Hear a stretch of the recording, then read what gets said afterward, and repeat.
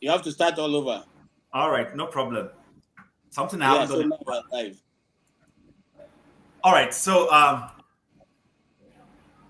didn't know we hadn't gone live. So, but anyway, no problem. So, welcome, ladies and gentlemen, to this special edition of 90 Minutes. Chim, give me 1 minute. Give me 1 minute. Give me 1 minute.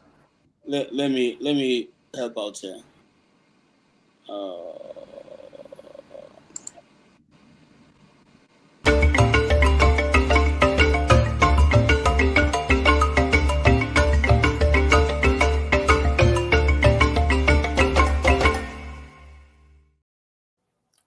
Thank you, KJ, for that. Good afternoon, good morning, good evening, depending on where you are located. And welcome to this special edition of 90 Minutes Africa. It's a special edition in the sense that it is a weekend where Americans hold their, or celebrate rather, the Thanksgiving. And that is why today you see me, your humble host, in this very big seat that belongs to Rudolph. Rudolph, incidentally, is not here today because his turkey is more important to him. So he has gone to celebrate and eat turkey. He feels that he has given people enough attention. So I'm stepping in today. But, I know we're going to have a wonderful time, and we wish all the other persons who associate themselves or who are American. So I have KJ here, I have Tony here, and we want to wish you guys a wonderful Thanksgiving. And also a shout out to all our other viewers who are Americans in one form or the other, and also celebrating Thanksgiving.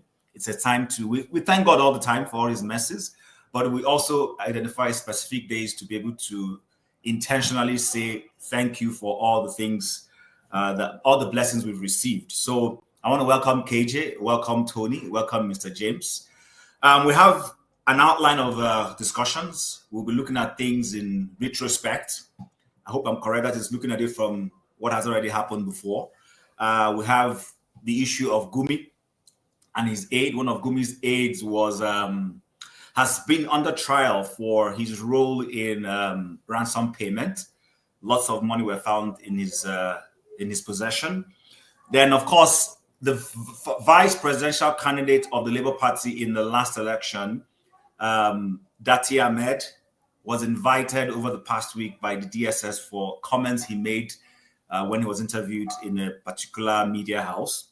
And then, of course, our First Lady invited all 109 senators to a sumptuous meal at a time when Nigerians are hungry, angry, and going through terror. Some people think it's very insensitive of her. I don't know what your take is. I mean, she's taking care of her children. The senators are her children. Unless you guys differ, you will let me know. And then there was also the incident of illegal weapons that were being taken. We don't know where those weapons were coming from. We don't know where they were heading to. We haven't gotten enough information. But weapons, from what we know, were being ferried across the streets of Kaduna, and some of them were falling on the floor and on the streets. And then there is Tunji Ojo, who some feel right now may be the shining light as a minister in this government. He's done a few good things. He has tried to streamline the process for renewal of passports. Some say it's a very good measure.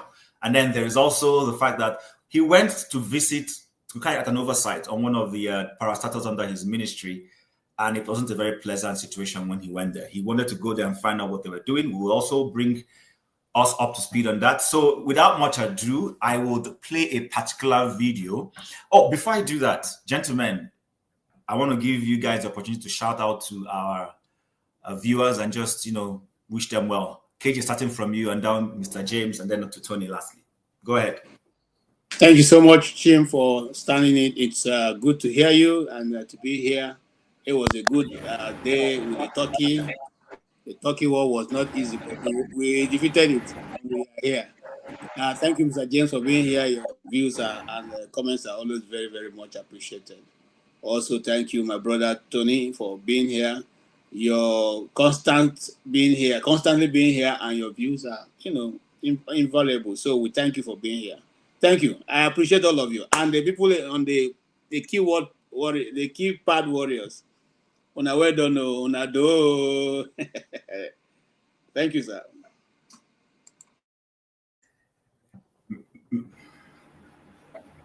Yeah, go ahead, Mr. James. Okay, good evening, everybody. Although over here in the Gambia, we're not feeling too good because we are shivering a little bit due to the incidents in Guinea-Bissau. Although we are not in any way involved, but we are afraid of the what I call spillover effect. So we are not too comfortable, though it is our wish to be as comfortable as you guys are in America, God's own country. Thank you so much.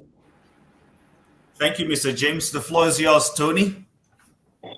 Greetings, Chim. Greetings, KJ. Greetings, Pa James. Greetings, viewers.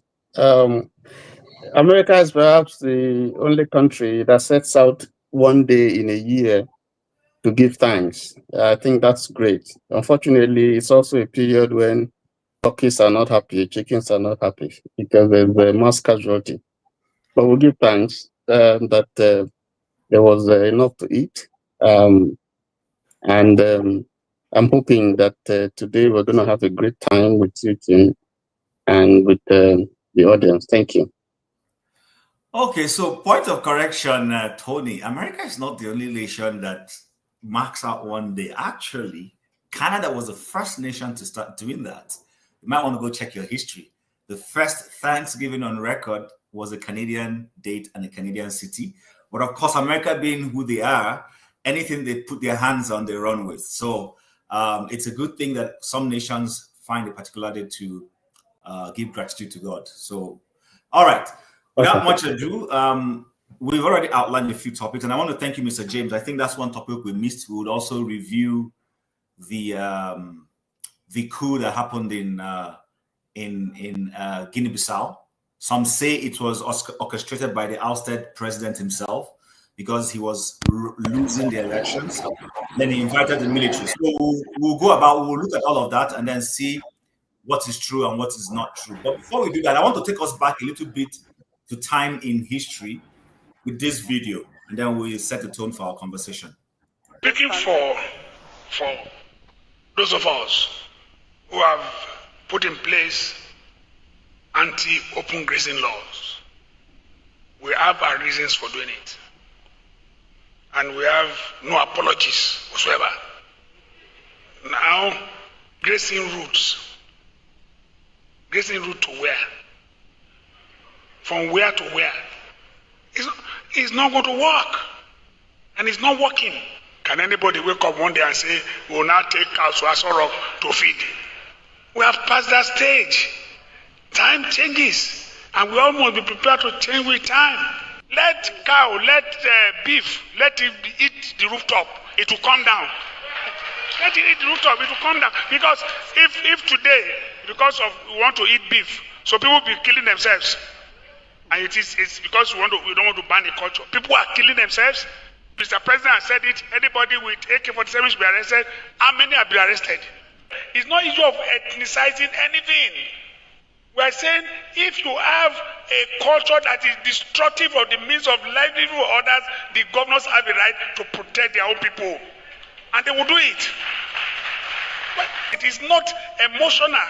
It's not an issue that has to do with emotion. It has to do with ethnicity.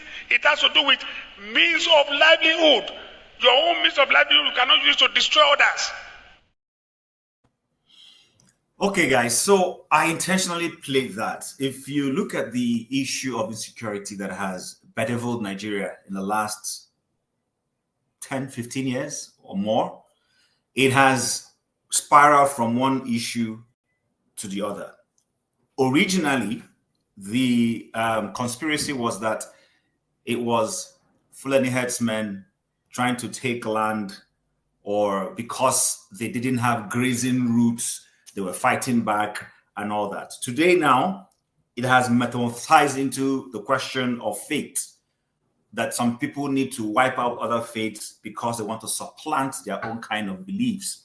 Now, the essence of playing this out is whichever one it is, at the end of the day, the issue is that Nigeria is not safe. There are terror issues in the country, having security matters. So, but I wanted us to go back and look at this and then begin to tie the knots and see, as things have evolved, have things changed? Are they getting worse? Or they're just remaining the same as we say? KJ, I will, in that order, go with you, and then we'll come down to Tony. The floor is yours. Okay. What you have asked is a very big question, and the first thing we should think about is, was Nigeria in the first place built to succeed? I don't think so. You know, and I pray for you, Chim, that you'll be able to hold on as a moderator, and because at one point or the other, you're going to jump in because of what people will say. I'm going to actually, so it's going to be a difficult ride for you, but I mean, as much Okay, as you know what? Maybe I should put up this caveat, and then I give you the floor back. So, number one, the whole idea and essence of this platform is for people to express their views, of course, respectfully, with enough facts, and as much as possible, tone down emotions. But I do know, and I appreciate that as human beings, emotions are very difficult to tone down. So I do not have the control over that. However, what I will appeal to everyone to do is listen very well. If you dare choose to differ on anybody's opinion, you're very free to do that, but do that with every modicum of respect and I don't know, whatever good word else is out there to be used. Just respect people's views. You can disagree with them. That's why we're different. You can say I have afro, and Tony, Ike, and KJ don't have afros. Mr. James still has some hair on his head. That being said, it's just to express to us how different we are. Four of us on this platform are wearing glasses. One person is not wearing glasses, which means his eyesight probably is better than everyone else's. But the point I'm trying to make is this: we are all different people. We have different views. We don't have to agree, but we can respect every other person's views. I don't want this place to be an echo chamber. I want as many people as want to disagree, but come around, disagree, but disagree respectfully. So with that being said, KJ, sorry to have taken the mic off you. Go back. You have it back. Go ahead and express yourself, please. No, it's okay. Thank you so much, Chim. Here's where we start from. Is Nigeria built to succeed? No, I don't think so. Because the only people or group of things that will not complain is a group of cows being controlled by one person. And those cows can be going to a direction. I say, no, people are going forward. I don't want to go forward. I want everyone to go backwards. And even as many as the cows refuse to turn around, all he needs to do was, go and whip them to the direction he wants. And that's how Nigeria has been run. And, recently, I know that story, but I couldn't remember the person's name. And so I have never talked about it. But now I was reminded of that name just some days ago. The guy's name is Professor Yadudu. He was the one who wrote the Nigerian Constitution single-handedly. So are you surprised that there are so many things, clause that is there that is, is not, in tandem with nation development? No. Are you surprised that certain individuals don't want us to even talk about the Constitution, let alone even question some of those things that are there? No. It was deliberate. It was calculated. It was done to make sure that no matter how we do it, we cannot have will not be coherent or cohesion in moving forward. We will not, because some people have been given authority over the other, and they are holding on to that authority. They're not interested in relinquishing it, or even having to give space for other people. And I give you an example, and probably I will just end there, and then maybe talk maybe later. You notice something that happened throughout the 15 or 16 years. In fact, let's go back as far back as the Masop movement. The federal government never agreed to discuss, with those guys. They only look for the kingpin, and they bribe you and take you out. Once you take your bribe, you go and sit down and close your mouth. And that is why, of course, we're going to get there later. People like Datu Ahmed never cease to impress me. And he said something that I want Nigerians to think about going forward. He said if you are 100 people carrying out a protest, they will arrest you all. They can shoot you down. If you are 1,000, they will arrest some of you. They will shoot some of you. If you are 10,000, they will begin to look for the leader. If you are 1 million, they will run out of town. Until we are able to understand that man's philosophy and work with that, we ain't going to make any progress, because the system is not meant to favor you. The system is meant to favor individuals that the system is interested in favoring. And that's why no matter how much of pressure that IPOB put on government refuse to discuss those 7-point agenda which was given to them. No matter how much pressure the southern eastern governors, even those who can at least speak in the public, put on the system, they will still not yield. No matter how much shouting that Abaribe does in the National Assembly, he's just known to be backing. Nothing else, nothing is going to happen. And so because the system has been built that way, those who understand it, it's just like what's going on now. They've doubled down on, the genocide instead of trying to see how it can be solved. They've doubled down in defending what is indefensible. That it's not only one side that's being killed. Should anybody be killed in the first place? So you see that any which way you look at it, the system was not built to help you, you understand what I'm saying? At this point that Nigeria is in the where it is, the president is setting up the tax reform committee that will begin to look into how to tax Nigerians as from January. And when we say this thing tax, people don't understand. When you send money to your people in Nigeria, government will take percentage out of it. When your people transfer it to, if you are sending money so that your uncle can distribute it among your people so that they can feed, each transfer will have its own tax to be collected from it. Yeah, but hold on. KJ, hold on. Just to, are you saying the government should not institute any form of tax regime? Is it wrong for government to pay tax? I mean, you pay tax in Maryland, so what is wrong with the government putting up tax? Here's the difference. I pay tax in Maryland. Let me just run down certain things that is open to you in Maryland. If you come to Maryland and you're paying tax and you're a good citizen and you want to buy a house, government will give you certain percentage of the money as your down payment. I don't know if you understand what I'm saying. And they will take over the payment. In fact, there are certain agencies that can take over the payment, and all you do is every month you lodge that. That's part of your tax. If you're driving out of your driveway and there's a pothole, you call they come fix it up. You don't need to call them twice. In fact, as it's about snowing right now, you don't need to go to any side. The major roads where, except the one going into your house, that they may not clean up. Every other one going through the city is cleaned up. Those guys are out there. Since I came to America, they are out there every snow season. Nobody calls them. Nobody calls. You know that's your job. You are there, stationed and waiting. If the snow is going to start by 2 a.m., they will be there from 2 a.m. They start clearing the road till the snow stops. That is commitment of a people to a citizen. If a road is going to a dangerous bend, they put rail guards that no matter how much of speed you are speeding, your car will not fall off just in case you miss it.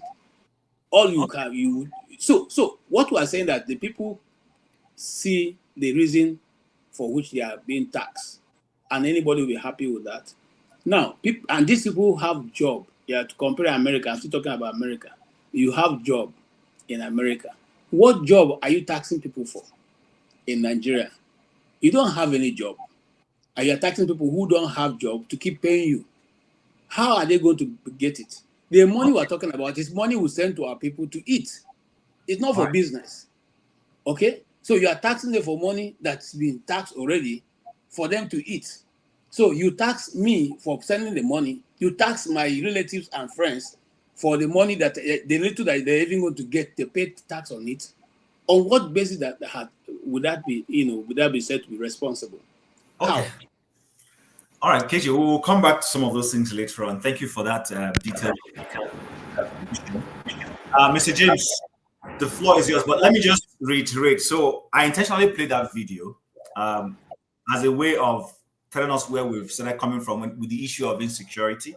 There were people who really spoke out in authority. That was the late Ondo State former governor, somebody I prefer to call Arakuni Akiti. But of course, we all know him as Akeredolu. In the light of everything that is happening, also considering what he said, what's your take on where we are so far? Let me take off from where KJ stopped. Why should we be taxed in the first place? If I'm in Nigeria and I have the means to evade tax, not avoid, to evade tax, because there's a difference between evasion and avoidance. If I have the means to evade tax, I will not hesitate to evade tax. Because what are they doing with the tax money? If you need good medical services in Nigeria, you must go to a private clinic, not public hospitals.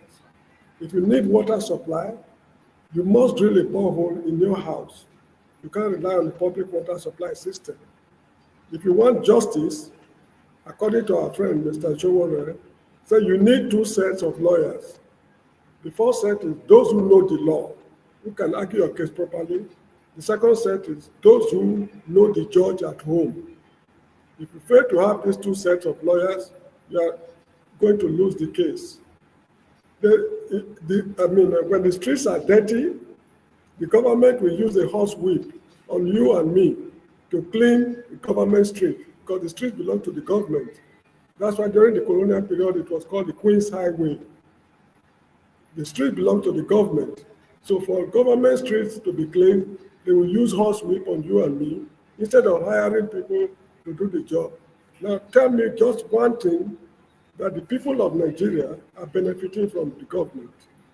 When this man took over, Mr. Tinubu, he said, subsidy is gone. Okay, what are you doing with the subsidy money? You are not even subsidizing their livelihood, yet you are taxing them. Not long ago at the University of Benin, the students were protesting verbally because they've increased school fees. They are telling them to go and obtain student loan. So because they want the student loan is available, they should go and obtain loan to pay school fees. And they hijack the school fees astronomically. So at the end of the day, when the students finish schooling, jobs are not available and they will be indebted to the state, a debt they cannot even pay for the rest of their lives. So you see that the life in Nigeria is miserable. It's nothing but misery. So anybody who is smart in Nigeria, who can evade tax, should do so without looking back. There's a difference between tax evasion and tax avoidance. If, for example, you are taxing cigarettes, and I choose not to smoke, that tax I will not pay for choosing not to smoke. But if government is rendering services for which I will be taxed, if I fail to pay that tax, that is tax evasion. It is a criminal offense to evade tax. How many senators, how many representatives, how many top government officials pay their taxes voluntarily? These are things we should take into account. So to me, it is foolishness for a Nigerian to pay his tax. This is how I see it. People may not agree with me, but this is how I see it, because the government is not rendering any service to the people. Okay, so Mr. James, I'm happy. It's like you people want to talk about taxes today, so no problem. We'll talk taxes. But the question I want to ask is this: in the light of this whole tax conversation that has just come up, you pay taxes in the Gambia. KJ pays taxes in Maryland in the US. Tony does. Dito on our politics, aka Opabolo. Are you guys saying that it is wrong to pay taxes? Because government cannot do everything, but of course, government will collect taxes. And then secondly, in every liberal society, we have private institutions and schools, we have public schools, we have private hospitals, we have public hospitals. Are you saying that we should not have private institutions like those? No, I'm not saying so. I'm Okay. not saying so. Okay, sir. Go ahead.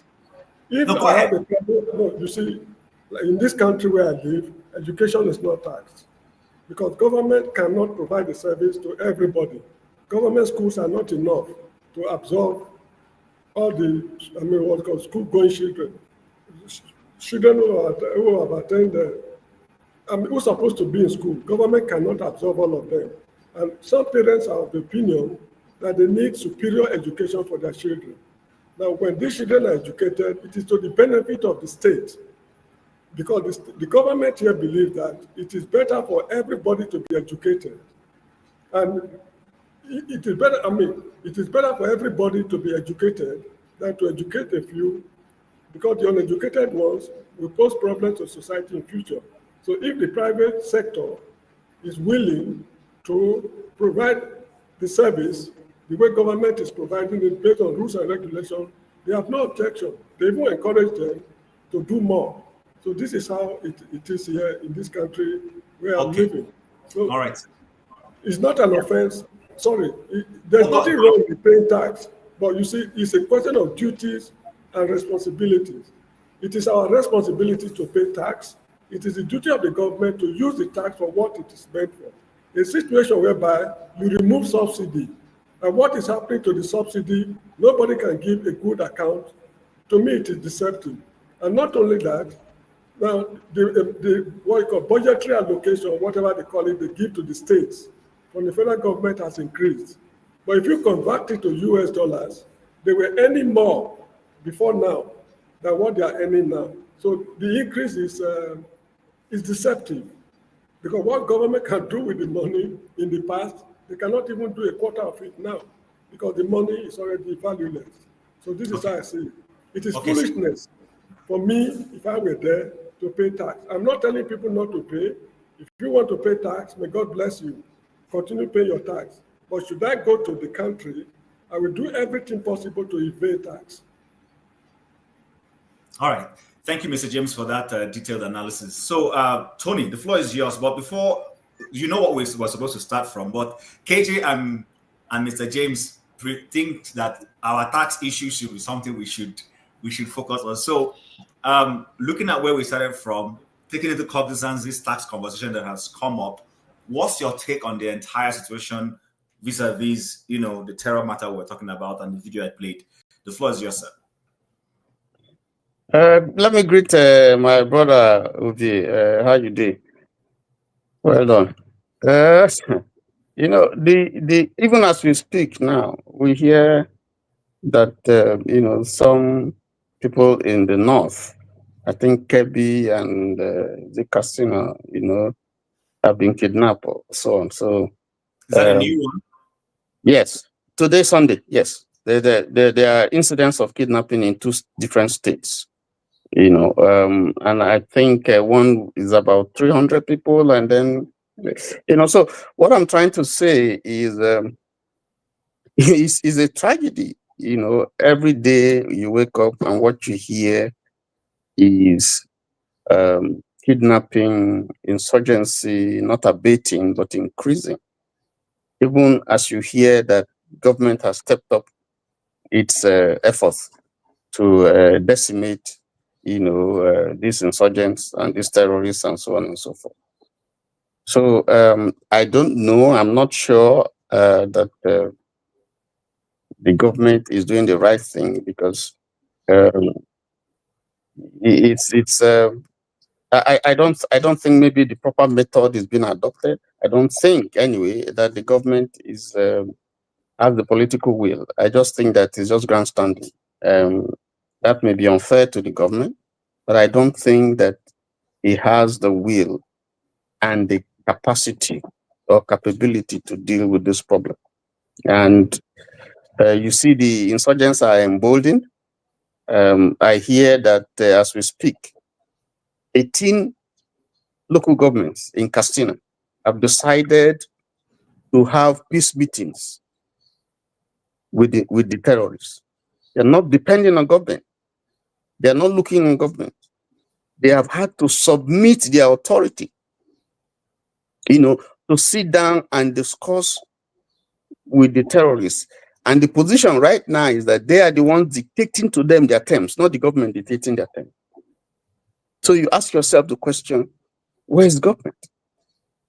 They are asking and demanding things from the government. And those governments, those local governments, are not even asking that they lay down their arms. That was not part of the discussion. The discussion is stop attacking, stop your attack. And in return, we will do X, Y, Z for you as demanded by the insurgents. In Kaduna, you have 1 local government. In fact, we have, I think in the next 1 week, we're probably going to have about 2 local governments that are also going to go into that kind of peace meeting with the terrorists or the insurgents. So you ask yourself, where's government? Totally absent. And yet, the responsibility of government is to provide security. The first responsibility of government is to provide security at all levels, whether state, whether local government, whether federal. But in this case, we're talking about federal because this is all over the country.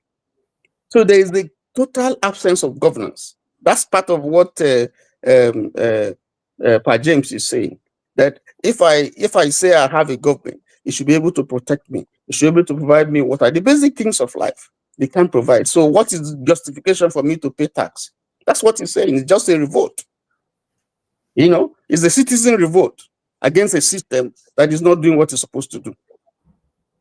And perhaps maybe that's one option that we have to look at. Because why, if I have to provide roads for myself, provide water, provide electricity, provide security, provide everything, I can't get justice, then I don't see government. I can't get jobs. I don't see government.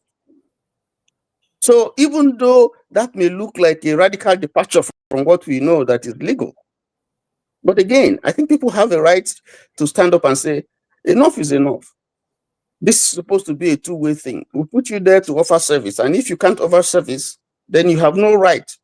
The whole essence of you being there is cannot be justified if you can't do what you're elected to do. So Tony, if I may just a little question, and then you continue from there. Is so if I get you, KJ, and Mr. James right, you're trying to tie the irresponsibility of government when it comes to security to the fact that if they cannot effectively secure their citizens, then they lose the right, or they lose the power to demand people to pay taxes. Am I correct? Let me put it the other way around. Yes, it is the government has a responsibility to collect tax. Let's not. That's fair. That's the responsibility that we owe to pay tax. But there is also the question. That is a two-way thing. Government has responsibilities to the citizens, and so. What the question is, what I'm interrogating, and I guess what KJ and Pa James is saying is, if the government fails in its own responsibility to provide those things that it is by that is constitutionally, should provide, then am I supposed? How do I respond to government? There's no election now. So that you would say, okay, when the next election comes, we'll kick them out. But between now and when we're going to vote, what do we do? If the government can protect you, if the government can provide your basic needs, what do you do? The government has lost its authority to govern over you. So if people say, we're not going to pay, you don't have any moral responsibility anymore. You lose the moral compass to go to people to say pay tax. Okay. All right. Thank you, Tony, for that. Ike is not here. Mr. Aokpabolo Ovie, happy Thanksgiving. Before I hand the floor over to you, I want to ask our viewers to please share and like. And for those of us who have already given, if I can. Thank you for that. So share like and give to support the platform. No matter how much you're giving, it will be very well appreciated. So, Mr. Pablo, you've heard KJ, you've heard Mr. James, you've heard Tony. I don't know if you watched the video I started early to play, but now in the light of everything that has been said, let me just put a little twist for you here. So, government's responsibility is to secure the territory it governs, and by this it means securing the people who live in that territory, provide them with means, all the necessary infrastructure and means of livelihood in terms of water, and all that, good roads, and of course to also take care of the military who secures. So if the government is not doing this, how should the citizens respond? Should the citizens decide not to pay their taxes, knowing fully well that the government can use force and coercion to make you to pay that tax? What's your take on this?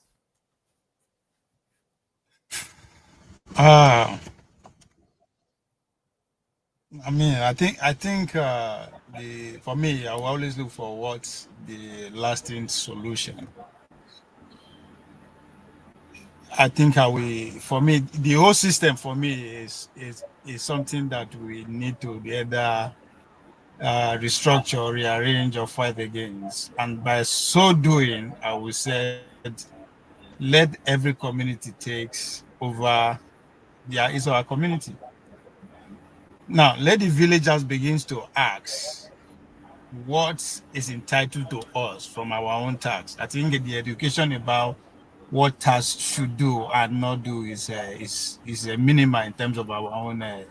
Now, not everybody is aware that we are paying tax in order for us to actually have either affordable housing, good roads, and all that kind of thing. So, first of all, we need to start educating our own localities, our own villages, to start asking questions. How much are we generating first? I mean, from local government, before we begin to ask either it's enough or it's not enough. Either government is entitled to or not entitled, that we are supposed to even pay at all or not to pay. Right? So I think we should start from there. How much is my own village, for instance, is contributing to that cause? I don't know. And I don't think 4 out of every person from my village knows. So from that point, what am I fighting for? What am I agitating for? What am I against, or what am I for? And I think it's deliberate. What I mean is deliberate from the authority for it to be like that. That is the job of the National Orientation Agency at every stage to actually educate the people.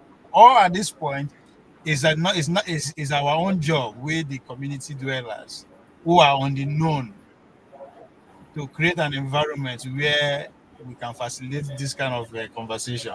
Because seriously, I don't, for me to actually say this is what the government should do should do or not do in terms of tax, it's very hard for me to argue against or for.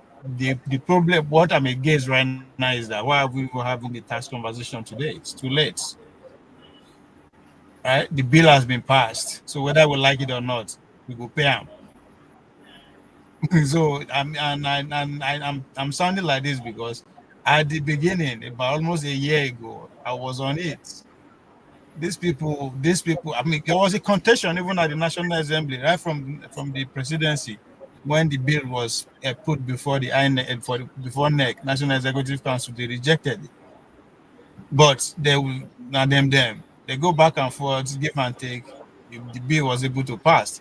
So implementation is not going to be something anybody can stop, as far as I'm concerned. They are monopoly of everything, including violence. Okay. So the fact that we are having that conversation now, I don't see the value. Not yours here, not us here, because I know it's been headlined from very much all the platforms and media. So Okay. All right. Thank you, Ovie. We'll come back to you later on. Before I come to Mr. Aika Alanefule, Mr. James wanted to just chime in something. Mr. James, the floor is yours. Yeah. You see what I was saying? While I was online, the electricity went off. There was problem with our line. So we phoned the electricity corporation and they switched us automatically to another line. So why should I not pay my tax in the Gambia? So this is the point I was making.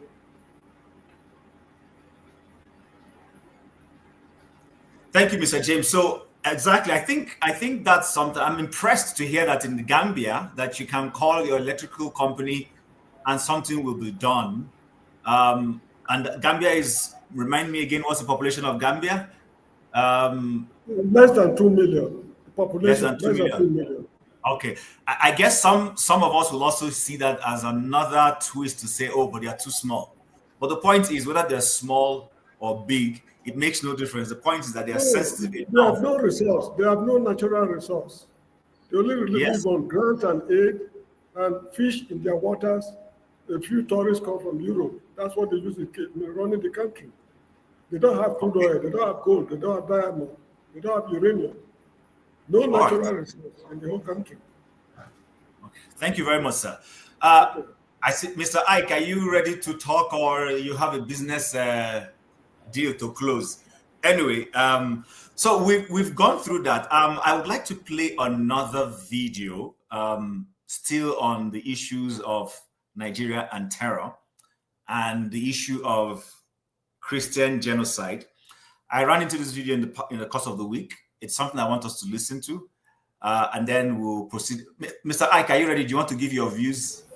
Yeah, sorry. All of you are in your homes. I'm working, so I need to, right?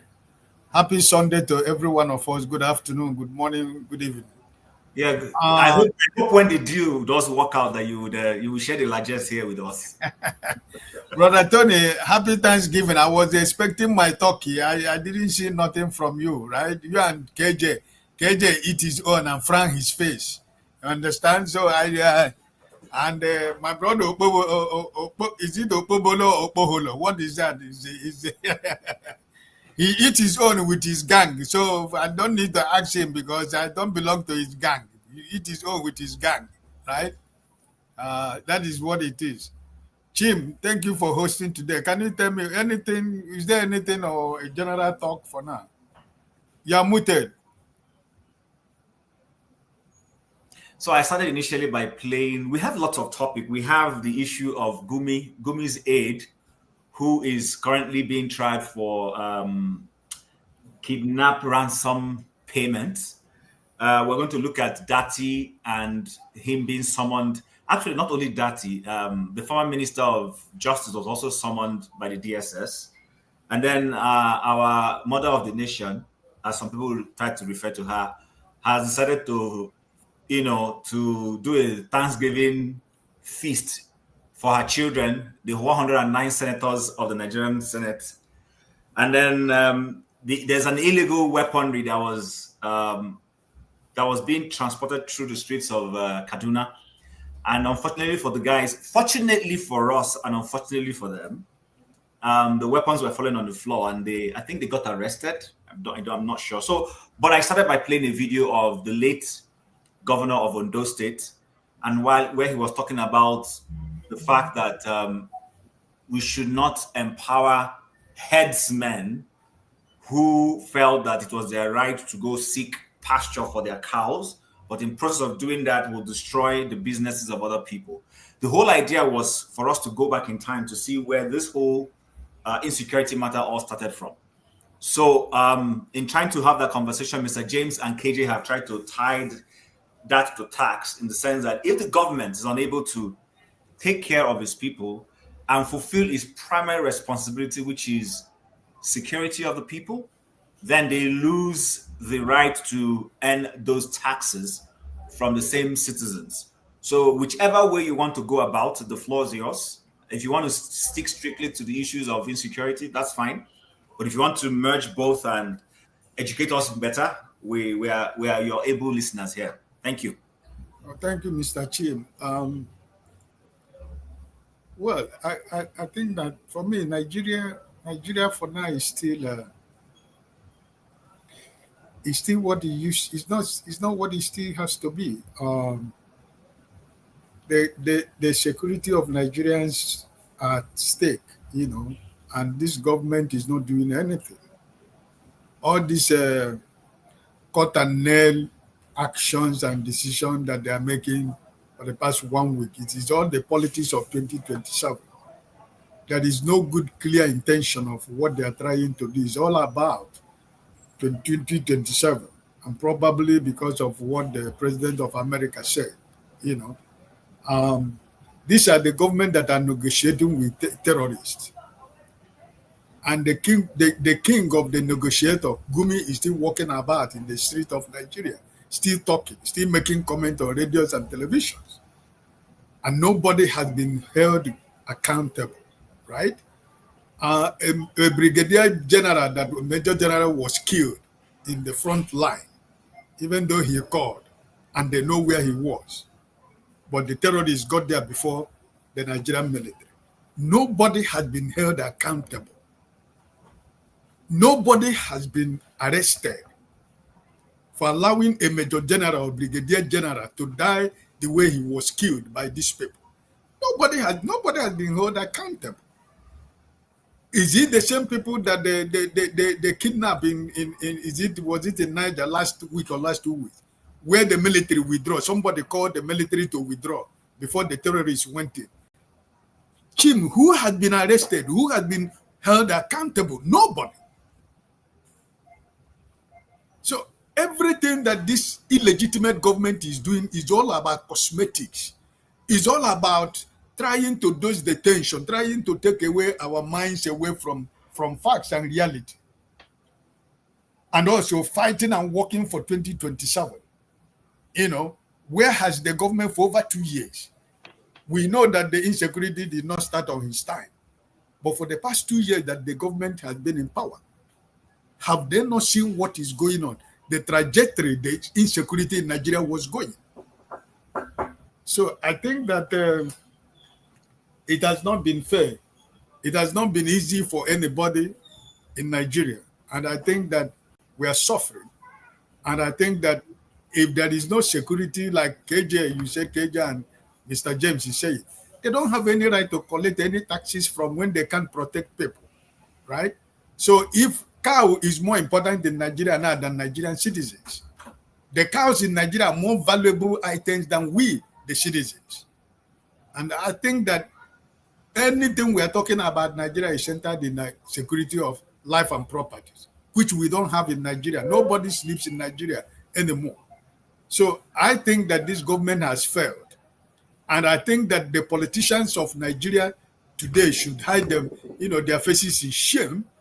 And see them, they're going to their mother called them to come and have lunch or dinner, right? They call, your senior president said, our mother invited us. It's their mother. It's not my mother. It's their mother, the mother of the people in the National Assembly. It's their mother. They're just making fun of us. They're enjoying themselves. They're partying and enjoying themselves while the citizens are dying. The people who are supposed to make the law, they are the architect of the problem in Nigeria. So how can we be safe? The National Assembly that was supposed to be to checkmate the executive, they are working hand in hand. So Chim, sometimes Nigeria, when you wake up every morning, I was just talking to my sister with the kids, not about 45 minutes ago. Nigeria is a failed. Nigeria is not working. Chim, Nigeria is not working. And I think that the few politicians who call themselves opposition, if they cannot come together before 2027 and present a common front in Nigeria, I am telling you, Chim, this man, if this man comes back the second time, you see this one we are crying now. This is just the beginning of the cry, because he's going to sorry, Chim, Nigeria, it's okay. Somebody else can speak. Nigeria is just. Thank you for that, Mr. Ike. We appreciate that. So moving on, welcome Simba, welcome Support Diaspora. The way people they change name for this place. Anyway, I will change my name very soon. But all this name you put change. You put go to CAC or the relevant authorities to change those names, or just feel free and you just change your name anyhow. Anyway, the person I'm talking to knows himself. So I want us to move forward into another, because I want us to focus on the insecurity situation. But I want to play two videos back to back, and then I would go to those who haven't spoken and go around. So, sorry, Mr. Moderator, Mr. Chim, sorry. Can I quickly say one or two things? No, don't worry. I will give you time to say one or two things later. Please, no vex.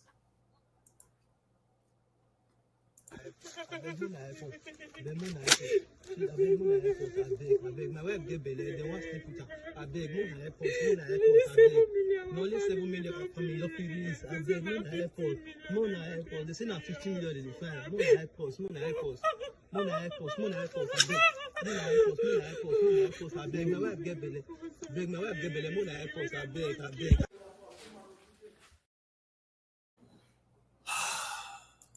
Top of the day, ladies and gentlemen, I hope this meets you well. Honestly, with the way Sheikh Gumi is going, he's going to even cause more harm than good to the religion of Islam. I sincerely do not support what he's doing, because I wonder how you are going to be sympathetic to terrorists and forgetting the victims of the terrorists. How can we continue like this? And if Sheikh Gumi continues to do what he's doing, it's going to even make the situation more complicated. And because he's an Islamic cleric, is going to bring more bad light to the religion of Islam. I am advising Sheikh Gumi to read the room. Please, Sheikh Gumi should read the room and understand what is happening and stop making, he should just stop commenting. Because he is further he's exacerbating the entire situation to be even worse than what it is. We cannot support negotiation with terrorists. There is nothing you are going to come and tell me that is going to make me accept that these guys are doing the right thing, or they're unaliving people because of something was done to them. We have to be very, very strategic in our thoughts. So please, Sheikh Gumi should read the room and understand the situation, because now that the whole Christian genocide thing is trending, now that we're having a lot of attention in our country, now that the religion of Islam is really painted in a bad light, it's not a good time. It is not a good time for such comments and remarks. Please, he should stop it. I am not with Sheikh Gumi on his plight of negotiating with terrorists or bandits. There is nothing that you can compare to the life of a human being. You cannot compare the life of cows to the life of a human being. So this is just what I'm here to say. This has to stop. I am a Muslim and I disassociate myself from what Sheikh Gumi is saying. I disassociate myself from the mode of operation he wants to imbibe and say he wants there should be negotiation with terrorists. I do not support that. I do not support that. You cannot be a terrorist apologist and you are going to expect us as Muslims to support that type of ideology. So please, Sheikh, sir, please, I think it's high time you just step by the side and let's see how these things is good. Because now you are exacerbating it, you are making the entire situation worse, and then the religion of Islam is being painted into a much more bad light. Because now people are saying that, oh, this is it, since he's an Islamic, because you being an Islamic cleric, you are like a key figure in Nigeria and the religion of Islam in Nigeria. So anything you say is going to be generalized and is going to be taught that every Muslim in Nigeria has the same context, has the same ideology of negotiation with terrorists. I disassociate myself from that. And please, sir, I urge you to just please remain quiet for the meantime. I'm begging you in the name of God. Negotiation. Okay, welcome back again. It's a special edition of 90 Minutes Africa. Rudolph is taking a rest. Like I said earlier on, he's enjoying his turkey. Unfortunately, he hasn't sent us any turkey here to share. And the Americans on this panel, Opobolo and KJ, they've eaten their turkey by themselves. So again, please, if you're watching the show, like, share, invite your friends, and to support the show, whatever you can give, you'll be welcomed. It helps the show continue to run. So having listened and watched the last two videos, the first one was a clip of a couple that was kidnapped. The wife is pregnant. If you could hear from the video, the man begging them that his wife is pregnant. They were negotiating 7 million. I think the man has 7 million. Or maybe they were asking for more. I don't understand what was going on, but they were appealing to people that they're asking for 7 million or something like that.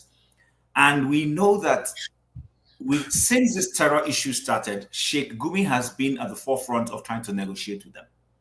He feels the best way to go about it. They call it something kinetical approach or so. If I'm wrong, I'm not a military person, which invariably means rather than going to engage them in a shootout. Non-kinetic. Non-kinetic. Thank you very much, Tony. So, in the light of this, support diaspora. Maybe you want to take off from there. What do you think? should ransom be paid? Should we continue to negotiate with terrorists? Is negotiating with terrorists a better approach to the situation, or should the government just adopt a full kinetic approach to flush out these individuals? Because there are arguments that if your brother is kidnapped, then the easiest way first is to negotiate with them and get your brother safe before we can start talking any further. So I don't know. I don't have a view about this. What is your take? And then we'll come to my brother has changed his name again. All these people changing names. Now, wow. Anyway, welcome. He knows himself. I'll welcome him later on. Support Diaspora. Go ahead. Okay. Hello everybody. Happy weekend. Happy Sunday. And hope you're enjoying your. I won't say Thanksgiving because I later found out the meaning of Thanksgiving. That it wasn't from a good place. The history of Thanksgiving wasn't from a good place. I won't say happy Thanksgiving. So I'll say happy enjoyment your weekend. Okay. Sorry if I may quickly delve into just the previous taxing whatever system if the government is or not before I just go into that. Look, it's a must for the people to pay tax, whether or not. And it's also a must for the government to demand tax. But the ultimate must is what the government is doing with the tax. And another ultimate must for the people to hold their government accountable for what they're doing with their tax. Because you see, a government is like a system that is built. Everybody has their own quota to play. If one defaults, it kills your system, just like the engine of a car. If the engine of the car is what's it called, and the president or a government head of whatever, and the engine is working, but the exhaust refuses to blow its exhaust out, it kills the engine. You understand? If the exhaust is working and the engine is not functioning well, like that vice versa. So every system has to do their quota. So if they go, a system is built and everybody's on the same board with the system, yes, there's a government, or we agree there's a government in place. It's a must that the citizens must pay their taxes, and it's a must the government must pay its taxes. But the ultimate must, like I said, what the government does with their taxes, and the citizen asking the government accountable. I think the failure of governance here is prioritizing the government not using their tax properly, and the citizens not asking who is the government accountable, because that is where it's supposed to be the key factor. Hold your government accountable, will charge them to do stuff with your taxes. And I think that's what I would say. Support Diaspora. Hold on, please. I keep hearing this argument that the Nigerians are not asking their government what they're doing with the taxes. What measures, how do you want Nigerians to ask? Because people keep asking this question. People keep doing what they can do. Yes. You know, is it about the Nigerians coming on media? How do you want Nigerians to ask government about how their taxes are used? When they say government, UK? No, hold on. When they say government, government is not like federal to grassroots. Government is broken down into tiers and goes to grassroots. You understand? So if the people from the local governments, because see, I tell people this thing, if Adebi will know ourselves and our senator will really deal with them, they were supposed to deal with them. If they come like, guy, get out, A, B, C, and D, we can't vote for you. It's not possible. And we come out to like, see, either you kill us or you are not there or you kill us. You understand? These people will not get it that way. Just like people saying, don't vote because your vote does not count. The more you don't vote, the more these parties will enter into the system. So by the time you come out and vote, no matter what, look, you can say rigging. Rig can only be rigged if I want to bribe to ask lecturer to give me A, I can't just write and go and bribe lecturer to give me A and give me A. I mean, come on, lecturer, you write something now. No? Do something, still write or and bribe it, I can give you A. Just if the people are not voting and you ask these criminals to come out and vote, and what we expect to do, the INEC will bribe. We will definitely bring the election for them. So let's not go into that. That's the case for us. So like I said, hold on. I want us to, in the course of our conversations, profile solutions. You said that people should ask questions. In other words, put pressure and demand accountability. Yes. Please tell us, how is it done? How is accountability done in America, in US? How do citizens hold their leaders accountable to be able to account for let me use my case for instance. Where I live, there's somebody representing me. You understand? They came one time, I distributed flyer, 1 million, can you come, whatever in my body was like. First, if I say, who is this? I just told you, I just went out of my streets. Look at this portal. This has been here for like how many millions have gone and passed. You've not done this. So give me, why should I vote for you? Why? Tell me one, and why should I vote for you? I think there's no need. You can't vote for your party because your party you have not been doing shit for me. You understand? And I don't know what happened, but at least my vote will not yet count. Yes, I think did I vote or did I even, no, I think I voted somebody or whatever. But in the long run, it was changed because I was able to hold him accountable. Like, look, my friend, because that is what business to me. I can't go and be telling who's customer to like, hey, Stammer, hey, my this, my that. It's not going to work because somebody represents me in government. So if I hold those ones responsible, choke life out of them. Those will be the one that will choke the government life out of the government. But all the representatives we have, all of them are living large. We are not even asking them to. They don't even come to see us.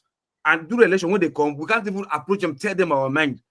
We only sit down there and be doing who wants to win the election, APC or PDP, and that's what we care about every 4 years. Collect money and go and vote. You win or you don't win. But when we do the campaign, when they come and put their flyers, nobody challenged anybody. Just everybody, Nigerians like just mind their business, just chill. Like election come, go vote, and that's it. So we don't really hold our representatives accountable. So if every government, not government in federal or state, the local one, because if it starts from there, that's why I say, if they won't tell you, politics is local, it's grassroots.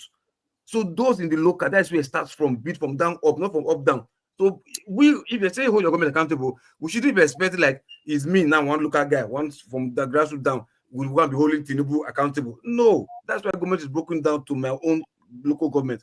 So it's there it starts from. But if you start from there, if you do what you want to do better, it goes up.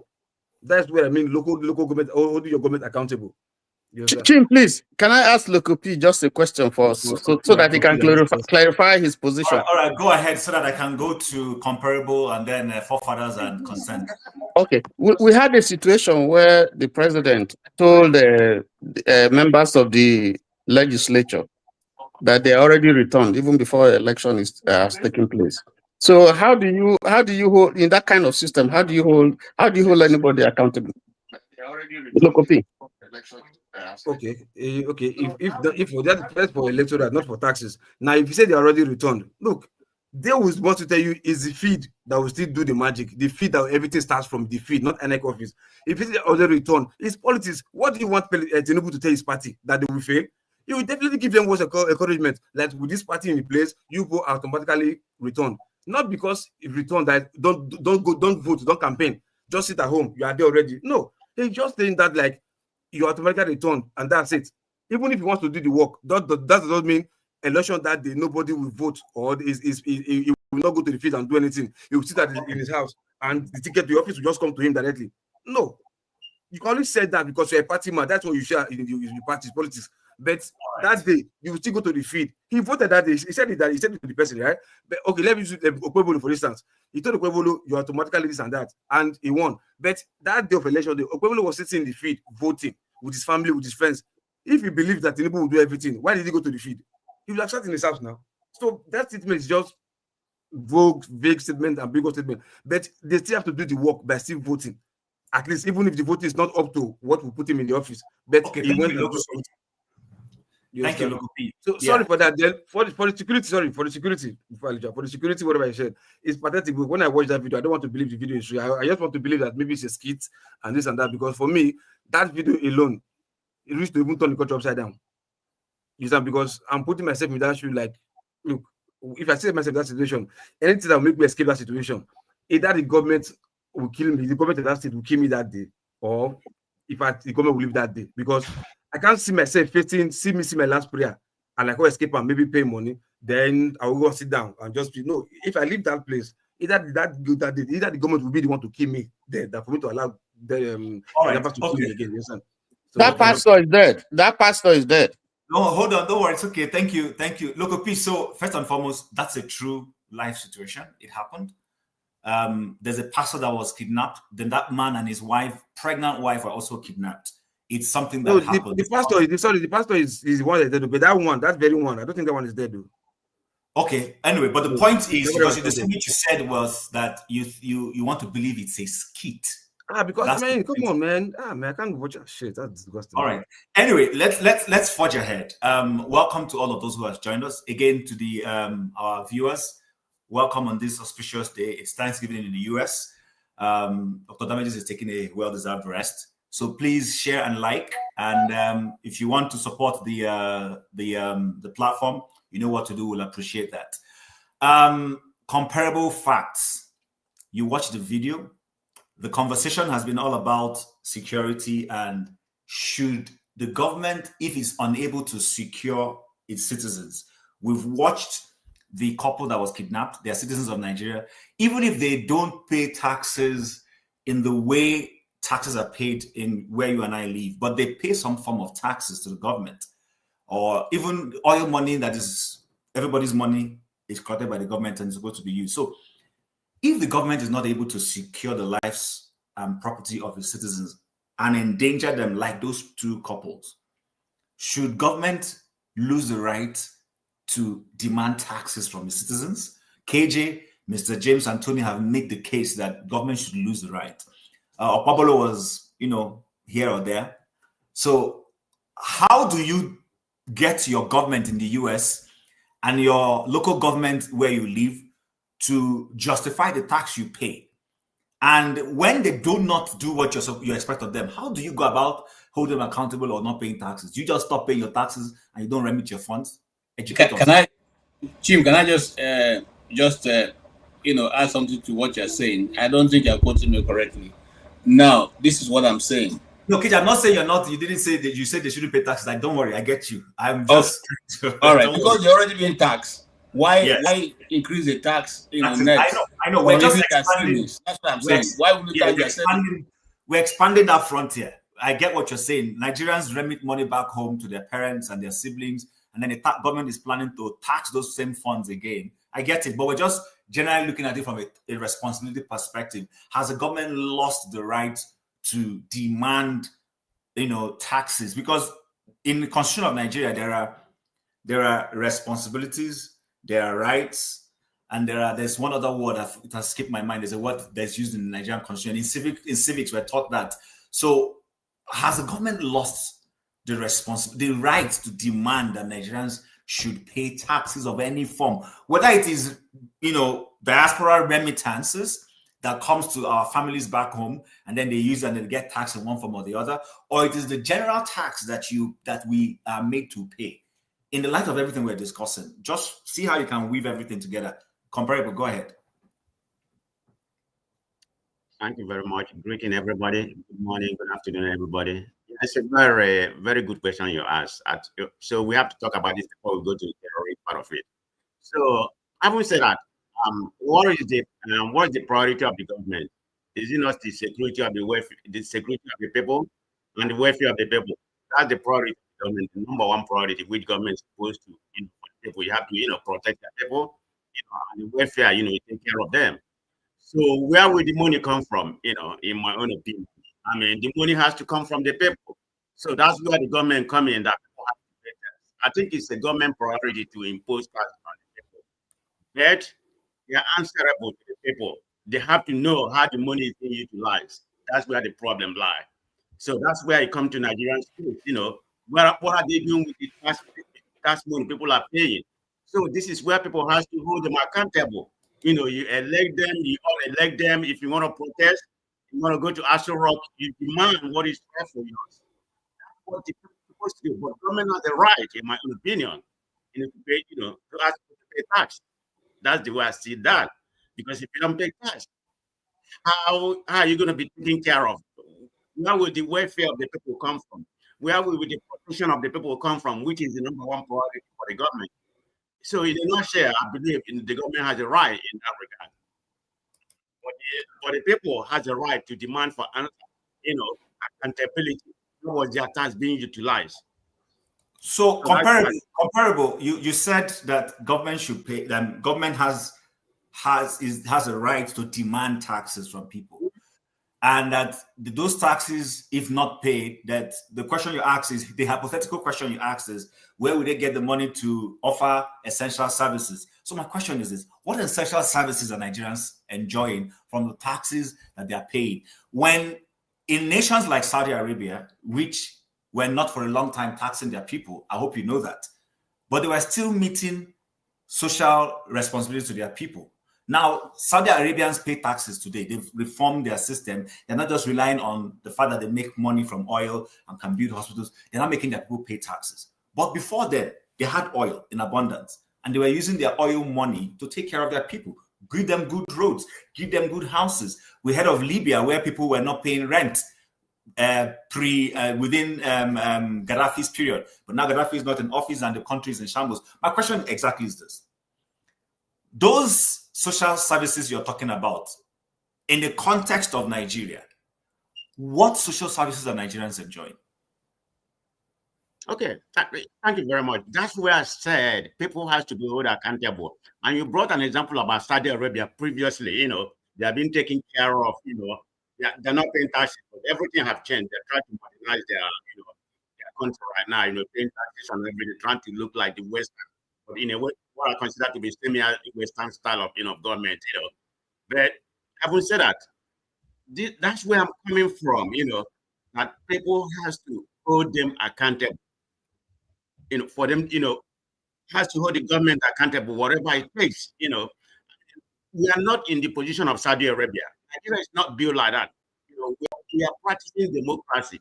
So that's all we know since independence. We have parliamentary kind of government, which is part of democracy right now. So we are not built like that. The society that we came from is different from Saudi Arabia. They practice, and we are not practicing socialism. We don't know anything about that. So that's why, the people of Nigeria are built differently. That's what we mean with that comment that, people has to pay tax in order to survive, because there's no way it's that can happen in Nigeria. You can't leave everything laissez-faire, let everybody not pay tax. You don't even have enough money. You don't even have enough money to take. We are lacking of the revenue right now, and even before a long time ago. So, I mean, that's just my own opinion, okay? But if everything is free, that'd be good, but it's not possible in Nigerian case. Nigeria will go broke. They're already broke, but they will go completely, bankruptcy. There's no money already. So that's how I see. That's how I have my opinion in that regard. Okay. All right. Thank you very much. So unfortunately, Simba is off. He keeps coming on and off every time we want to go to him. So I'm going to appeal ahead. When he does come in, we'll give him the opportunity to talk. He's been coming in and out. I think his internet. I thought you was talking about terrorism. Can I comment on? Yes, I gave you the floor, and you chose which area to go. Okay. I'm sorry. Okay. Let me continue. Let me continue. Go ahead. Okay. So the point, I think the last thing I heard about whether Nigeria should negotiate with the terrorists, no, in that regard, it's non-negotiable. It shouldn't negotiate with terrorists. It shouldn't pay a ransom, because what is that going to do? This is exactly what's happening in Nigeria right now. If you pay them ransom, you are funding a terrorist group. You are emboldening them. You are giving them more money. You are encouraging them for more kidnapping. I mean, you are strengthening the extremists. That's just what I say. But they should make it compulsory that government, when it comes to terrorism and kidnapping, it's not negotiable. This is what America does. But if individual family wants to do it, they can do it privately on their own. But when it comes to government, that should be non-negotiable, paying the terrorists. That's why we are having what we're having right now, ravaging the whole country. And the government you have don't have the ability to do it. Tinubu is already a captured president. Let's call it what it is. What do I mean by a captured president? Somebody, who is being, supervised by a particular ethnic group or talk about. I mean, he may have the boldness to implement that economic policy like tax and everything. When it comes to that, when it comes to that military side of it, I think, in my own opinion, he has an agreement with them, that you don't have any right to do it, and everything that is, is more political. There's nothing he's going to do. All we are seeing right now is window dressing. All this emergency, nonsense that he call or whatever. It's not going to happen. Recruitment. How can you recruit people? You have not solved the fundamental problem that we have in Nigeria. The people sponsoring Boko Haram and everything. They are the main catalysts.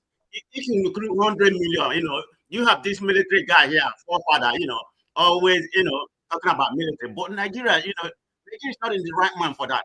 He can recruit 200 million like forefather one. It's not going to solve Nigeria problem, because all this sponsor of Boko Haram, Tinubu knows them. Look at the one that was released by Saudi Arabia. Up to today, we don't know their name. And somebody kidnapped, somebody gave them 20 years, and you put in on the Kanu there, for just instigating, and that Nigeria has a problem. So That's my opinion. That's how I see that. All right, thank you very much. Forefathers, before we come to you, so I'm not sure where you started watching from. I'm not sure what. I came before forefathers now. Concerns, that's not true. You actually, there's somebody. Ask forefathers. I know forefathers know. All right, no problem. Concerns, I'll hand over the floor to you. But I'm not sure where you started watching from. I've allowed everybody to go about it the way they want to.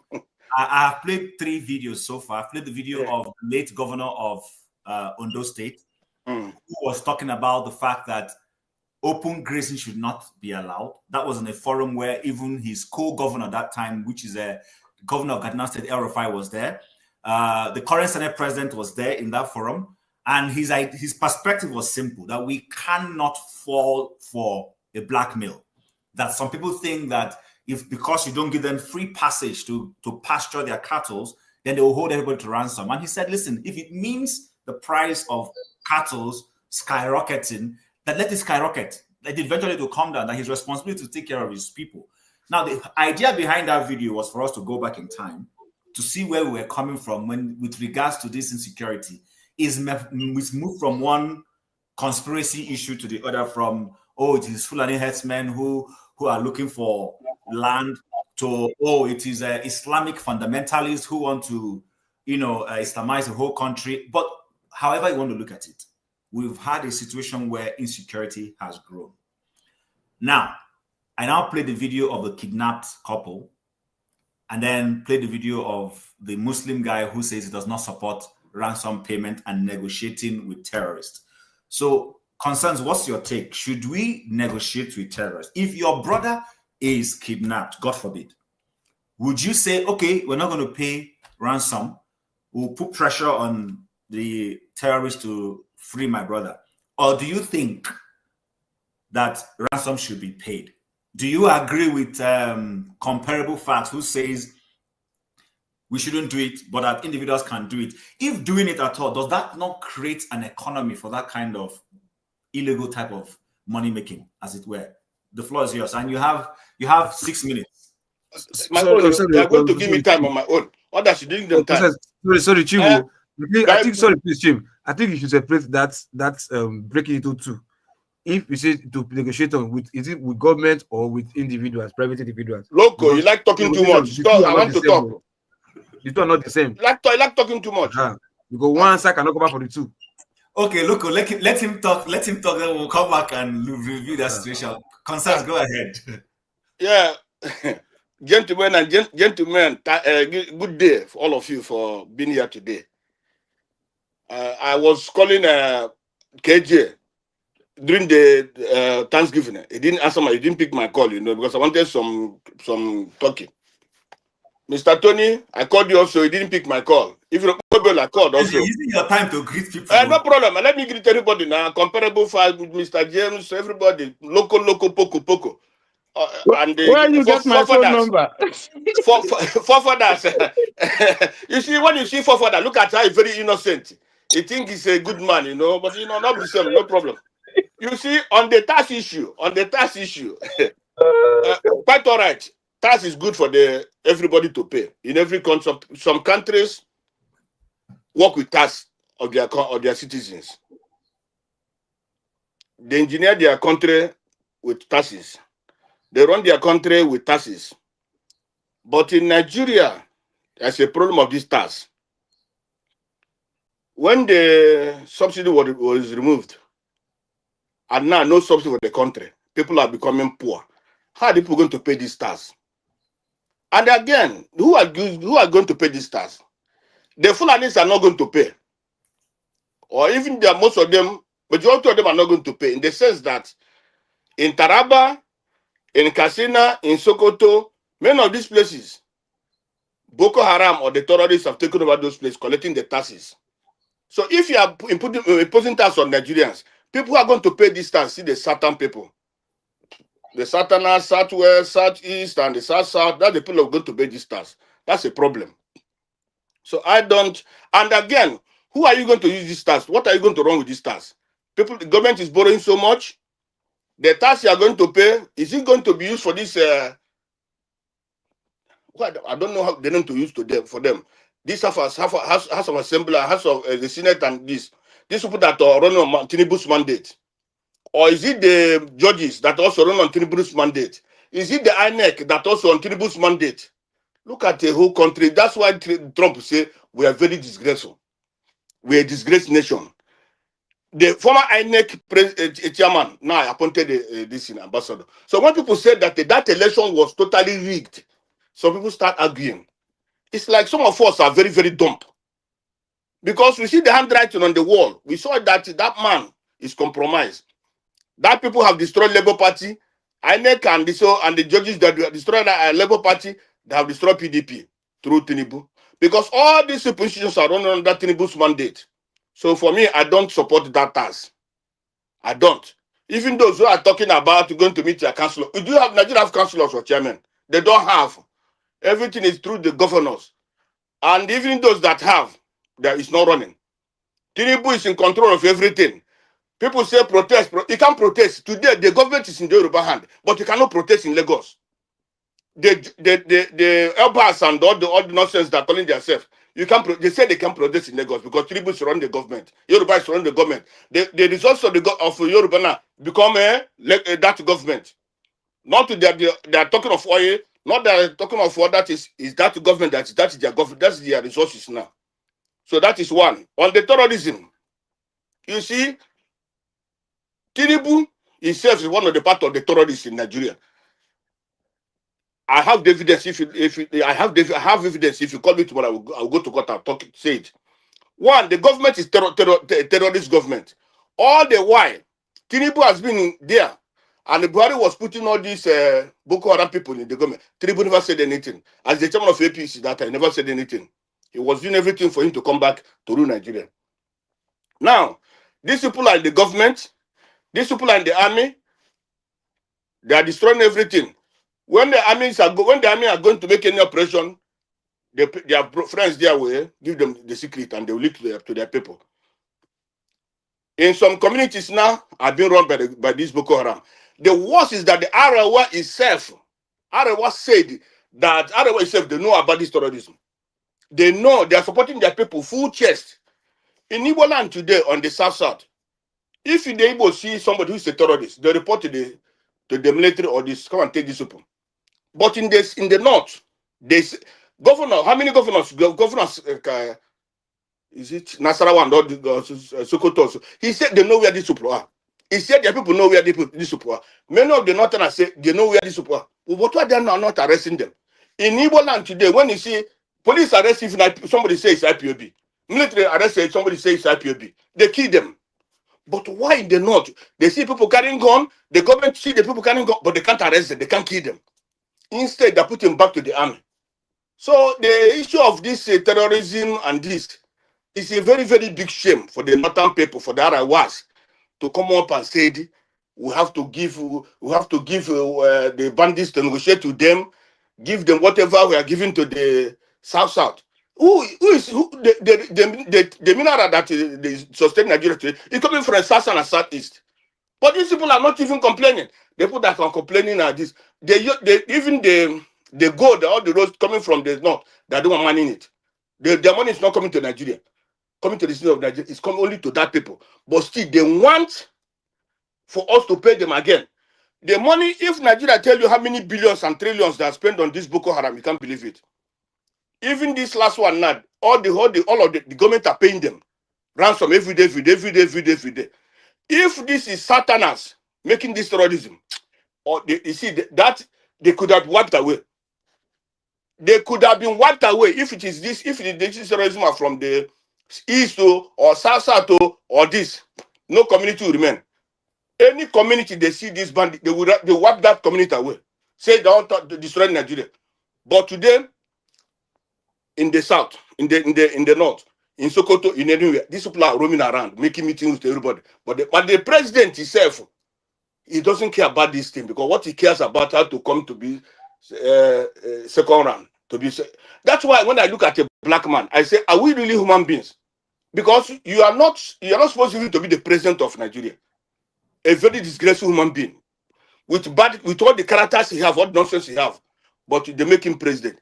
He's supposed to be. Awolowo was asking for a day to be present a day, but you are given 4 years.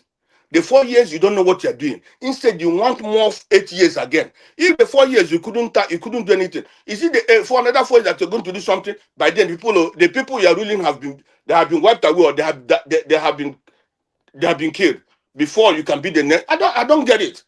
So you see, for the TASO, for the terrorism, it's unfortunate where we are heading to. Look at the. You see, every day the state government say, oh, we're not talking good about the government, talking about good about Nigeria. You are talking good about Nigeria. You see that the embassies? What is the work of embassy? The work of embassy is to see what you are doing in your country and report to their own people. See, look who are going to represent you recently as ambassadors. Somebody like Reno Mokri, somebody like that man, FKK. If those people see those people, how can they look about Nigeria again? They say the man ruling us is a kokendila.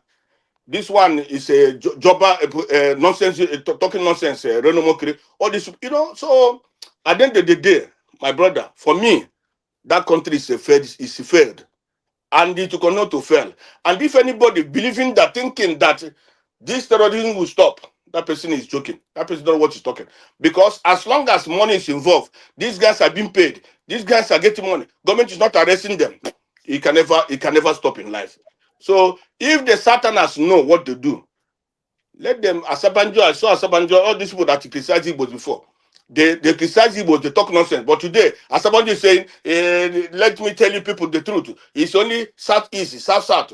Let me tell you. This other southwest and the north, they don't like you people. It's only that oil they like. That is just coming from that they like. So now they know that what the southeast are doing before it was good. So that's the thing. So thank you, my brother. All right. Thank you very much, Concerns, for your expose. Forefathers. So, like I was saying earlier, I'm not sure where you started from. Mr. Chim, please put me in the back edition after. Put me back. Let me make a call. Okay. No problem. Okay. So, the floor is yours, actually. We've been talking about insecurity in the light of government responsibility. Should government lose the right to demand taxes from its people if they're not able to secure them? Should we continue to pay ransom when people get into the hands of these bandits? We don't know. What's your take on it, sir? Thank you for having me, Chim, and greetings to all the panelists, including the ones in the chat, and special greetings to the viewers. Regarding payment to terrorists, definitely not. I don't think it's a good idea to pay terrorists. You just enrich them, they go and upgrade their weapons and come back for more. That is a terrible idea. It's always been one. And even the one in the Niger Delta, I was somewhat like, that is an example of a weak state, negotiating with people that are using force against the state. And so I'm not for amnesty. I'm not for wrong. Why should you reward wrongdoers? Then what is the point of the ones that are law abiding? And so, but in Nigeria, they have a culture of always trying to pretend as if law and order and the strength of the state is negotiable. Let's just do it and cover up and forget about it and move on. So that is fine. They can do that if they want to, but I'm not for that. I'm for a strong state that is capable of preserving its people's lives. But one of the issues I tend to have, from my point of view, I feel a little bit perplexed when people say the Nigerian government don't do anything. I don't understand that. Have you ever been in a lawless environment? When we say they didn't do anything, I like to divide it into two parts. Like the federal government, they don't perform very well. They are terrible governments because they are not even proper governments. But that is different from saying there is nothing that they are doing. There is a road you are driving on. Somebody is making sure when you get down from that airport, you can walk, catch a taxi. How many cities have been overrun? Somebody has to pay for those things. Your country cannot remain broke constantly. You have seen nations that don't have any natural resources like Singapore and there are about 6 million people. Singapore, no natural resources. They do more export than the entire Africa because of human beings. and we don't want to tap into our people at all. So the way I look at it is it the chicken before the egg situation? If that's what you're looking for, there's already egg, which means you already have a level of security. You have to build on it. Every nation builds on it. You can't have a perfect situation. Most nations are forged out of war, which is the worst situation to ever be forged out of. I hear people going to pay tax. Without collecting tax, there is no civilization, period. And I can understand if you are making the argument of penalizing people that don't earn enough money. I'm almost certain people in the rural areas are not going to be hit that most. It's people in the cities that do reasonable, that get reasonable income. But I hear that it's 70,000 naira per month before you start getting taxed, which is quite low.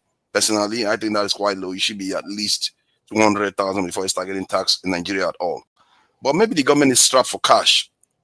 If the government wanted to use the money properly, I think it's possible that you can tax people that way, because what taking that amount of tax does for you, it helps you leverage it to get more loans in the world.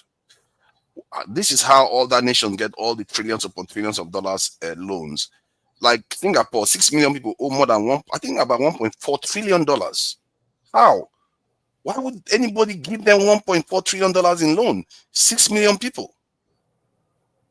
But they do. Imagine, Nigerians, our head will explode when we hear that kind of figure. Because we don't necessarily know how the world economy works. So I'm not necessarily against taking money from people to build a state. The problem I have is they are misgoverning the state. They are not using the money for anything useful that I can see. Like Tinubu now that removes the fuel subsidy. The money that was saved, what did he use it for? Nobody knows. He just, I save money, but I give governors, I share this, that's it. Money disappeared. Money he could have separated and said, I'm going to take this, I put it in defense. I'm going to take this and put it in health. At least people know that's where the money that was saved is going straight to. Nothing. And this is the sad tale. And I can understand why people feel frustrated. That why should they collect more money from people now, given the way they have been behaving? But I'm not looking at it from the point of view of only President Tinubu. I'm looking at it from the point of view that the next president that will come in may actually do a better job with it. Because somebody has to lay the foundation. Somebody has to pass the laws to lay the foundation. So from that point of view, I say it's the right direction to travel. The question is, can this president deliver based on his the way he has governed so far? Not even Lagos, this is history. I'm not so sure that he can deliver.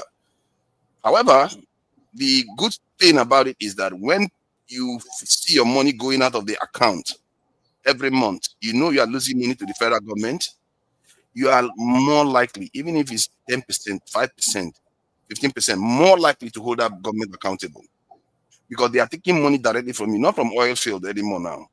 Have you ever paid anybody money for a service and you just let them go because they are big men? No.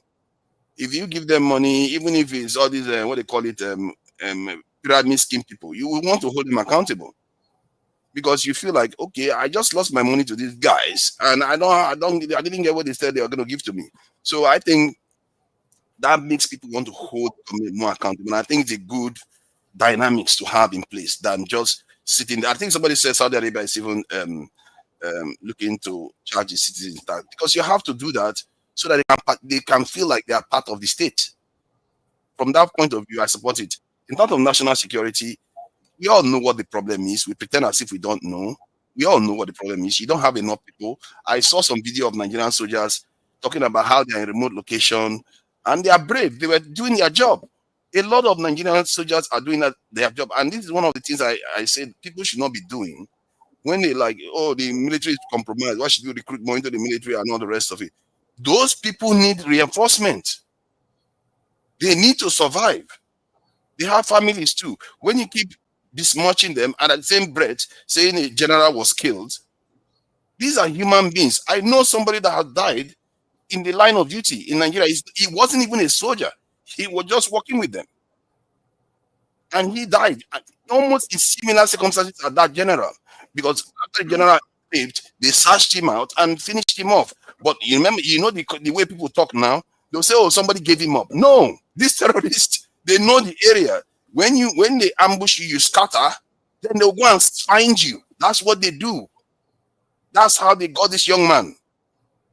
He was buried about, well, if I'm not mistaken, 2 years ago, the year Tinubu came into office. So we need to recruit more into our security forces. We know that.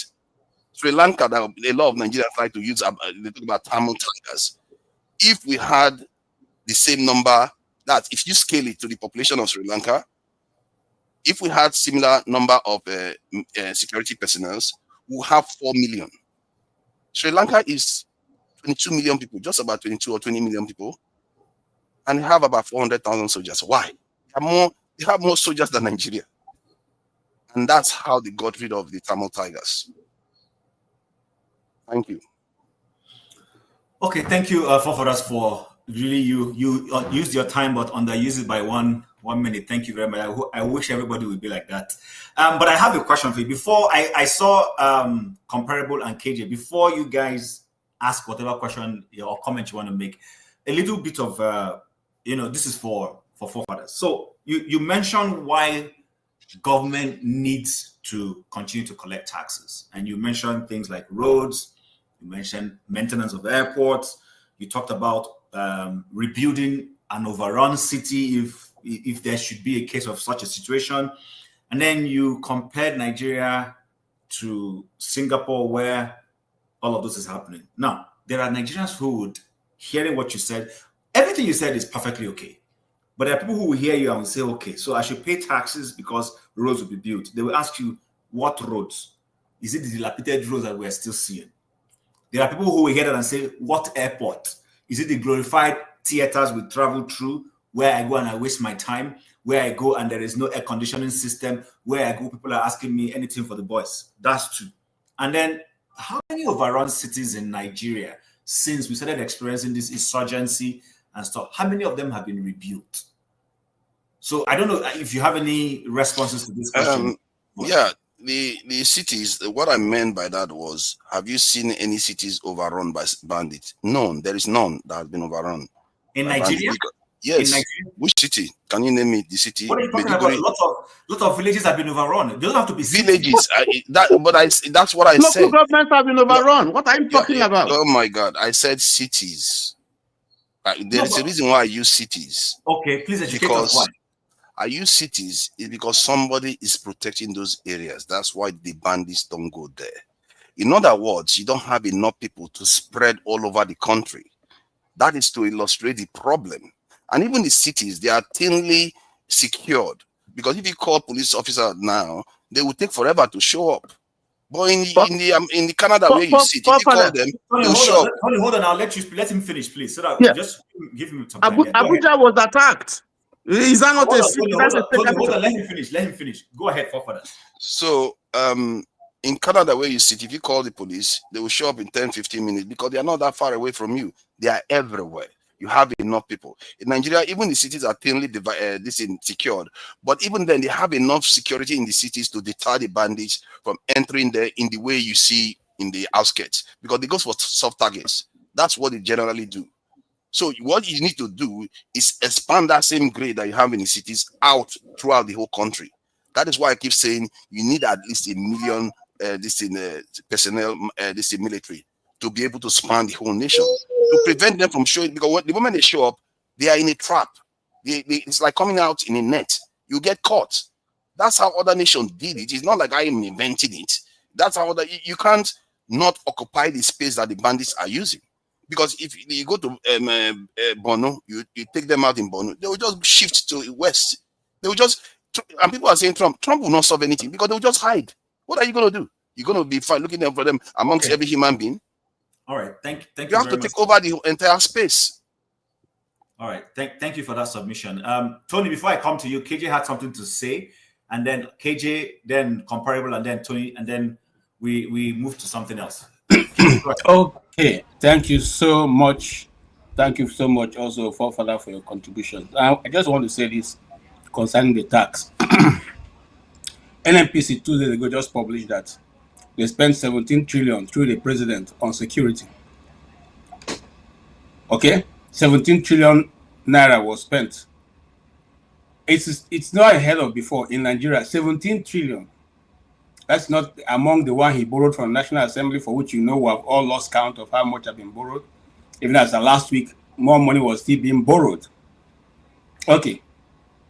Fuel subsidy was removed, and fuel moved from whatever it was to over almost 1,000 naira right now. Yet, all this money that has been gathered, none of them has shown the real reason or what they have used it to do, because the East-West road, which they are still building, is not even close to being half. The existing roads are still as bad as they were yesterday. Now, insecurity, after spending 17 trillion, is still not getting any worse. It has now got to the federal capital, Abuja. And if you know Abuja, you know a place called Gwarimpa. Gwarimpa is almost at the heart of the city, where bourgeois and 419ers used to live. Now, I want to say this: the schools there had to be forced to shut down, and everybody was running helter-skelter to every school around Gwarimpa to go and pick their children, because they said the herdsmen had come through the forest. I'm talking about the federal capital, with all the brigade of guard. As you know, the brigade of guard is supposed to guard the president and the FCT. So, if they can break the ranks of the army and get into the federal capital, what else is left? Now, we should also be careful when you say people are paying tax. What we are saying, that we're not saying people shouldn't pay tax. We're saying what is already paid is good. You cannot tax me for what the money you have already taxed me. I'm sending the money to your country. You have already taxed me for that one. Then my nephews and nieces who are going to use to pay school fees, this money I sent for them to eat and to do other things, you are also going to take money from that. And I don't think that is right. That is stealing from the people. That's no longer taxing. Okay. Now, okay. why do you also have to tax the people for which you have not provided, work? You don't have any job. They are all sitting, waking up and sitting, and just there, no jobs. So, having said that, also, my last point is what you said, but I seem to have lost it because, listen, I'm just simply saying, forefather, irrespective of how we feel, this is not going away. You see, you and I are here. In fact, I thought that you would be talking about the Asa Abuja, who is a member of your constituency from the Niger Delta, who was now saying Niger Delta is ready. Because we have been saying this thing is coming, where it look as if we hate the Fulanis or the militants or whatever you want to call them, the terrorists. Now you keep saying that, but it is here right now in the Niger Delta. It should be behind your backyard. So if you have relatives, begin to let them know, because they are there now. Okay, move on. Hold on, I'll finish in 1 minute. They are already in River State. It is struck in River State. If you don't have it, the video, I can send it to you. Now, Tim, we keep saying that Americans are going to come and they will not know who to do. Are you kidding me? Are you kidding me, forefather? Are you really saying that what you're saying is true? They don't know what to do? Let me tell you something. If there's anybody who is going to know what to do, it's the people who are coming. And I say this: if they are coming, it's going to stop people from dying. I don't care whether they are Christians or Muslims, or they are atheists, or they are traditional worshippers. Life is sacrosanct. Nobody can provide it. Not even the best medical doctors have been able to give life to a dead person who can't take it. I don't, forefather, you sitting looking at me, I don't have to like you to agree that you should live. Okay, let me clarify something for you. Let me just make something very simple for you to understand. See, Gaza is fenced, completely fenced. They've dropped over 4 Hiroshima bombs in that area, smaller than Lagos Island. If they dropped over, can I finish, please? Can I finish? So that the viewers can hear what you're saying. 4 Hiroshima bombs, nuclear weapons equivalent in that area. Hamas is still standing. And you think that Trump, that his beds are itching, like, how dare he even try to go into another war, will have the time. That's after 2 years of bombing of Gaza, by the way. You think he has any chance against the bandits? He's never succeeded, and it will not. I don't know what else to tell you. He's just going to destroy your country, and nothing is going to come out of it. Can I answer that? Can I answer that? Okay, KJ, no, I don't want you to answer that because... No, I just to round up that he cut me in. I want to say again that there's no record that you don't have up to a minute, but go ahead. Whatever was dropped in Gaza is for you, and that's not true. Secondly, look, we should come round full circle. So we should. I don't know. Well, let me leave it. Don't go there anymore, KJ. Please, thank you. So, Mr. James, you have something to say. Please, me, my turn. Oh, was it you? I thought it was Mr. James. Yeah, it's me. No, it's not your turn yet. It's James. Yeah, Mr. James, let Mr. James finish comparable, and then Tony, please. Yes. Okay. The cities are not safe. The Nigerian Defense Academy was attacked. Nothing happened. Abuja, what's it called? Kuje prison was attacked. Nothing happened. United Nations headquarters in Nigeria, in Abuja, was attacked. Nothing happened. The cities are not safe. The church was attacked. Catholic Church was attacked. Nothing happened. Comparable. So are you telling me that? No, it's not his turn. No, it's my turn. It's not comparable. Hold on. Did they not just shoot two soldiers in American capital? I raised my hand capital? even before KJ. What are they shot two soldiers in American capital. This in Charlie Kirk was assassinated in America, broad daylight. See, no situation is perfect. But let's face it, the cities are not as compromised as the outskirts. We know that is true. Let's not pretend. Okay. The cities are vulnerable. He just gave you an example. Abuja is vulnerable. Hold on, please. All capitals are vulnerable. I just told you American capitals are vulnerable. Just yesterday, I think one of them was shot up. A church was shot up. Children were killed. They are not vulnerable. In California. Oh God. They are not vulnerable. That's not true. Please, let's not do that so that we don't lose. Okay, I'm sorry. No problem. After comparable, I'll come to you, Tony, please. Okay. Thank you very much. Let me go back to the tax, the taxation we are talking about. I think the problem, we should be talking on the area of how the tax is being utilized, whether it's being utilized for human capital development in Nigeria and some other welfare. Because in Nigerian constitution, the constitution and the Federal Revenue Service Act give the government the power to collect tax from the citizens and the companies. So that's not debatable. It's in the constitution. So people have to pay tax, but how is the tax, whether it's going to be progressive, people who don't have money to pay, you can excuse them. That happens, like people in the welfare in America, they don't have to pay tax. So it has to be progressive. That's what I'm saying. Everything has to be equitable. Then, if you don't pay tax, the government has the right to fine you, penalize you, seize your assets, prosecute you. But you may have an exception, if you feel that the tax was illegally imposed on you.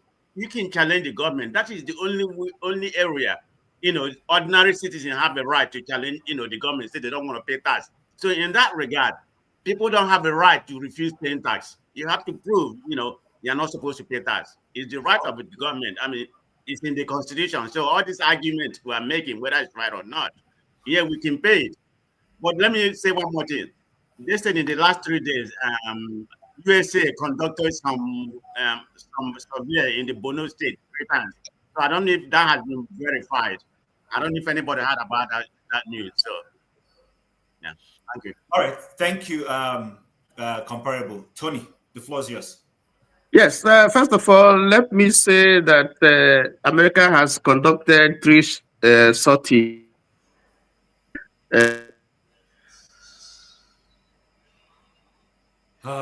Okay, his video has gone bad. All right, so let me. Are you back? Hello? And that Yeah. school thing, I've not seen any evidence of Guatemala school being closed. Yeah.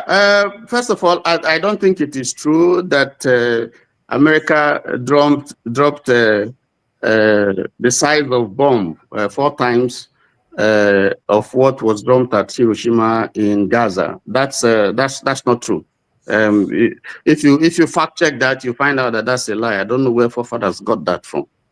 But having said that, let me also say that, you see, it's good. Numbers are okay. It's good for Nigeria to increase its number of troops. I agree. But if you look at the most powerful nations, very active militaries that you have in the world, it's not necessarily numbers. You need a military. The Nigerian military needs an army that is mobile, proactive, that is strategic, and that can properly utilize technology to deal with whatever threat that is facing the nation. That's what is more important. Not really. Israel doesn't have the largest army in the world, but it's very, very active. It's very, very mobile. It's very, very technical.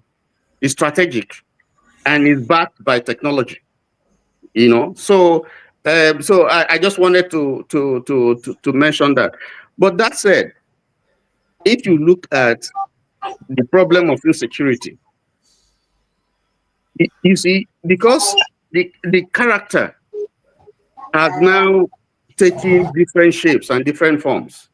Like the video that you played, the second and the third video that you played, you will see that if you take Gumi, for instance, is just an enabler and is a business person, is a businessman. So if you are trying any effort that is being made to decimate insurgency or the terrorists, he will resist it. He will be against it, you know, because that would immediately wipe off, you know, his source of making money, his ability to make money. Because how can you be saying, like someone said here, that you should negotiate with people who are killing you, people that you say are not Nigerians, coming, you know, to foist this kind of hegemony on the people, killing, destroying, looting, taking territory. And you say the government that has the authority, this sovereignty, you know, to govern, should go and negotiate with them. And like we have seen some northern states doing. I think it just tells the story, or like somebody who is saying that you shouldn't build schools in remote areas, because by so doing, you will enable the terrorists to strike.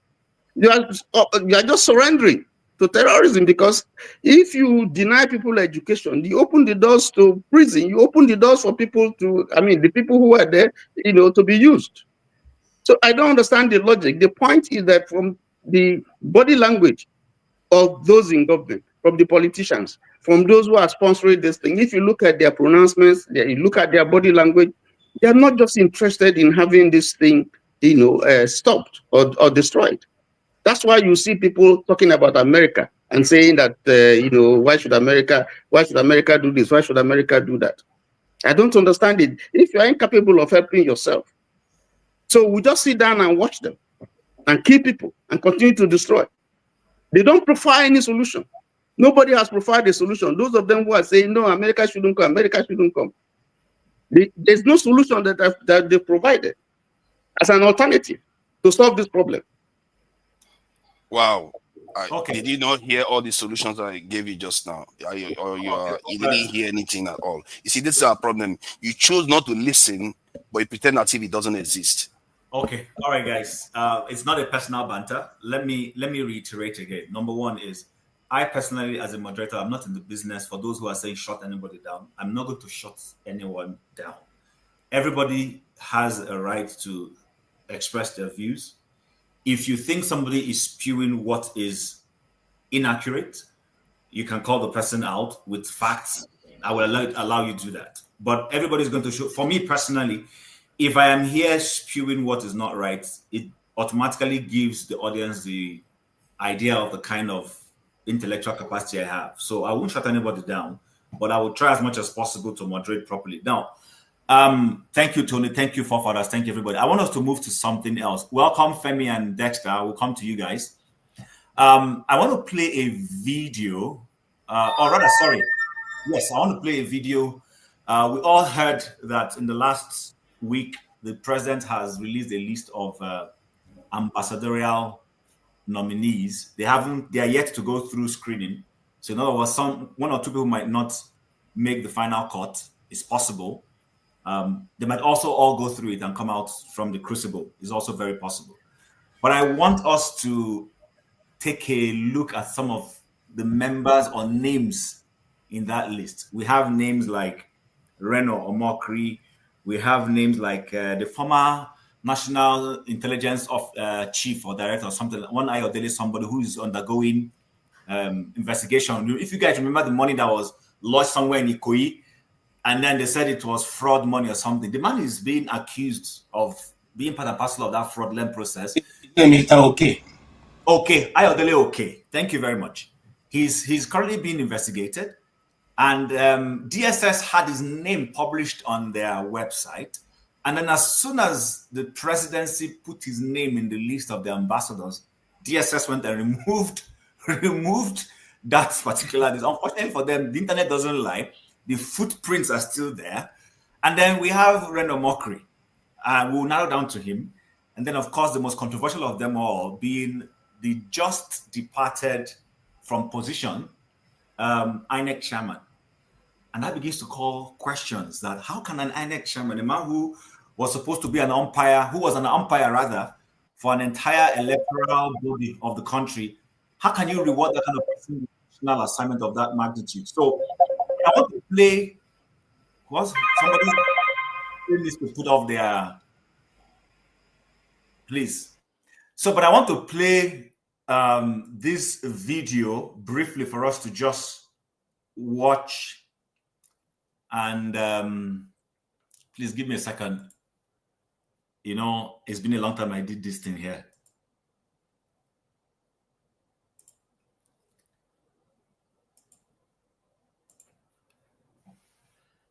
Okay.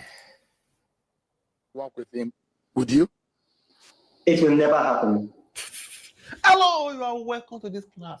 Just now, Reno Mokri don't drop tweet. They thank Bola Ahmed Tinubu, saying, I am so grateful for nominating you. Thank you so much. Thank you for the forgiveness. So for this class, we'll check how it reach here, okay? As you can see, this guy, during the election, the way he talk about this man, castigated him. He know they care about tomorrow. He no believe it tomorrow day. Now so he dey talk.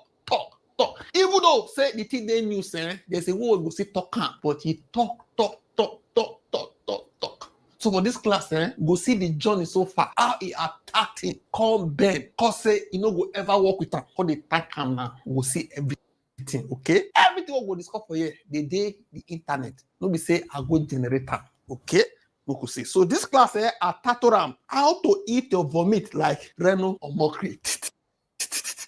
Also, we are still going to look at how to use law 2 of the 48 laws of power. How Jagaban, how Mr. The president has been using law 2 of the 48 laws of power in dealing with political enemy, opponent, and so on and so forth. Okay? So let's start. Before we read this, let's see how we got here. Okay? Now, if you go to Arise News channel for YouTube, go to November 12th. 2022, they posted this video, okay? No be say, na me generator. The video still there. It did their channel. They no delete them. Now wetin Reno Mokri use the mouth talk. Now we'll listen to, okay? If you know what waste your time, make you start from this time, from 21:14. Then you play it down. You will see wetin he use in mouth.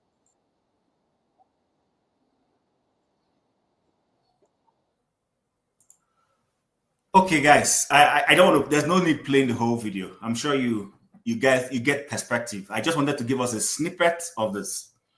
So it is the right of the president and the presidency to nominate whosoever they want to nominate for any form of appointment.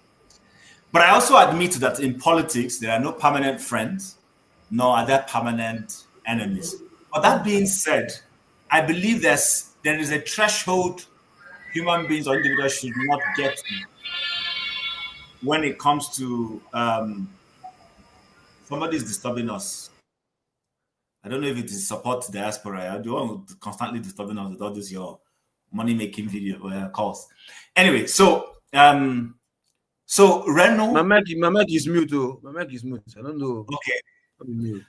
So Reno Omokri criticized the now president when he was candidate Bola Tinubu, called him a druggie, claimed that he was indicted. If you go watch that video, you will hear everything. They went back. In fact, they asked him in a show by Okimbaloye, as if Okimbaloye looked into the future. He said, "Is there anything that will make you in future accept an appointment from President. He said it will never happen. Now, today it has happened. Is this a case of people are using their platforms to create financial opportunities for themselves? Is there a lack of principle in this? Should Reno accept the appointment? Should he not accept the appointment? Should Bola Tinubu not have thought about giving him that appointment? All sorts of questions I want to ask. But, everybody's going to be given the floor to express their views on this. So I will start with the last two people who came in. Femi came in before Dexter. So Femi, welcome. You might also want to chime in on the previous topics if you so wish to. The floor is yours. Okay, thanks. Can you hear me? Yes, we can hear you. Go ahead. Thanks, Chief, and everyone here. So I was going to chime in anyways, but real quick. So while everyone was talking, I was trying to make notes on a veritable solution that I. Sorry, Femi, before you continue, Mr. James, let Femi finish, and I'll come to you. Mr. James needs to go. He's let me go ahead, please. Okay, all right. Thank you very much, Mr. James. Go ahead, then Femi will continue. Oh, you mean I can go ahead? Yes, go ahead, sir. Well, thank you so much indeed. I'm about to leave now because it's nearly bedtime in the Gambia. As for the ambassadorial list, I just want to say that, was it Machiavelli or somebody anyway, somebody wrote that an immoral society cannot reform itself. So that's all I've got to say about that list. I thank you all very much. I have to go home. Thank you so much indeed. Thank you, Mr. James. Have a wonderful night. Yeah, Femi, back to you. Thank you. Yeah, so thank you again, Chim. So I was making some notes, and I'd subtly in the past made mention of something that I don't know if it was Mr. Tony or someone that actually mentioned the role of technology. Because I highly disagree with forefathers, like quite a number of us, when it comes to the issue of having men. Because again, at least I try to listen a lot more now in the last couple, I'll say more than a year now, to the likes of Alistair Crook, as an example. This UK call him an expert of sorts who plays in the security domain and what have you. And if you take a look at the combined total, and then again, it's not like I knew all these things before, so it kind of shocks me the kind of things I just learn every day. The combined total of the UK, the French, and the German army is probably roughly 300,000. I don't know if you see where I'm coming from. Sorry, repeat that again. The combined total. You go check. I'm not making any of this up. Just repeat that again. Yeah, the combined total of the British, the UK, and the German, including the Space Force, because the French probably are one of the few countries that also have a Space Force, just like the US. The combined total is approximately 300,000. Now, I'm not counting reservists, but even if you count reservists, and keep in mind, reservists are not necessarily properly trained. I'm talking about the standing army, Air Force, and the Navy. 300,000. You have to count reservists. They're part of the military. Others, I know why I'm saying this. I don't even know. I'm not an expert in this thing. I'm talking about what experts talk about. Actually, there's a reason why they include reservists. Why are you omitting it? And let's say you omitted the reservist. Give me your number again. Don't throw me on my guard. You can push back later. We don't agree. I always say something that if I see experts, these people that are dispassionate, that one can readily recognize that these guys know what it is. And it's not one of them. These are people that know this is what they live and die by. You can't argue with them. You might not agree with them. You understand? So I don't want to go into the depths of anyway. So now, that's not even the important part. But generally, there's a way these guys, I just mentioned one of them, analyze how modern warfare, which we probably even have a clue of, because modern warfare is not from 1945 or 19 whatever. And of course, especially when you now include the fact that now you're talking about there's a name you give to this when you're dealing with bandits, and there's asymmetric warfare, right? It's not the regular warfare anymore. And then on top of that, more importantly, if I pick it back to how I started, technology technology. Nigeria has the money. If they're serious, it's just that because we're a serious nation, we're not playing where we should be playing at. Now, part of what I now wrote down that falls under technology, which a lot of companies are actually deploying, and that's what you're even seeing with respect to even the likes of Israel, even Russia as well, even Ukraine, as interesting as it is. Even America right now, it's more about technology. America doesn't have, if you compare the total population of a lot of these countries, vis-a-vis all of these institutions, these military institutions, they're just a fraction of the population. You can even argue that they're not enough. A lot of people are not even trying to join the military anymore. In most countries, go check. Now, just to summarize on this and see if I still have enough time on the current topic. So, there's drones that have, again, sorry, I'm having to read this. There's drones that have all kind of capabilities, that you can do all kind of surveillance. They can map faces.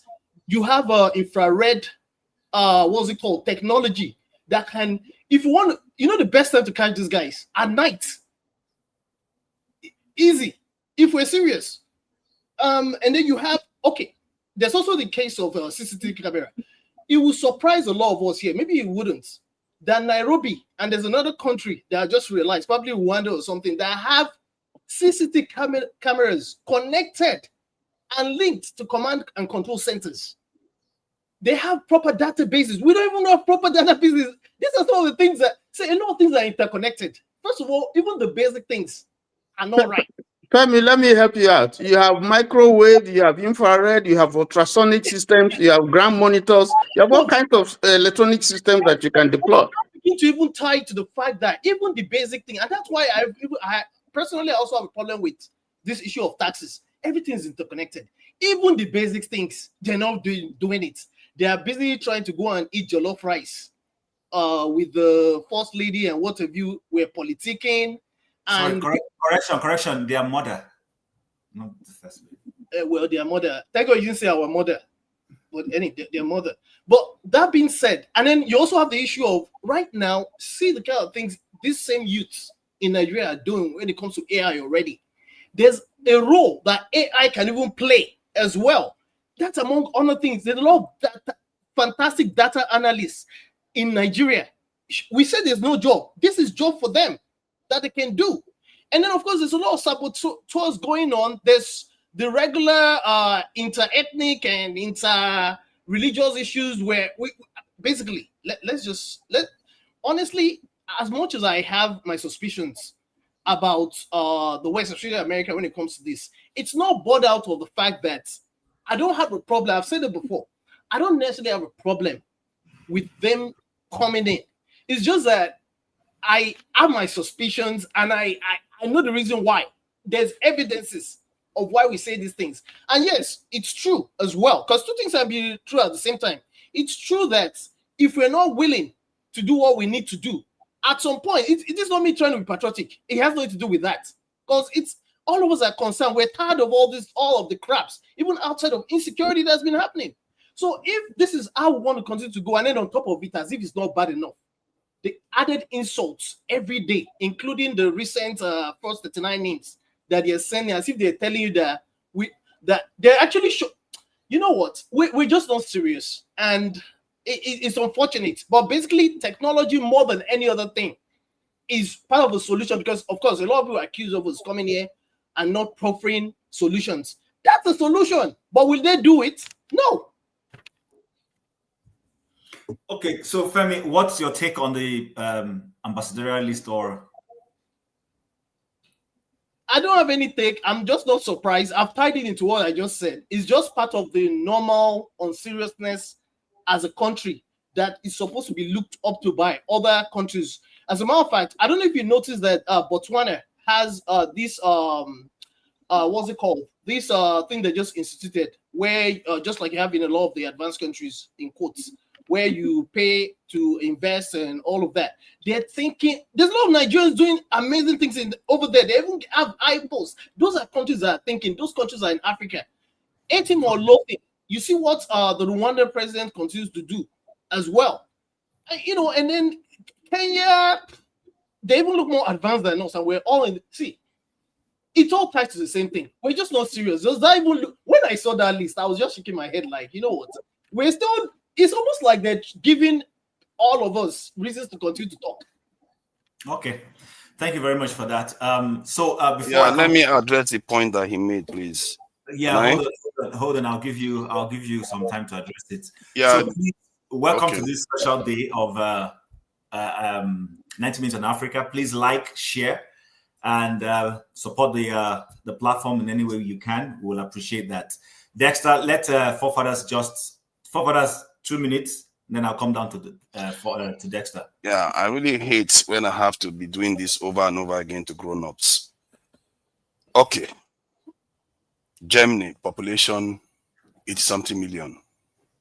They have 180 something. I think let me confirm the number. Let me just give you the summary really so that we just don't save ourselves the time.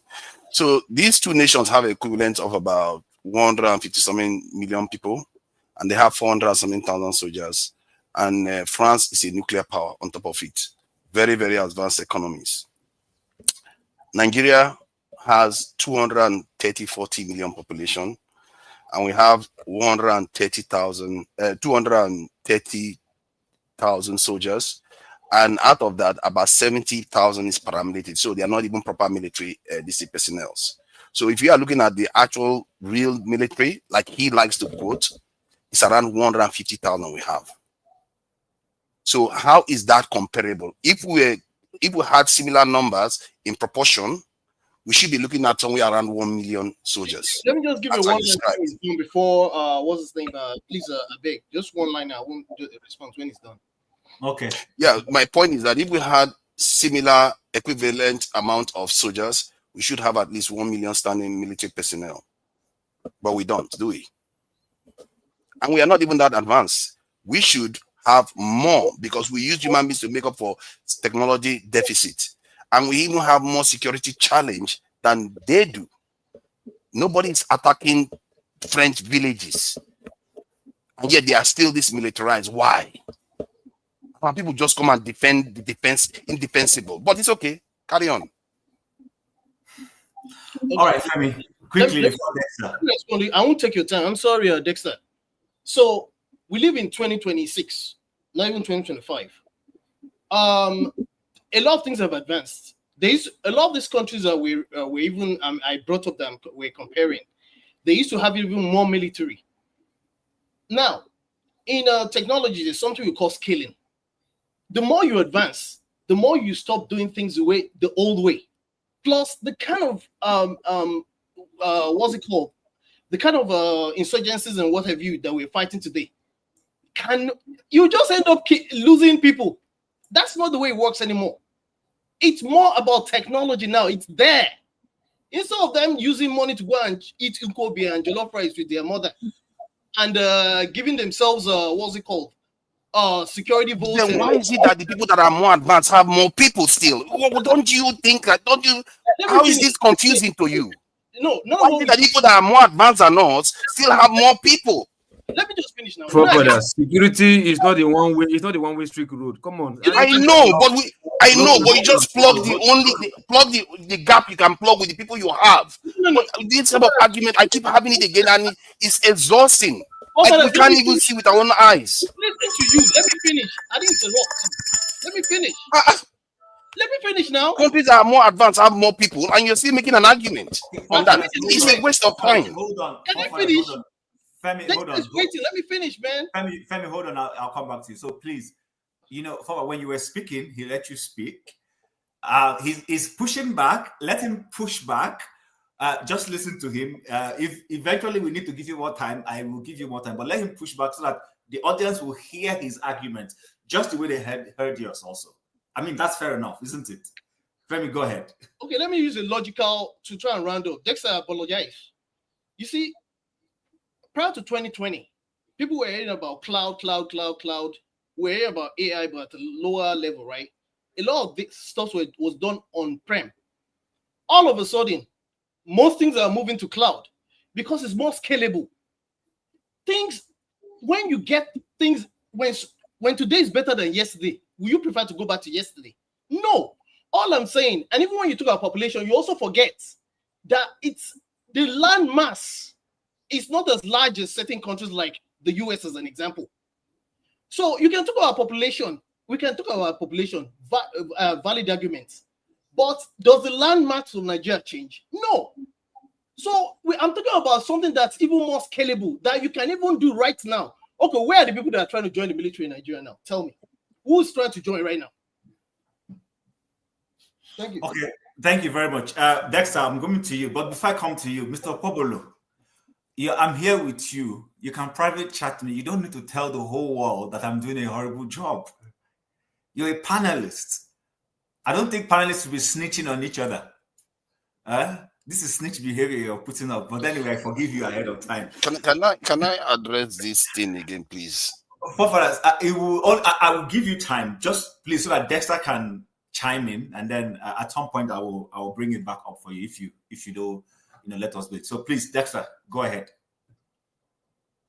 Thank you, Chim, and everybody. Have sacrificed their time to come out here. I was listening from the beginning. I think some of the things we have said, I think many people have already said what's there. I think one of the problems we have as Nigerians is a deficit in quality education. Okay, so especially for those people who are outside in the Western world, one of the advantages you and your children have is getting quality education and renew your mind. Sorry, Dexter, apologies. Did you say we have a deficit in quality of education?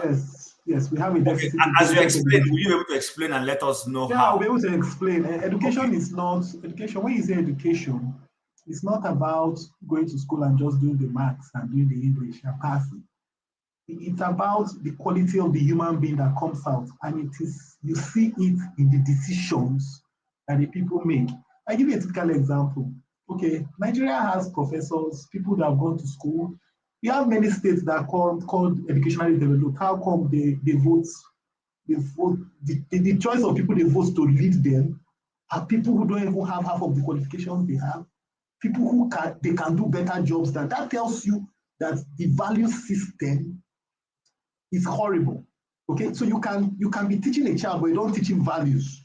So even if you're teaching a child, he knows his maths, he knows his English, he knows the quantitative, but he doesn't know the qualitative. And that's one of the deficits we have in Nigeria. And if you go to schools in the Western world, what you see them do for kids is that in the primary years of education, what they focus on teaching them is value system. How can somebody sell his vote? Somebody that went to university, even went to college, sell your vote for 10,000 naira. In what world? In what world? And the truth is that the Nigerian leaders know this. They know it. Okay, the Nigerian leaders know. That is why, number one, the school system in Nigeria has been aborted. It has been literally killed. The primary, secondary school system of Nigeria, there's been a hemorrhage in it because you can't get anything value out of those children. There's no value system coming out. So you see somebody coming out as a graduate and say, my vote will not count. Imagine somebody, think about it. You are coming out and saying that my number will not count. You're literally saying that you're not a citizen. It's simple. You're literally saying that you have no say. But that tells you the value system. You can't see a young person coming from the Western and say, my vote. You will see people that even vote as minority, that even if they don't win, you see they still have a say. But in Nigeria, it is not that way. So they say we are bereft of quality. So that's why we can choose the worst of us to lead us. And you still have people reinforcing that decision of the worst of us leading us. Because one, they are hoping on what they will gain. I've always said it here, there's a generation in Nigeria that is completely lost. However, unfortunately, that generation was the one that were blessed with the best. That generation, they were the ones that got the best of the best. But they are unfortunately lost because they sold their birthright for a plate of pottage. That's what they've done. They've sold. Example, somebody is a drug dealer, comes and tells you, come and work for me. You are a professor. You are a professor of law. You know the law. You know this person is a drug dealer. You still go and work for the person. Is something wrong with you? It's something, can't you don't think about it? I'm thinking, that if I were me, what killed that man is when he saw the value system of the so-called people that he thought were his peers. It was Femi Falana that defended Tinubu now. They were about to kick him out. But it was Femi Falana that went to the. So that is the level we are. Look, one thing about Nigeria, we must stop deceiving ourselves. You see, that's why I don't like religious bodies in Nigeria, because they make people, they give them hope where they shouldn't give them hope. They should tell us the hopelessness of our situation so that we can face it. They give you hope for, they want, look, there's no pride, there's no joy in having a palliative economy. What we want to have is an empowered economy where everybody can stand for himself, not one man giving handouts. Then you say the man is a giver, or the man, there's no joy in that. That system can never work. What we want is where every man can stand up for himself and know that he is born equal. You are all born equal men. I don't care the family you come from. I don't care your name. But unfortunately, what we have in Nigeria is that they are born into classes. People are different. So what we now do is there's a struggle in Nigeria. Everybody wants to get into that class. So you are ready to sell your birthright even if you can just get into that class. So I'm not surprised about some of the decisions and the truth, like I said, there's a generation in Nigeria, you cannot help it. The only hope that Nigeria has is in the young people, the people between 15 to 25, the people that are coming up, the people that have not become adults, hopefully, and from the children that are in diaspora. That's why all of us here, if you are in diaspora, encourage your children to learn law, to learn government, to learn STEM, and prepare them to go back and transform. Because another thing is that some of us, the mindset, I hear the argument of, they're comparing the UK, comparing Germany, the German army with the UK army or with Nigerian army. See, look at, you are comparing apples and oranges. A country that has not had a census for over how many decades, then you are believing the number. Just think about it. You are comparing a country like Nigeria where there has been no census, no verified data for how many, more than 2 decades, over 3 decades. Then you are now using it to compare with a country that has verified data for the last 10 years. You now compare them. Why do we deceive ourselves? Why do we engage in self-deceit? We engage in serious self. Look, the people get the leadership they deserve. I didn't expect anything different. If you listen to that Don Azar video, one of the things he said there is this: look, we must give it to the president of Nigeria. The guy is playing his strategy well. Keep your enemies keep your friends close, keep your enemies closer. Don't think that because he awarded Renan Mokri and awarded those people, he has the purposes, he has the reasons for doing that. Unfortunately, it is at the detriment of us Nigerians, at the detriment of us. Unfortunately, some of us don't value our status. That is the truth. Because if some of our decisions, if you weigh our decisions, you will find out that some of us don't even value we don't even value that we should be called citizens. That's why I said a general was killed. Nigeria should be mourning. A general was killed and they are still killed. So think about the insult. A general was killed and they are still kidnapping. That's why I said, imagine if it was in Israel, the general was killed and they are terrorists. Oh my God, whoever they are, they will be licking their wounds now. But in Nigeria, the general was killed. We are still discussing it. We are still, look,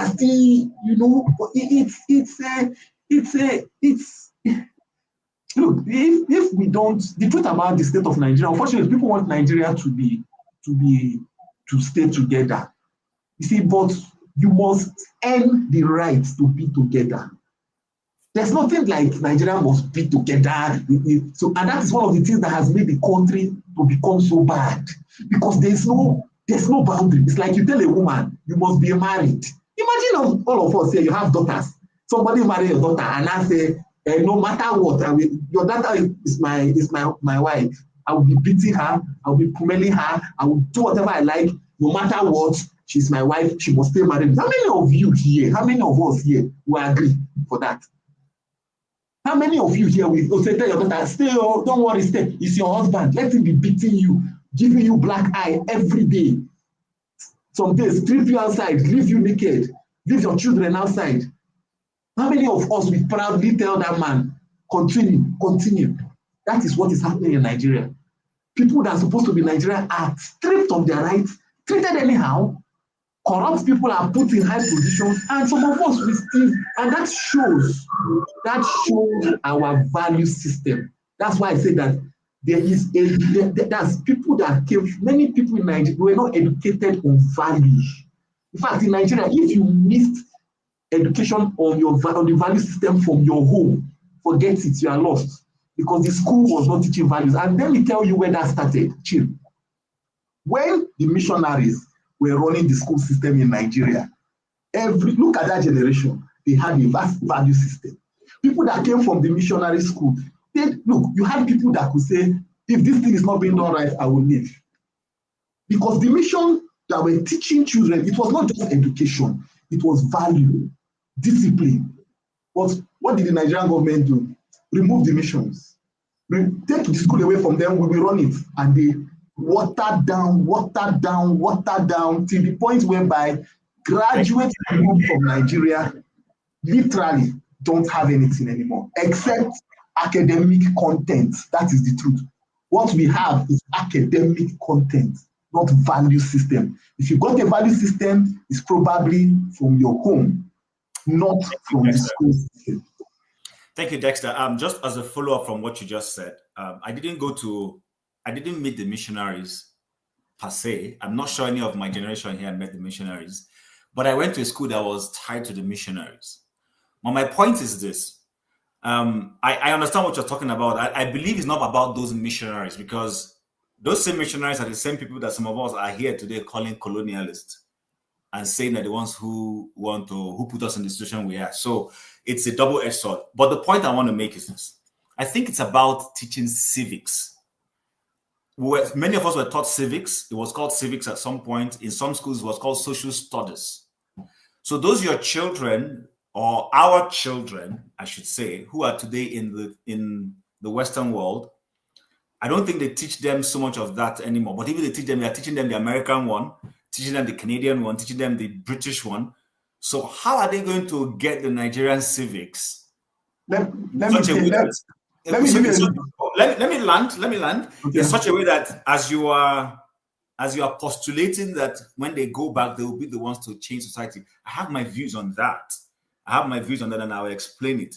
Now, the other thing I wanted to bring out is on this accountability of a thing that has led us to discuss the military. How do you hold your political officers accountable? I have tried to get someone to tell us that, but not so many people are saying it, so I'm going to help. I live in Calgary. We had an election to replace our municipal election last month. And the one before last month was held 4 years earlier, which was, if I'm correct, 2021. Now, the lady who became mayor came in. She hiked property tax. She took money from our treasury and went to fight a hijab war somewhere in another province. And Calgarians told her, that's not why we elected you, our mayor. 6 months into her, or 1 year into her tenure, there was a recall. She's the first woman to face a recall election. She managed to escape it by a few votes. But guess what? She understood the message. You can't come in, take our money to go and be fighting hijab war. We didn't elect you to be a activist mayor, going to fight a hijab. We elected you to take care of us in this province and in this city. Election came up this year and she lost. She didn't even come second. She came third. Another person replaced her. That is the accountability. I was asking the person who brought that question up to say, how do Nigerians hold their leaders accountable? If you've elected a man, you only have two options, or a woman. You either, if there's a recall process, you recall that person, or you institute, in the American case, an impeachment. But where those two procedures fail, what you do is to do what? You wait for the person in the next general election and throw the person out. So, but Chim, sorry, Chim, but I gave that answer now. You didn't give that answer. No, you didn't. I did. No, I did. Okay, Loco, okay, apologies if you did and I didn't hear you. But the point I'm trying to make is this. See, where I was going was this. Listen, I know when I bash Nigerians, but my question is, can we effectively bash Nigerians and say Nigerians are not holding the electoral officers accountable when the elections are being rigged? No, you can't say that. We all saw the hype and the intensity people brought into the last election. People wanted to vote, and their votes were stolen. That's the point I'm making. So in that instance, you have to cut them some slack to say, as gullible as they may be in other issues, but when it came to, because there was electoral reform, there was a hype, people got invested, people went out to vote, and then you stole the election somehow. So I think, when we keep saying Nigerians don't hold their electoral personnel or their leaders accountable, I don't exactly buy that. I just simply think that, yes, there might be other things the Nigerian citizen is guilty of, but it's not guilty of not holding. What we're doing here is holding them accountable. In the UK, like 2-3 months or 4 months or thereabout, the government of Sheikh, or whatever his name is, they changed the website something. You guys all saw it. And what was changed? Some dot or something. And they paid some outrageous amount of money. Didn't you hold them accountable? Wasn't it brought up on BBC and Co? Didn't you force the person who do that to either resign or to come and explain himself? It was done. But in Nigeria, when these things are done, people get shut down. But Chim, so let me ask you one question. Yes, Probably will come to you after he speaks. Go ahead. So let me ask you one question. People will always use Opus Odima as an excuse. I know many people want to say that. No, Opus Odima came first. Look, let me tell you the truth. If the spirits, the zeal, the seriousness that they used in coming out, marching on the street for Nnamdi Kanu, if they use that same spirit to back their election, after each election they do we die here today. If we see any INEC officer that want to try and do whatever, today we die here today. You understand? If that same spirit now, because if they want to say maybe for Nnamdi Kanu, they are not backed by the government, so they are either here, maybe they might be death with the military or whatever. But if they use that same spirit, genuinely say, look, this is our election, we back it, follow it to the latter. Let INEC try rubbish here. We'll kill ourselves here today. You think INEC, on the other hand, was like, nothing will happen. Let's put opposition whatever. They will think twice. Look, I don't want to belabor the issue. There is a lot involved. There is the electoral personnel involved, or electoral INEC, as you call them. That's what I'm talking about INEC now.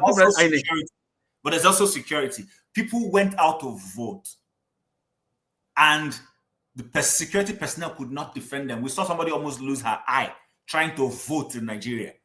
That's the point I'm making. When the elite and desperate politicians subvert the system and get away with it, you can't necessarily blame the people all the time for that. That's the point. Listen, you had an election in New York. What's his name? Trump did not necessarily like the fellow who won the election. Well, he couldn't subvert it in any form. I keep making this case here. He could not subvert that election. He couldn't. So let's leave that. Mr. Pogolo has accused me of not bringing him into the conversation. Ovie, the floor is yours now. But I hope next time, if you have any situation you're a panelist, you will deal with it here in the panel. You will not be going to popular side to go and be. It's a backstabber. It's a backstabber. It's a backstabber. Go ahead, please. Yeah, there are three ways to check power, right? If you are in an inner circle, you do the backstage.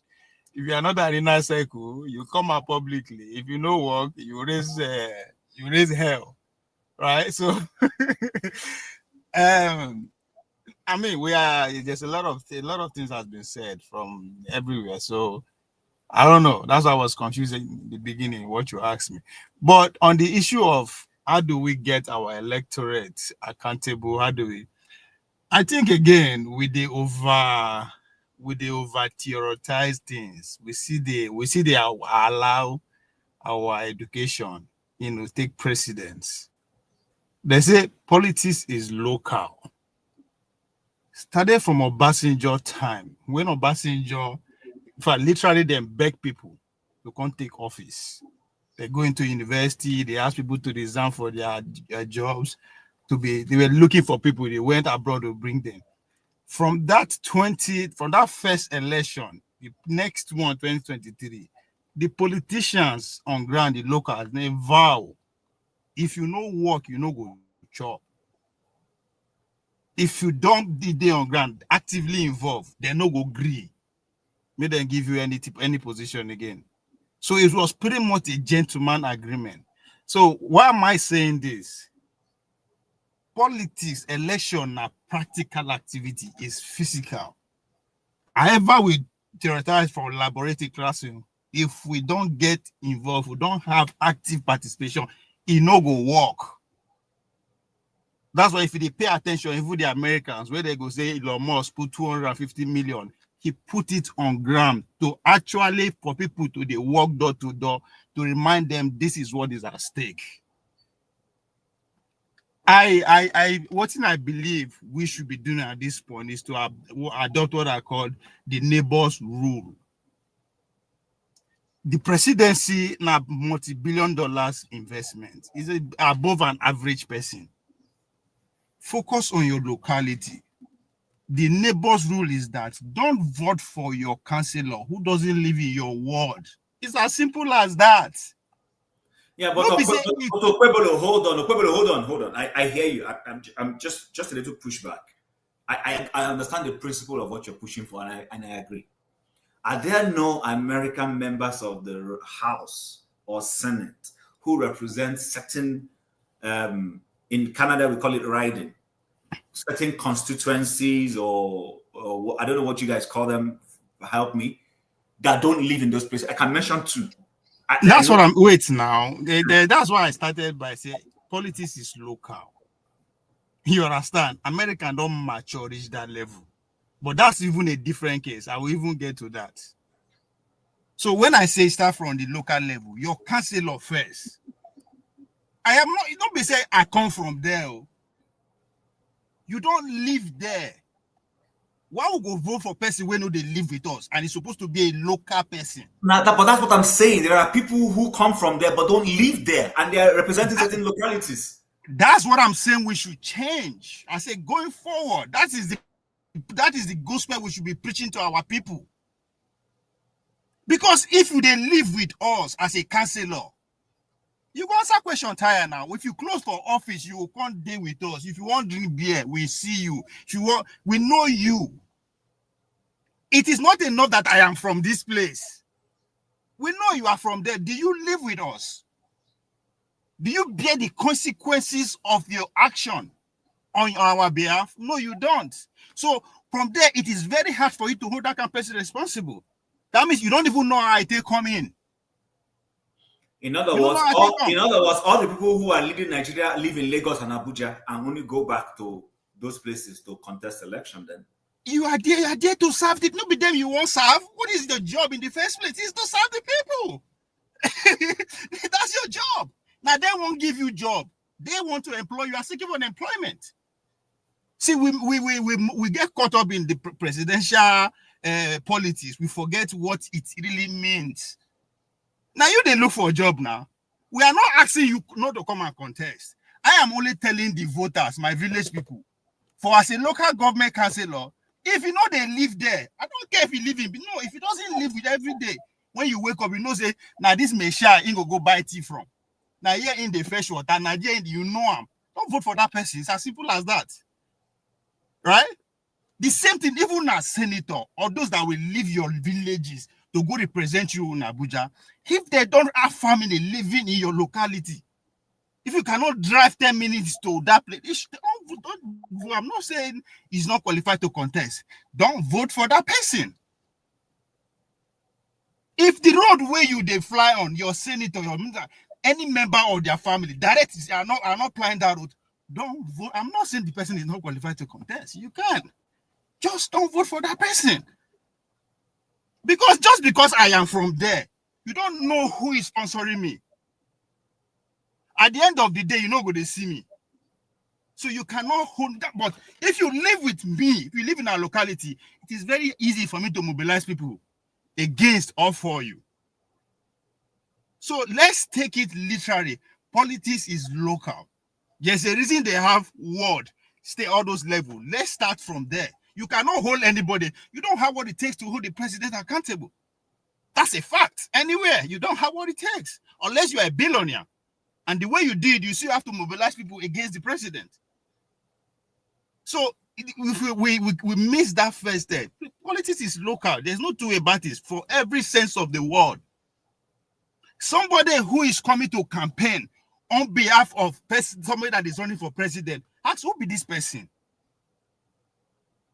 If you campaign, you go leave us. So all these things are, I mean, these are the basics. I'm not. I said that's the thing we should start teaching our local people. It takes time because if I can't spend money, you know, feel home me. I will do everything to protect my interests. I'm a human. Now, you are using Trump as an example that enough is survived New York election. That's a Democrat state.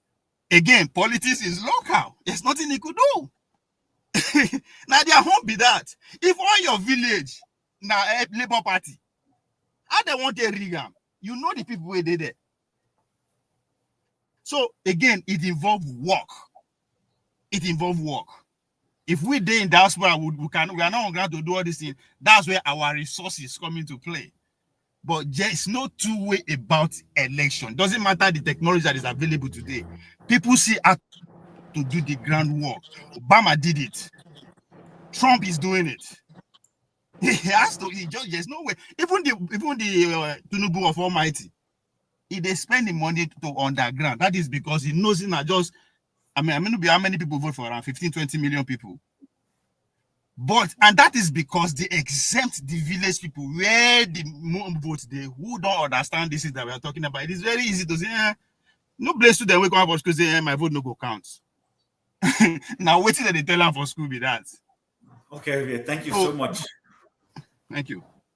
All right. I hear you, and you're entitled to those views. Like I keep saying, and I repeatedly repeat, on this show, the whole idea is express your views. No view is going to be shut down. Anybody expecting a view to be shut down, the only time we will take the mic away from you is if you begin to make it personal.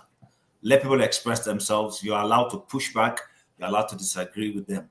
Forefathers, you had something to say before I go to Revolutionary and Mr. Ike. The floor is yours for 2 minutes, please. Yeah, thank you for that. Like when I did the numbers, based on even his own numbers, Nigeria would have needed 600 and something thousand soldiers, which is almost 3 times what we have now. And if you take into account the reservists that they actually pay for, Germany has almost 1 million. They pay them to be reservists, by the way. The idea that they are just sitting there doing nothing is ridiculous. And they have almost 1 million at the ready to go.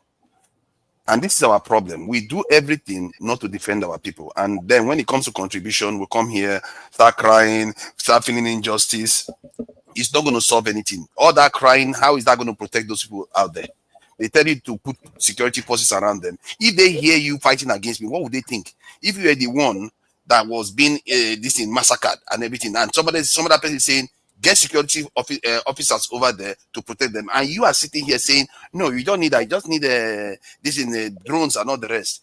And even the countries that have the drones have more people. Do you know one thing that is better than 1 drone? 2 drones. The another thing that is better than 2 drones, 3 drones. The more, the better. Always the better. And if you don't have drones, you have people, use them. And in the case of Hiroshima, the Hiroshima bomb, the yield was 15,000 tons. Sorry. What if you have 1 drone and you don't have a good battery to run the drone? Then you use people. You use people. You leave drone. It's not by force. You do what you can. If you have to use your teeth to protect your people, you protect your people with whatever you've got. Is that complicated? Which is technology. That is all I'm asking for. Ammunitions and more gadgets. Not necessarily numbers. Forefathers, can I ask you? Oh my God! This is in numbers. Hold on. Forefathers, hold on. Local P. Forefathers, the general that lost his life, you don't believe it was a sabotage. You believe it was because the insurgents created chaos, scattered them, and then they discovered one man and killed them. I don't know. How can I know that? Yeah, hold on. Do you notice, or did you read, or are you aware that the communication the general was having with his own forces to rescue him was leaked out to the insurgents? That's why they were able to identify where he was to go and get him. Did you know that? It is possible. Chim, please. I listened to what's this man? A top NMPP member. What's this? Trying to remember his name now. Buba Galadima on television, and he was saying that a journalist interviewed the guy who killed the general, and he asked him, "How did you locate where the general is, and why did you kill him?" He said he has a device that will give a geolocation of where the Nigerian troops are, anywhere within the Sambisa region. It's called triangulation. Thank you very much for that information. I intentionally, you know why I'm bringing this out is this, so that you know that when people come here and say that, listen, Femi is not saying that we don't need foot soldiers. I told him. Nobody's saying that. Nobody's even saying that. Nobody's saying that. But the question again, back to accountability. Those foot soldiers, are you providing them with the necessary weapons, technology, and all that? You're not even providing those things for them. So you are endangering them. Why do you need them? They're even stealing their money at the top. No, be Nigeria. Okay, I'm confused now. If you had problem, you better be confused because you don't know what to do. No, I want to have a civil conversation. So please, Papa, tell us where you're confused about. Please, I want to hear you. If you are confused, if you are concerned about conditions, why go into numbers? You're the one going into that is confusing. Numbers. You're fighting the numbers. No, because if you didn't have issues with the numbers, then why raise it? I have issues with the fact that you're looking at one thing and thinking that that's all and that's the only solution. No, that's the problem. Nobody ever said that. If you had just said that, then you should have highlighted the area you're concerned about. Don't dispute the number issues. No, but you keep saying it as if everybody else is wrong. That's my problem. Then you should have just. You are trying to say we don't need the number. That's why you're quoting a lesser number for Germany. I see this is madness. I don't want to be engaging. Let me just address the clear one because I know our people are caught up in their.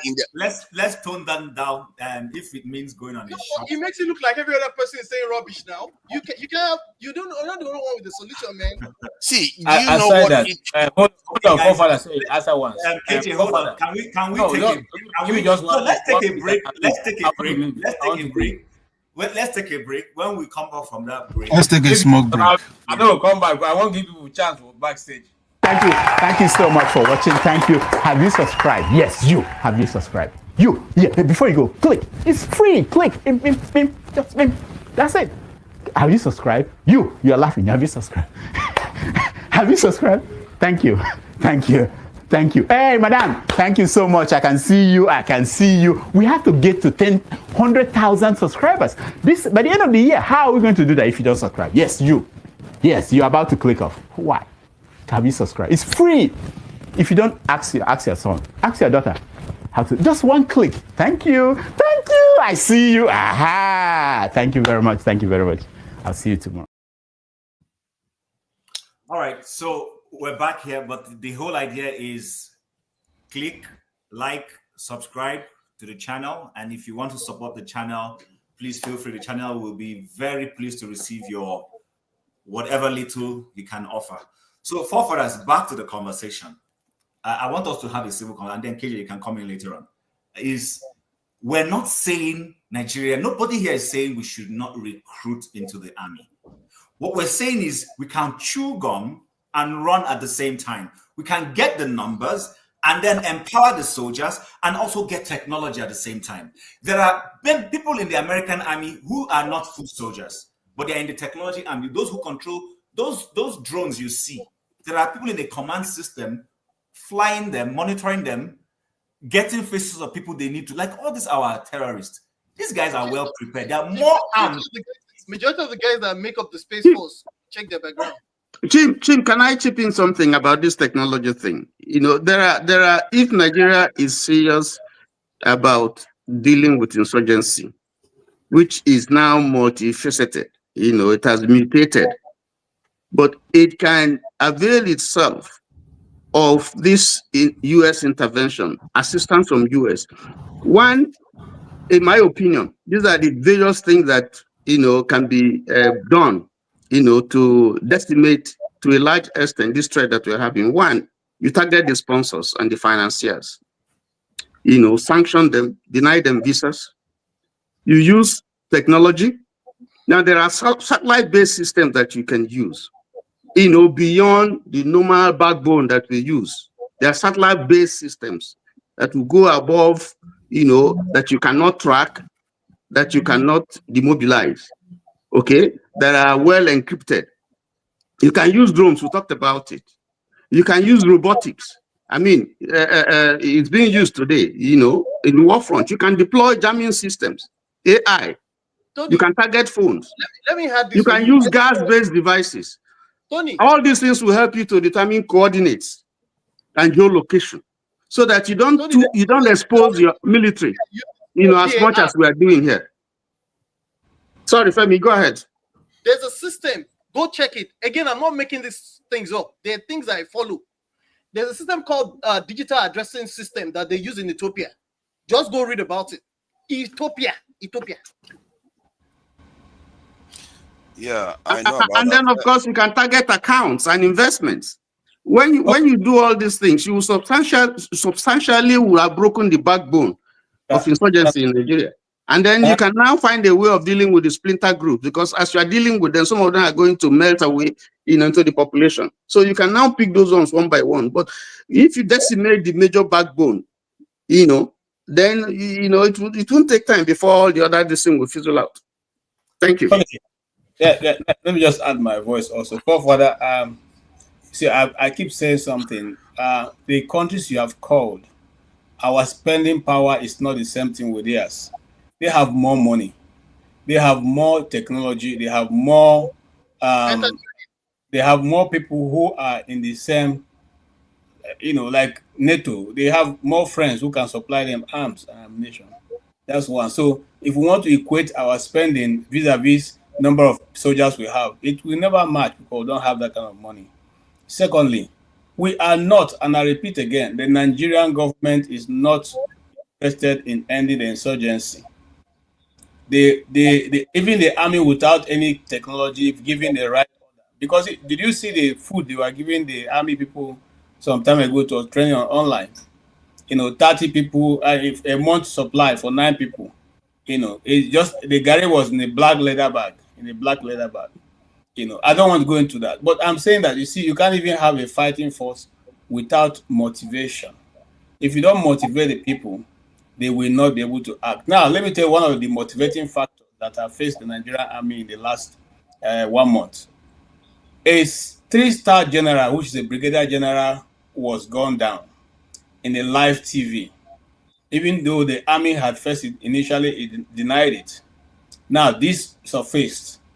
And until, even as the wife came to cry out, his body have not been recovered. One, the flag was never flown on half marks. Two, the commander-in-chief of the armed forces didn't deem it fit to address the nation.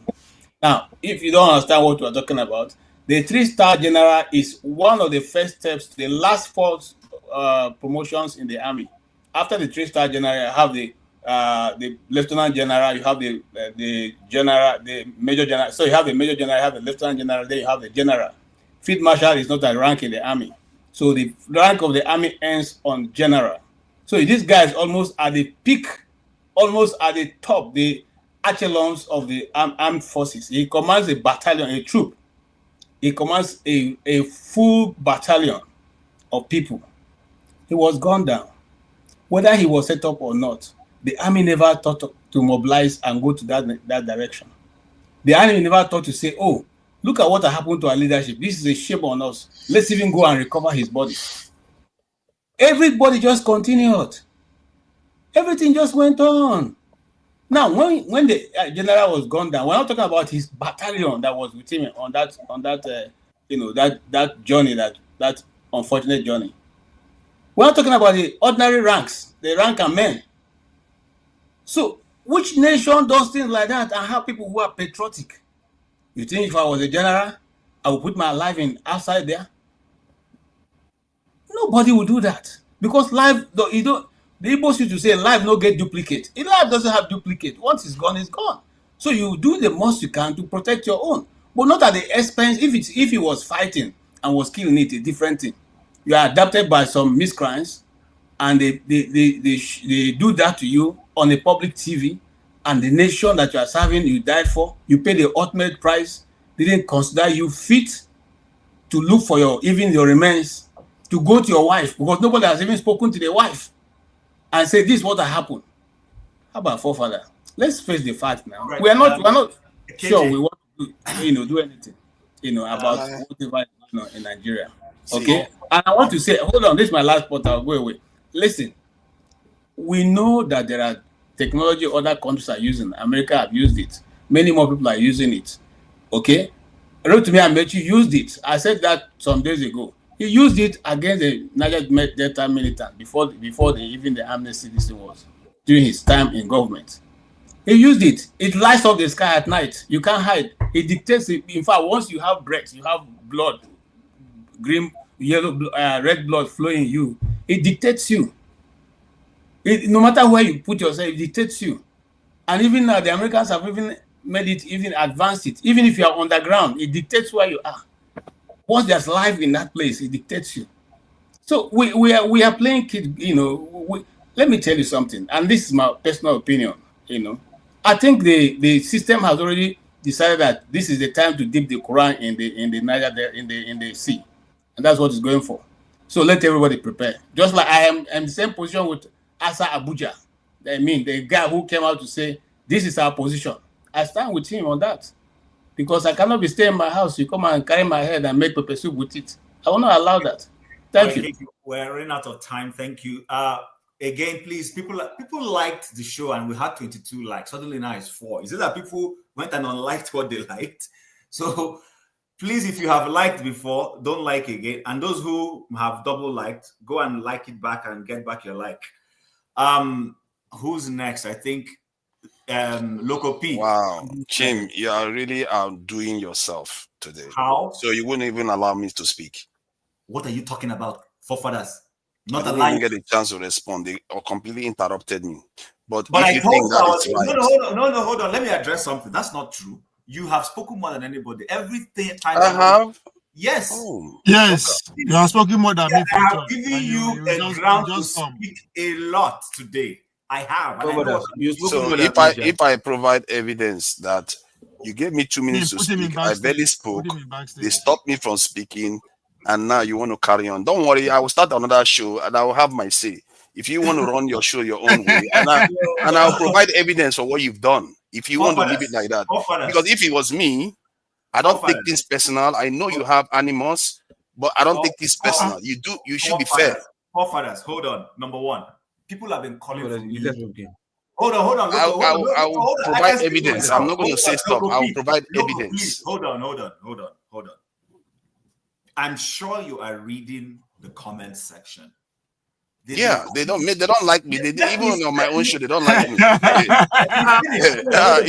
not true. So why? Hold on. I typically don't. Chim, please. Loco, let me tell you one thing. Amen. Loco, hold on. I have shut it down several by saying everybody's entitled to their views. Every time you and Femi spat, I let you respond. Same thing with Tony, I let you respond. Somebody else sparred with you, I let you respond. I only asked you to let me allow others who had just come in and hadn't spoken to speak. But you have spoken, you've spoken more than anybody on this show today. You have. You've responded. Oh my God. So, Loco P, go ahead and I will come back to When Forefather. everybody's addressing one No, I just person, want it's to say, okay. listen, hold on. Sometimes pretend to seem mature. Just pretend. Just pretend sometimes. I'll tell you what to do. It's simple. No. Joke apart. Because sometimes, if my guy, it will pay me for you if you come this way, like, man, what my guy do like this? You understand? They pay me sometimes. Because the truth is simple. Look, you can't be. It's not possible. If you say, okay, no, you are always attacked. Okay, nobody know you here. Everybody cannot just, we not chop, we don't have a coven, the meeting we meet to say, okay, Papa is his target today. And it's not even today. Every time the church on, they are all holding meeting, attacking you. All of us here on the panel holding meeting, attacking you. You don't want smoking go one day like, my head is really correct. So what is happening? Why are they attacking me? Or is it the way I'm thinking? Sometimes just try, hold yourself responsible to like, not be so you agree at fault, but hold yourself responsible. Think, evaluate the process. How, why, every time, why? Just sometimes, I swear, you will chance maybe you will see different, you will see light in different directions sometimes. I'm telling Because you, it you can't reason be, differently. no, it can't be week in, week out, that they attack you. You understand? And you're only holding this position Let's not waste when time you're on not the that. host. If you the host, I don't say by now you don't keep many people asking over here. If you the host, but you the only the hold this position when you're not the host. Now you feel the pain when you the host, which you do some people at times. Go ahead. Forefather, I still get Doobie here. Forefather, go ahead. Just take a hit. See, it's a fact. You see, the problem with our people is that they struggle with facts and they fight against it, and they pretend as if they want solution, but they don't really. And yes, you attack me. I don't care. Because what I'm talking about is more important. And if I was so wrong, time will prove who is correct. And if anything, the chain of events is already proving me correct. Everything I predicted is going to likely to happen. Many of you were thinking that we didn't have a security threat or no nation will ever threaten to attack us. Guess what? That changed. So if we recruit more people, they're not so us. Point is that you want to be ready, but it's okay. Let me leave that one. About the nuclear weapons that I talked about in terms of 70,000, six times. I actually said 4 times Hiroshima nuclear weapons. It was actually 6 that the university that released that information quoted, that they had 6 equivalent Hiroshima bombs in Gaza. That is completely fenced. The criminals cannot escape. They are underground and they are coming out fighting, killing Israeli soldiers for straight 2 years. And Israelis have the best weapons America can give them. And they couldn't. Hamas is still standing to today. And some people are somehow so delusional to think that Trump will be able to do it in Nigeria. But this is the thing with our people. You tell them truth, the church would attack you. I don't know what is wrong with our people. God help us all. I really don't know. Why are you attacking me? Like when Chim just said just now, oh, we are not against the numbers. We are just about the conditions and everything. And you know what I would say? Oh, fine. Period. Move on.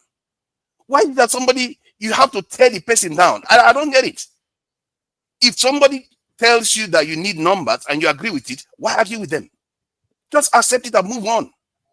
So that you can now go on. Then you talk about the lower tier problems like conditions and remunerations for then we'll talk about those things. But why dispute the numbers when just because you feel like I'm the person to talk about it, you have to tear me down? What is the point? How does that help our people? If you say something that I agree with right now, I will agree with it so fast that it's not even noticed. That is the problem with you guys. But it's okay. All right, forefathers, thank you very much for that. I think we need to move on to something. Time is running out. I do not want to run a show that runs way beyond the 3-hour mark. And this will bring us to the last video I have. We chime in on it and then we call it a day. Just give me a second. Right now, happening in Zaria. Today is 26. Yeah. A commercial trailer passing through Zaria around Ahmadu Bello University, loaded with bullets, on his way to supply to the bandits. For one reason or the other, there is along Zaria Sokoto Highway. Today, now, the bullet was dropping. The bullets were dropping and on the road. The driver did not know.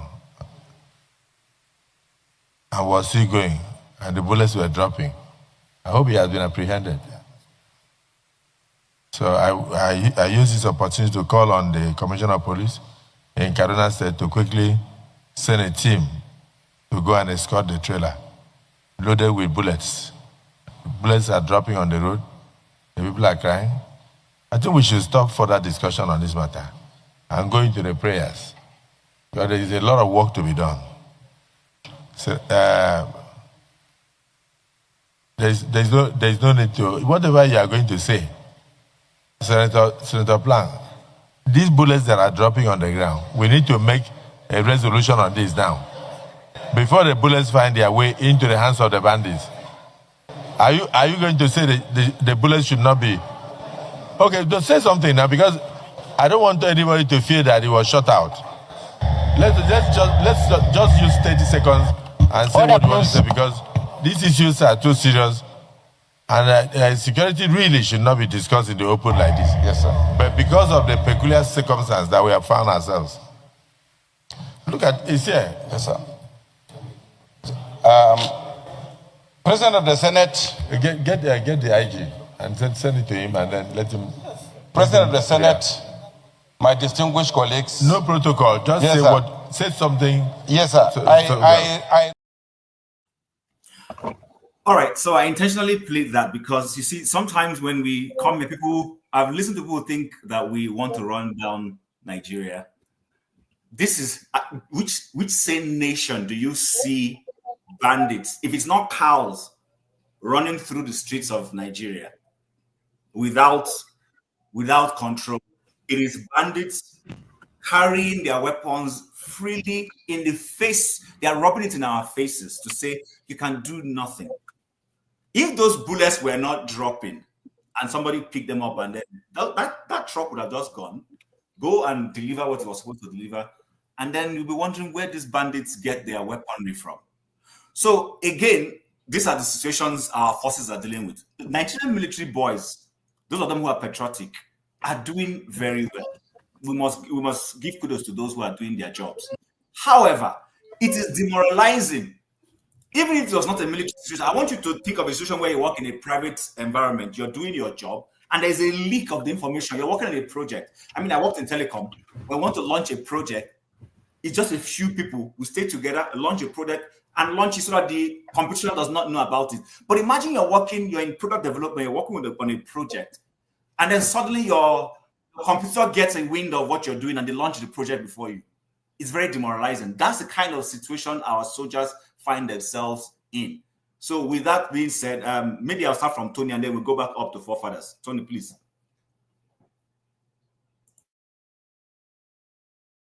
What else do you want me to say?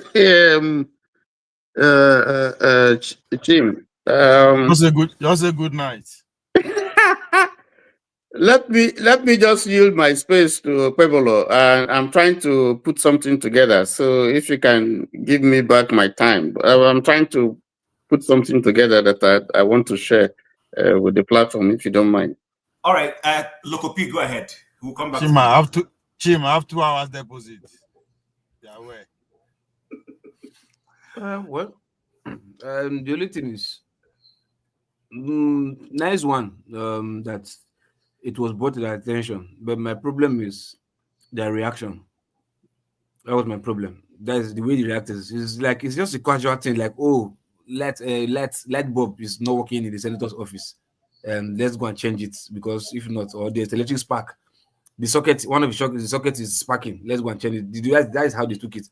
Because a very good day, look, even his dominion in his face, is happening in our country. Oh, let's go and ask them so that they will go. Like, this has been what is ravaging your country. Your people are getting to extinction, and now you are not hearing that there's a trailer, not even taxi or keke, maybe one container trailer, if minimum 6 ton or 8 ton trailer. You understand? Taking bullets, so then you can't overfull. Now it's not, you can't wait for road. That means the country is finished. And they're sitting down there saying, no, okay, let's not discuss this matter. Okay, prayers, this and that. Like, if they are supposed to deliberate on that issue, like, send as an immediate alert to the country and ask all the security personnel, head of security personnel, to come to the nearest meeting the next 24 hours. That was what I'm supposed to hear. But it's just about, okay, yeah, security matters is not what you're supposed to be discussing in the public. That is when it comes to tactics. You can't discuss tactics or plans or whatever. But when it comes to like putting out a word for all these security chiefs to come the next day, in fact, that night for emergency meeting, that's what we're supposed to hear. So we know that yes, these guys are taking us serious. But you're saying, okay, hope the bullets did not get to where they are. Okay, we should send security to go and follow the truck. To where?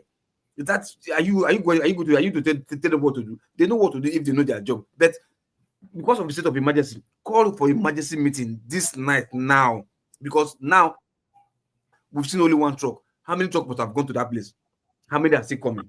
We've only seen one. Bullet away for road. That means excess. They are ready for us. So it's a state of emergency. You're supposed to call for emergency meeting immediately. But your demeanor, the way you're even taking it, sounding, you're just talking as if now one socket, now the bomb for your office. Like Nigeria shouldn't worry. Okay, don't worry. Security should go and meet them, and that's it. And you are talking about prayers. Prayers for what? Prayers for the same security issue, for the same security situation. No, prayer for something else. Like, man, you guys are just seeking me to my stomach. Okay, Tony, back to you. Go ahead. Yes, what I was trying to check is the claim by forefathers, because it's good for us to learn about the tonnage of the bomb that was dropped in Gaza. He said it's 6 times the size of the bomb that was dropped in Hiroshima. That's a statement that is credited to a professor from University of Bradford, from what I find, and the evidence here is that there is no estimate that while the 6 Hiroshima bomb estimate is not universally confirmed. I just took that. It's not, Google is saying that is not confirmed. There is no evidence to substantiate that claim, even though there's evidence that there was devastation in Gaza. But that claim cannot be substantiated. I just wanted to put that. But back to the question that you asked about the video you played, that we saw the Senate president. You see, this is just one aspect. The only reason why we saw this is because there were droppings as the vehicle was moving. Can you imagine, or maybe other similar incidents that the police and our security are unable to capture? There's so many. The borders are porous. Light arms are coming in, from the Sahel into the country. There's no check. So the other time we heard about shipload of some arms coming in from the south side, from Port Harcourt or something like that in a ship. These are the borders are unpoliced. Over 9,000, kilometers. So many routes that are not policed. So the problem really is that the intel, the level of intel and the utilization of intel that we have is very, very poor, because sometimes intel is given, but if the person who is bringing in this stuff is a big man from Oga at the top, they let it pass. We have had situations where custom officers were dismissed or sanctioned because they held certain consignments that were coming into the country. So it's the situation in the country is such that unless we're able to begin to take on some of these sponsors, when I say take on, I don't want to be vulgar or nasty here. If you take them on, because we know them. Why is the government unable to release the names of these people? They know them. They have consistently said. Jonathan said it. This government has said it. We know those people. There are governments that are willing to give us, or if they have not already given names, but the government does not have the political will to be able to release these names. They can't. And we have instances where people have spoken, have pointed fingers at A, B, C, D, and their lives are threatened. Some of them killed. So we know these things. If we really want to deal with insurgency, You have to have a government that is determined, not the president that is afraid to die. You have to have, a government that is determined to, because this thing is affecting everybody, even themselves. Unless we have a government that is ready and prepared to deal with this thing, it's going to be a lose-lose for everybody. Let me stop there. All right, thank you very much. So I guess you're advocating that we have a BB kind of in Nigeria, because if we have it now, then suddenly some people will start screaming that the person is also going out of bounds. But I'll leave that for Femi to interject. Femi, go ahead. So I will take it from where Mr. Tony stopped at, and something as well that comes to mind while saying this, Mr. KG mentioned as well. But in doing so, I want to let forefathers know that we do agree on some things when topics come up. It doesn't mean that we're always going to agree. That's the way I rule. I don't say what I'm not convinced about. I'm not trying to be friends with anybody. You understand? And that's the beauty of this. But to think that there's just one solution and every other person is wrong, that's something, even at my job, they know me. And I train people as well. And there's times when I go back, even there's a guy I'm going to be training this evening. There's times I go back. Trust me, it's not fun when you realize you're wrong, but it's also a good thing if you can go back. I'm not saying it's wrong though. There's times I go back to check myself, and I go back and I tell the person, man, I messed up. Something I told you yesterday was wrong, and I correct it, because otherwise I'm jeopardizing the person and myself, my reputation as well when it comes to that thing. So I just wanted to clear that with forefathers, right? Now, and even if you do your this show, I'll still come. So don't worry, I'll come. Now, that said, now that I cleared that, I still want to emphasize something. Now picking back to what Mr. Tony said, that even when you look at the fact that you have open borders and then you're fighting on all fronts. You have the issue of terrorism, you have the issue of kidnapping, you have the issue of banditry, you have the issue of even cultism, you have all kind of issues already on top of what we had previously. But now it's no longer even armed robbery. I don't think anybody is even bothered about armed robbery anymore because we have greater problems. I don't think too many people are bothered about Yahoo or maybe other social vices as well. You also have a despondent nation generally. We're already divided anyway, Now, that said, it's like we're just building on already bad structures, bad foundations, so that when you now have the fact, like you rightly said previously, that even if we had one, is it a country where lower ranks are complaining about how monies that are due to them are not being paid? They are not even motivated. Is it that country you want to add more people to? And plus, of course, there's always a saying that you want to start with low-hanging fruits. See, I have a lot of equipments that are not even expensive that would count for what could be deployed to what's it called? To for surveillance. I have a lot of, but I'm just trying to limit it. In fact, DIC, KJ, DIC in Kaduna. I promise you, a lot of the guys, some of the best brains, they've left. They're tired. DIC had a reputation before I was born, even during when I was born, where they were manufacturing things. I saw it. It's not like I wasn't told. So there are things we can do, even when you link it up with the likes of what Dr. Damages has mentioned in the past about how things are wasting away in our educational facilities. But and I'm not blaming just this government. It's just when you look back and you look at the issue of how we got here, because we didn't just get here one day.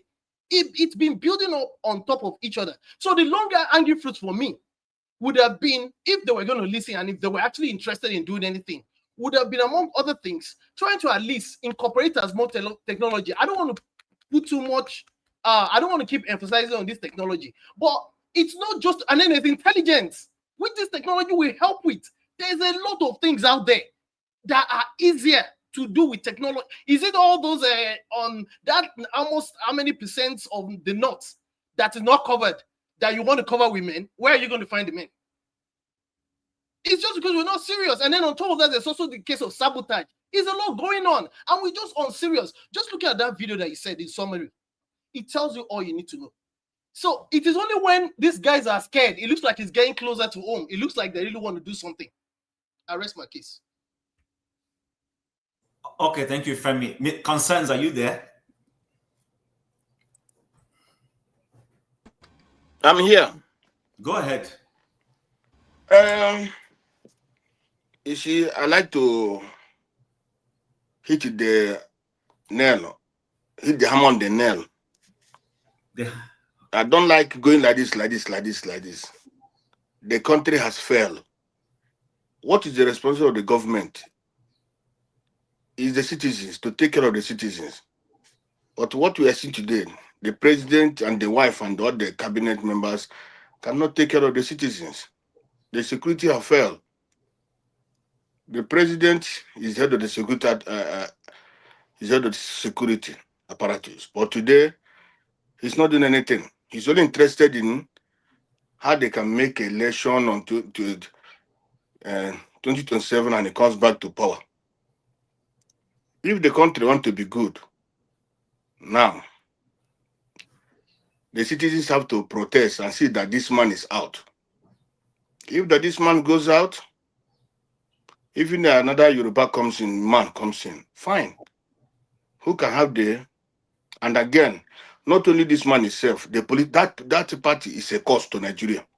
You see that APC took all the whole criminals in Nigeria that are there in that APC. Both the Igbo people, any Igbo man you see in APC is a big criminal. Any South you see in the APC is a big criminal. Any Yoruba man you see there is a big criminal. Fulani is the same thing. A president is only the wife and I think two Nigeria was there at that time. I called the wife. He knows what I called the wife. Because last 2 years or last 3 years, I saw in the National Assembly when the wife was a senator. Who is that? That guy from Kogi State was a senator before. He was talking about this insecurity. What did Tinubu's wife say? Hey, stop! Don't you know that you're APC man? Are you PDP? Don't know. Are you PDP? You APC? Why should you talk about that? Can you imagine a mother? Somebody who says it's a pastor. People are dying, and this man is talking about it. Instead of supporting the man, you say he must stop talking about it because those people that are dying, you don't care about them. What you care is how your husband can become president. What you care is about APC cannot to rule. You see, so smarter day me. I don't know. People should know smarter day me. Yeah, smarter day was hammering it on the national. Say people are dying. What is Buhari doing? This, that. What do we do? That woman say, stop. What woman touch? Are you not APC? Are you not APC? Are you PDP? Can you imagine a whole mother? Somebody who call himself a mother. People, instead of talking about how people can be saved, your only ambition is how to become the mother of the wife of a president. So that is when I hate that. That's when my hatred about that one came up. You see, today, and again, the South, I pity for all of us who are coming from the South. The way we are handling this thing, it will consume us. If I say now, people say, do I want people to go to war? But that is what's supposed to end this thing. Central African Republic rose up against the Fulanis when they came there. They rose up against them. The same system we have in is what the Fulanis came and they start installing all their people, everything. But the Central African Republic people, they rose up against them. And today, they're getting their say better. So like what we are doing today, it cannot help us. We are not going anywhere. Everything is about the Fulanis. Everything is about the Fulanis. They're in control of that military apparatus. They're in control. Tinubu also doesn't want to offend them. He wants 2027. He wants to return as a president. He doesn't care about who dies and who doesn't die. His children are protected. His wife is protected. Himself is protected. Others can die. Others can go to hell. He doesn't care. The people in the assembly, those people think they are protected, but they will also smell the distance very soon because these people are coming for them. So in everything we are doing here, either the Yorubas rose up and say enough is enough. Because if the Yorubas stand up today to protest against Tribu will not, he will not go against them. He will not. If they don't want to do that, let the whole country stand up against these Fulanis. But it's very, very shameful that a common Fulanis are holding us to ransom. Very, very shameful. Honestly speaking, it doesn't show us that we the South or we are really people. A small group holding us to ransom, killing everywhere, going everywhere, killing, going everywhere, killing. You go to Benin, Fulani, go to Enugu. Yesterday, they kidnapped some people in Enugu, in Kogi, in every road, even in Asaba, everywhere. It's Fulani, Fulani, Fulani, Fulani, Fulani, Fulani. And we just keep like we are not concerned, or we are dead, or we are not human beings. How can a small group of people destroying us, destroying the country? How much have we invested in this security for how many years now? How many years that the country, this ransom we are paying, even the name our name is being destroyed everywhere in the world. Nigeria is a terrorist place. Nigeria is people have been. Oh my God! So I don't know. Nigeria is a first. I've said it. It's failed already. It's failed. Completely failed. Thank you very much. Thank you. All right. Okpabolo, what's your view? We're rounding up, please. Well, I think we because now we be media now. We don't begin to sound like CNN, BBC, and the rest. Because I think this is not they go on now for almost 20 years. So as a Nigerian, we should understand there are like three things at play at the same time. And I say would they sound like CNN because the international media or the mainstream narrative is like terrorism they happen. And that's true, that's a fact, but that's not the entire story. And that's why the thing will keep going on. What's the story? Because now, yeah, Boko Haram, right? The narrative is they reject Western education, they want their own caliphate and all that. But that's fine. Those ones exist. There is the Islamic State of West Africa, the ISWAP. Their own is that they want their own government, they want their own taxation, they want their own Sharia court. And that's also going on at the same time too. We also classify those ones as also terrorism. They carry out the act that you can also justify them to be terrorism organization. Then they are the Fulani militia, the bandits who want land, revenge, and money. Those are a group of people which Gumi they speak for, right? But for some kind of reason, we are be able to jam everybody together as a terrorist. So even if they kidnap anybody for anywhere. Hold on, sorry. Then you continue. What are you suggesting? Are you saying that anybody who is using clandestine methods to ravage a population, take their land, shouldn't be termed a terrorist? Is that what you're suggesting? Somebody where they do a kidnap a student for maybe Edo State or Enugu or Port Harcourt, maybe for some money or all that. How you will classify those ones as terrorists? You tell me, no be terror act be that. Now there's that's what I said. You can classify them like that. You are not wrong. But the danger of that is that with the empower the military chiefs, you can get in more money, which they are uncounted for. I'm classified because we have to put the country that we are speaking of into context. Everywhere now free for everybody. So expectation of everybody should be disciplined, everybody be moral and all that is off the window. That's not what we are talking about here. Now, so when we classify everything, every activities now as a terrorist move, what we are actually doing is to empower the military to get massive security budget, which is what has been happening for the past 20 years. Nobody is accounting for it. No auditing, no oversight. The soldiers. Who was stopping the people in authority from carrying out their oversight functions and holding them accountable? I don't have a problem with voting money, but I have a problem with that is voted for and is not accounted for. hold on now. Let me finish my point. Then you understand. I'm coming. I'm inducting three constituency here in this building. The military chiefs and the big boss are just the ones that are obvious. They are becoming richer, building estate and everything everywhere. That's a given. Then the political class who lives in Abuja, which is one you are talking about, and it's a classic example that the video you play, right? So they will classify law as an opportunity for them. It's like we are making an excuse for their failure of governance. When we declassify everything like that, because the issue of either farmer clash can be actually directly be connected to government failure.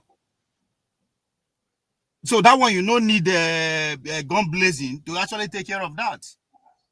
This is its classical example of the farmer because of poverty, desert, the desertification, government. This is exactly what is happening under. So you cannot classify that solution under the same way we have managed with terrorism. That's a failure. That's an opportunity for the politician to just keep getting richer and keep making excuses for them. That's what I mean. Then the international, you also have interest.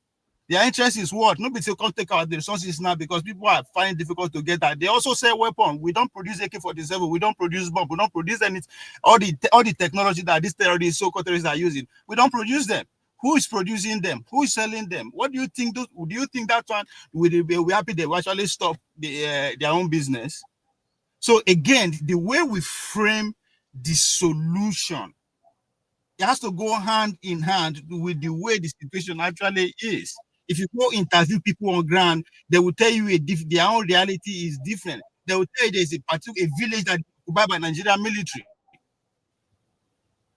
We don't talk about that because we don't talk to the local people. Their village is occupied. So all the time when people they come claim saying that Chinese people they come mine, fly, go. How did they do it successfully?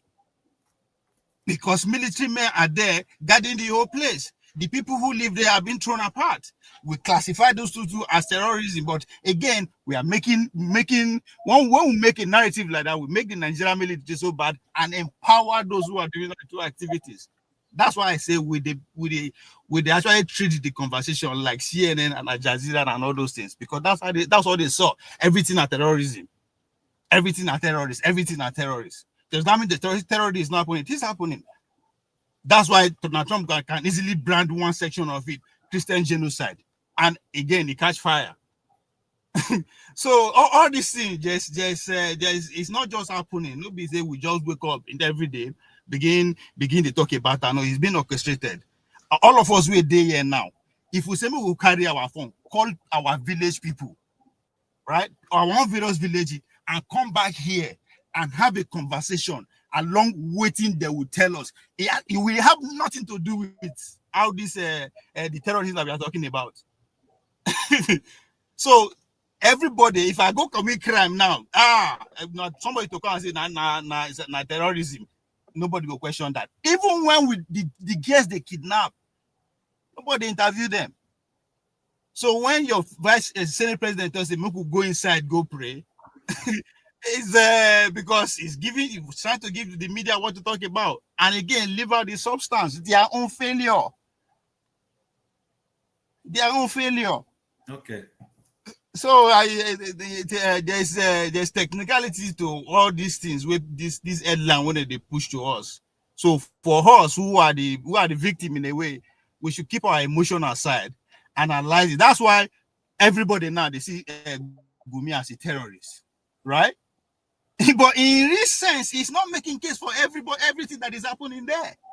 If you indict him as a terrorist, you have to indict Obasanjo too. You have to indict all those people that actually followed him to where those Fulani herders and farmers actually lives. You understand? So there's a reason why they jam everything together like that. As every act na terrorist is a terrorist act. It's a big business. Thank you very much. So I want to give the last two speakers time to air their views, and then we call it a day. KJ. Thank you so much. Thank you very, very much, and for your patience also. I will just make a few comments, right? A lot of comment actually. I will start with where Ovie stopped. Ovie, I want to refuse with you.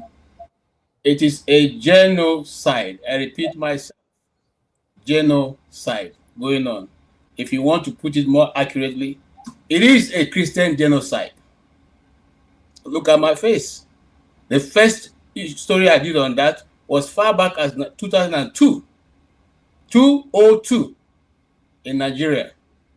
If you go to a community and in that community, you wipe out 501 persons in that same community, what do you call that?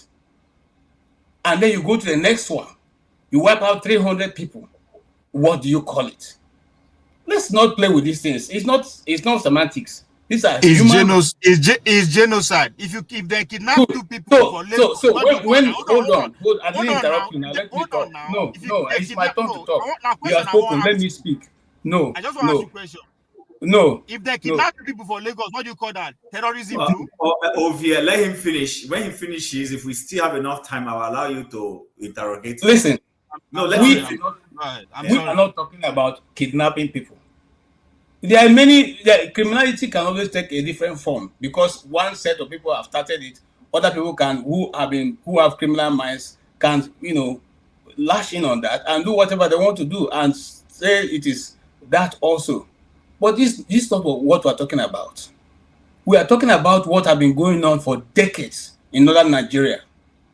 And then you call Obasanjo should also be. Obasanjo was a president, and in the government is the only authority that has monopoly of violence. Consequently, if the government feels that a particular, just like they are doing now in the Southeast, they are violating everybody there, okay? And then what do we call it? We cannot say what they are doing is this thing. We can only complain. We can only shout out because they have authority of violence. And if we decide to respond in the order which they are doing, they call us, terrorists, or they call us agitators, separatists, and they have a reason to do whatever they are doing. But what I'm trying to say is let's not play down this, because when we say it's not, no, it is what it is. It is what it is. Some of us will not be saying this thing. If you were, for instance, like Reverend Dachomo, who sat down, they killed your grandmother, they removed her heart right before you, they took you to your uncle's house, they did. Will you be saying that? What kind of human beings are these people? If you know Jos very well, Jos used to be one of the coolest cities in Nigeria. Everybody goes to Jos for holidays. Jos has become a shadow of itself. Will you be saying that if you are those who are this thing that happened over the years? I did a story of Mama, what's her name now? Who lost everybody she had, apart from the old woman who's sitting there, Mama Hawa. Will you be saying that? Now, so let's not say these things. It is what it is. If we need to get help, if the government is not able to, let us get the help. Having said that, I want to also talk briefly about the nominees of the ambassadors. And like I said, I'm not surprised. You cannot put somebody who is criminally minded in a position and you not look for like minds like himself. If you read some of those Lady Bird books those days, you find out that there's one character called Ali Baba and the 40 Thieves. Okay, so Ali Baba cannot be different from the 40 Thieves. They are friends, they move together. So if Omokri, who the Americans invariably have followed in the American news channels, have followed his activities in the last 2 weeks and are still following it, and decided to make him an ambassador, okay, over your country. I don't know whether are you going to send him to Europe or you send him to Benin Republic. Maybe you want to send him to the backyard of the DC, but not to any European country or America where people. I mean that's not even going to make. There's no dividends coming from such individuals. I can say that upfront. Okay. And the issue, I want to also briefly touch on the issue of Nnamdi Kanu. I like what Alex Oti have done, and he has earned my respect for that. To have taken the authority of Abia State to Sokoto prison. For those who have been celebrating and thinking that, no, this is what, no, we are still saying, we do not see Nnamdi Kanu as what the court has said to tell him, whatever they've told him, it is not who he is. Nobody goes to visit the terrorist. And if the authority of our state can go there in his official capacity as governor of Abia State, I doff my cap for him. All right. Having said that, I'll move quickly. I like also You see, we have been saying this thing gradually. You know, we didn't want to say it openly, but people were. I like what Asawana they are doing now. I support them all. You know, because sometimes you see, if you don't bring out your abstinence also to play, your enemy will think you're a fool. Because you slap me on one side, on the other side doesn't mean I don't have hands. So now that thing we have been saying and crying, don't let this come, don't let this come. That thing that Nnamdi Kanu have been speaking since 2012, it has come to our doorsteps now. It is now here. So those who agree, those who don't agree, all of us go feel the pain. Okay? And the good thing is that Asawana have now seen clearly and they have now decided to step into the place. So it's going to be a fair fight. And I like that. So if they want to intensify effort just like they've done before America does whatever it wants to do, and they think that because of that they can use this time to overrun the cities in Nigeria, ain't gonna happen. And like I said the other day, somebody was misquoting me or saying that I said I can never be a Muslim. I have nothing against Muslims. I will never be a Muslim. I repeat it again. I have nothing against Muslims. I will not be a Muslim. I will never be a Muslim. Not in this world, not in this next world, not after the world after, not even when I come back 10 times. And I will continue to be Igbo. Okay? Right. On the change. Oh, hold on 1 minute before I finally finish. Okay, so it is time for us to have this national discourse, whether we want to be a country or not. You see, I keep saying this because if you're a lover of biography and history like myself, if you go through the development of nations, none of them went in this direction. None. You don't make laws and you implement it, haphazardly over the space of the country. You don't make more laws and make one set of citizens above the other ones. You apply everything equally. The countries will call, this is a great country, this country have done so, all those countries, the ones that forefathers are giving an example of the great people who worked Singapore and worked all this, none of those countries were their leaders applying the law differently. They were, because the people saw they were straight, the people were also called to be straight. If you put a man who is straight, people under him will be straight. When Peter Obi went to Anambra State, not all the people who he had just the last administration was from a very, I won't say corrupt, but a man who is not straight. But when he went there, everybody straightened up because he's not chopping. If your guy is not chopping, you cannot chop now. And if you see your guy chop, once you dip your hand to the cookie jar, every other person following you will also find how to benefit himself. This is why we're not moving forward. So let's get it straight. It's not because the Nigerian people cannot move forward. It's not because the system cannot work. The system has been killed not to work. Okay, and one person decided to write Nigerian constitution. Why are we not refusing to change it? I call his name here, Professor Yadudu. Okay, was the only single-handedly who was given the audition to write it. I took some other people with him. So today we are in a democracy, 100 years after which we amalgamated. Why is that we are refusing to discuss the national question and allow other tribes that are not being nationally represented to come into the fore, and so that everybody can get the same equal treatment? So okay, I'm finished with this. 1 minute. I'm giving you 1 minute, like 2-3 times. I beg. No, you're not going to reach 1 minute. Delaware here is one of the smallest states in America, but very powerful. It has produced presidents. Okay, that's where Biden comes from. It's a very small state.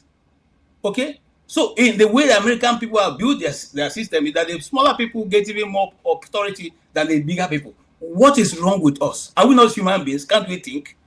What's wrong with sitting there and talking? KJ, let's try. I don't want us to go into. Hold on, Chim. KJ, know this favor which Chim give you now. He allow you talk. When you reach your time to host, do the same. Yeah. I'm surprised that you are talking like this. You look what hold on. You see, Chim. If you just say I hit him now, you hit him. Let's say hit him below the bed. See, when they give you this paper now, you talk. You say, he allow you speak. You say, You say like four times. He allow you talk, and you can't finish. When it's your turn to host, do the same. That's just I'm asking. All right. Let's. It was supposed to be after forefathers. I have. Chim, give me 1 minute. We're running out of time. How many seconds? Minutes. Yeah. All right. First of all, the idea is no country start with law hazardly. Now, like the country that you live in today started like that. Not until 1960, black people no fit vote. Not until 1980s, the women no fit vote. So right, no they quote waiting, no they accurate. That is What different from Christ applying the law differently. That is you different. said We are no talking about country All right, still when you vote. guys. sit Okay, in guys. a court. Hold on I now. beg, Make I I beg, speak now. Hold No, on no, for no. we now. I'm not going to allow moderators two of you to to do read this. it. Hold Uh-huh. on, hold on. Oh, who could have calm down? Please, Now, forefathers. Chim, Your sorry, wife. can I? No, no. Sorry, that's You not what have I wanted to spoken. respond to. That's not what I wanted to respond to. You just put But back. you I use your time. wanted to clarify something. Sorry. 10 seconds. I wanted to clarify something. Use your time wisely. If you wake up tomorrow morning, you can't see headline. Dr. Damage's shows yesterday says I should treat every criminal out there as a terrorist. Would that not be a fact or not? That's how propaganda works. So when you classify Boko Haram, ISWAP, kidnappers together, the result you get is continuity. So I said there's a difference. I don't say genocide no happen. I'm just saying we are doing ourselves injustice by trying to apply one treatment to different injuries. They class everything as a terrorist. So now propaganda, that's how propaganda work. If you wake up tomorrow morning, they say Dr. Damage's show says every criminal on the street in Nigeria should be treated as a terrorist. You cannot deny that. But that is not the official statement of the platform. But it's a fact. That's how But we propaganda works. say that. You are the one saying that. Okay, Now, guys. I need to. I need to move on. I need to move on. Chim, Forefathers. Chim, please, I'm asking. At least everybody has spoken two times here. I've not spoken. I don't speak long grammar. Let me just say what I want to say, and I log off because I'm too busy today. Can you do that? Can you do that in 1 minute so that I can go to forefathers and? No. Why would my own be 1 minute? Why should it be 1 minute? Yeah. Quickly, go ahead, sir. You see, they remember how you give more than 1 minute for your own session, no? Okay. Oh yeah, quickly, sir. You want me to go or forefather? Go ahead. Okay, thank you, forefather, for letting me go, first of all, and Chim for allowing me to speak. Like I said, I don't speak too much grammar. The only thing I want to say is that I want to start from the issue of the ambassador that we are nominated. First of all, it does what we saw is how deep you have fallen into the gutters. You know, that's to tell you the level of falling that the country called Nigeria has fallen. You know, where you have the names of the people that they made ambassadors. Governor Ugwanyo of Enugu State, Ibazo of Abia State. You know, these are criminals that are supposed to be under lock and key in the prison. Omokari, or what do they call him? Femi Fanekayode, Yakubu, who have destroyed the democracy that we were supposed to be enjoying in Nigeria today. The chairman of INEC, after all the things he has committed against Nigeria, he has been penciled out for ambassadorial position. That is to tell you that this country you call Nigeria will never survive. Because it has gone to the point where they are telling you, me and you can't do anything. You can only shout on Dr. Damage's platform, but you cannot change nothing. Because that is the message, right? That's the message. You know, that's the message that has been sent to everybody, every Nigerian. You can talk and shout, and at the end of the day, they are the people that they have the yam, they have the knife. Whosoever they cut the yam and give you it. That's where we are in Nigeria. That's why I tell you, we are falling into the gutters to the point that there is no remedy to bring anybody out of it. And also for people who are saying what is going on in Nigeria is genocide. I don't care whatever you think. I don't care who you represent. If people like Ronald Omonkari can become ambassador today, most of us in this platform are also going to become ambassador tomorrow. Because that's what the man in Asorok want. You're looking for loyalty. The loyalty is not real loyalty, but the people that he know that he can always manipulate. That are the people that he's looking for. And they are the people that will become the face of Nigeria, representing a country, in Nigeria, 250 million people. He gathered the criminals and political chameleons. He gathered them to give them ambassadorial position. That's your country.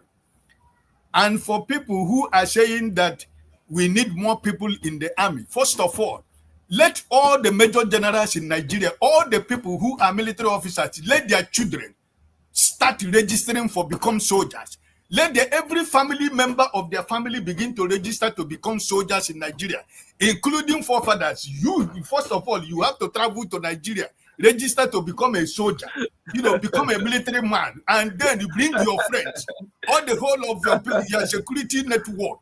All of you will first of all begin to go back to Nigeria and register to become, to join the army. Then people like us will follow you at the back.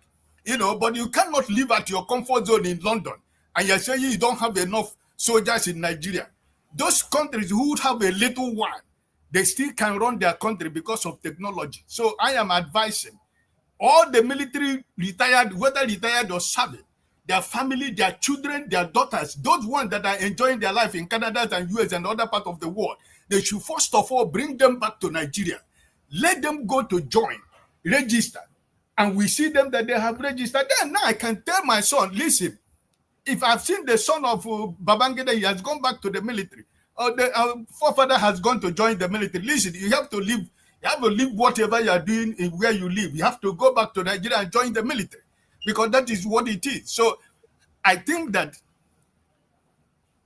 Nigeria, I don't know how we are going to save Nigeria. First of all, I will end like this, Chim. We have America, London, and France. Three most important strategic countries in diplomacy. You have only one Hausa and two Yorubas that are sent to America, Great Britain, and France. And you are talking about Wazobia.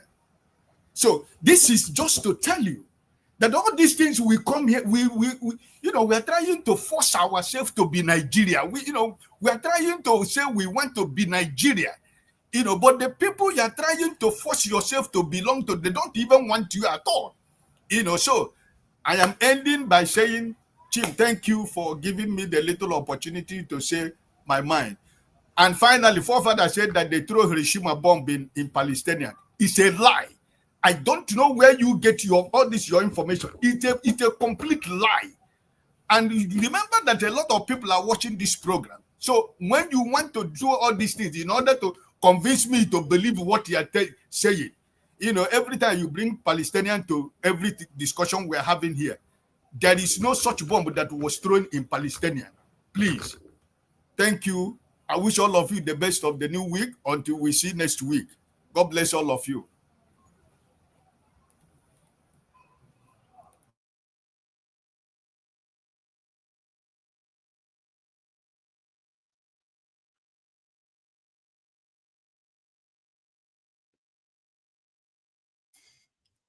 Is he muted? Oh, sorry, Loco P. Sorry, but apologies. Thank you, Mr. Ike. Loco, it's your turn.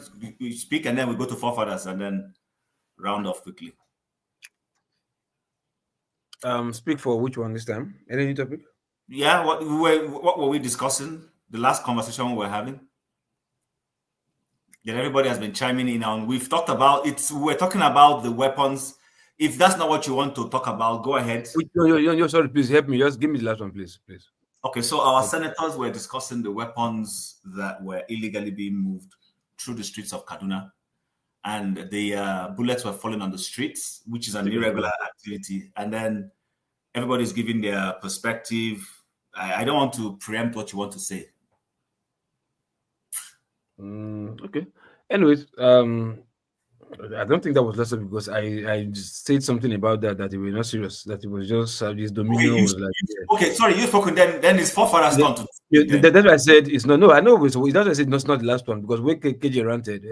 Okay. Anyway, in the conclusion, I'll just be quick. Anyway, in the conclusion, like I said, please, Nigerians, everybody, please, let's not be docile. Yeah, the only thing that is holding us back is we are too comfortable. Nobody see themselves to be like, let me do something for the nation. None of us. Including myself. Nobody see ourselves doing something for the nation collectively. Because if I talking, they will say, okay, no, everybody do something back home. Individualism has never took any nation anywhere. You understand? It has never. You understand? Everybody has to come today. Okay, let me give you a simple example. What happened on Saturday here? I was surprised I saw it today. Say that this very dark man did cleaning protest or whatever. He was saying it like a joke, but he said it. Everybody keyed it in, and they had one voice, one spirit, one goal. They all came out and look at the massive turnout, and if people, even his enemies, everybody was surprised. Like, look at the turnout. So because they have a collective interest. So I think in our own case in Nigeria, we should put that also in our mindset, like that, or like there should be collective interest. You understand? Nobody wants to sacrifice. Nobody wants to leave their comfort zone. And I think that is where we are getting it wrong. We should be seen out there and put at the back of mind that consistency, persistent consistency over and over. Even if we fail, do it again. It will get to a time your failure will not become acceptable in their face. Like, okay, you have been choking us with this everything. Okay, what do you want now? You understand? So if we in the diaspora come out as a collective unit, collective force, go for the same objective, just one objective, one at a time, consistently, it will get to a time where it will be accepted, whether by hook or by crook or by force. They will have to take it from us because we're like a bone in their throat. So Nigerians, both home and diaspora, not home, diasporans, even you the chat session, please leave your hours there because they say this the social shift, they're packing shift hours. Everybody wants to pack all the shift to make money. Your money you will make will not take you anywhere if you don't have a home to go to. You understand? Because in the abroad that you are right now, the economy is going down every day. It will get to a time you'll be looking going back home to be your next safe haven. So before you get to that point, please let's look for a way whereby we'll make our home comfortable for us so that when this Western economy goes down the drain the way it's going right now, we'll have a place called home that we'll go to and become who we are supposed to be. Thank you very much. Thank you, Lokopi. So, forefathers, give us your last views and then we round off and close the show. We're actually running into 4 minutes. Thank you. Thank you for that. Let me address the nuclear weapons issue. The Hiroshima bomb yield is 15,000 kilotons. That's what it comes down to. And America has supplied 14,000, 2,000-pound bombs to Israel since 2023. And by sometime in 2024, they've already used 600 of them on Gaza. 2,000-pound bombs, the equivalent to about 900 something kilograms. So it's almost a ton on its own. That is just that one, not to mention all the others that were dropped. So when some people say is 6 times Hiroshima, it's actually an undercount. Just like the casualties are an undercount because they are not counting all the other people that are remaining under the rubbles and all the people that die from circumstances that they would not have died of because of those things. So that is what I am expressing there. Nobody said there was a nuclear bomb in Gaza. And the reason why I brought it up was because some people think that somehow Trump will come in and be able to solve our problems. When in reality, you have a terrorist group completely fenced in, locked in, with all the bombs in the world at the disposal of one of the most powerful military in the world. And the terrorist group is still standing. I don't know what to tell you. I really don't. Maybe I'm stupid. But I refuse to be that stupid, to pretend as if I don't know that. I don't know what I can tell people. So I'll leave it at that. In terms of our security situation, the truck that was intercepted is also an example of what I'm talking about. When we pretend as if Nigerian security forces are all compromised, why not scale those people that stopped that truck? They are saving lives. You may not know it. It's really sad because sometimes when I think about these things, I literally call those people angels because they are doing job for nobody and nobody thanks them. And a lot of our people sit here and they talk down about them. This is the weirdest thing. You pretend as if you care about those good ones, but everything else you talk about is against them. You say you want to be straight. You see one terrorist on one side and you see your own, you treat it differently. How is that straight? Is that not crooked? The mind, I don't know, maybe it's just me, maybe I'm ADHD. I know I come across as I know it all, But no, you're talking in innuendos. What terrorists is being excused somewhere and another one not being excused? I'm lost. If you want me to be direct, I will talk about the terrorists in the north, and they have caused loss of lives, and they are also being killed. Like in the case of Sheikh, he died, but Nnamdi Kanu didn't die. And if the court is to be believed, there's a lot of loss of life that was as a result of his actions.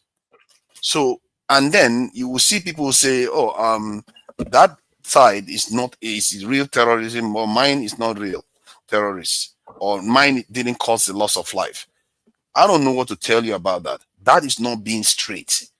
Criminals are criminals. If you want to be straight, treat all criminals as criminals. I'm not for negotiating with anybody. Okay, can I ask you a question as you round off? Because I don't want any of the things you're saying to get lost or thrown away. Now, okay, let's concede to your without necessarily. Let's agree without necessarily conceding.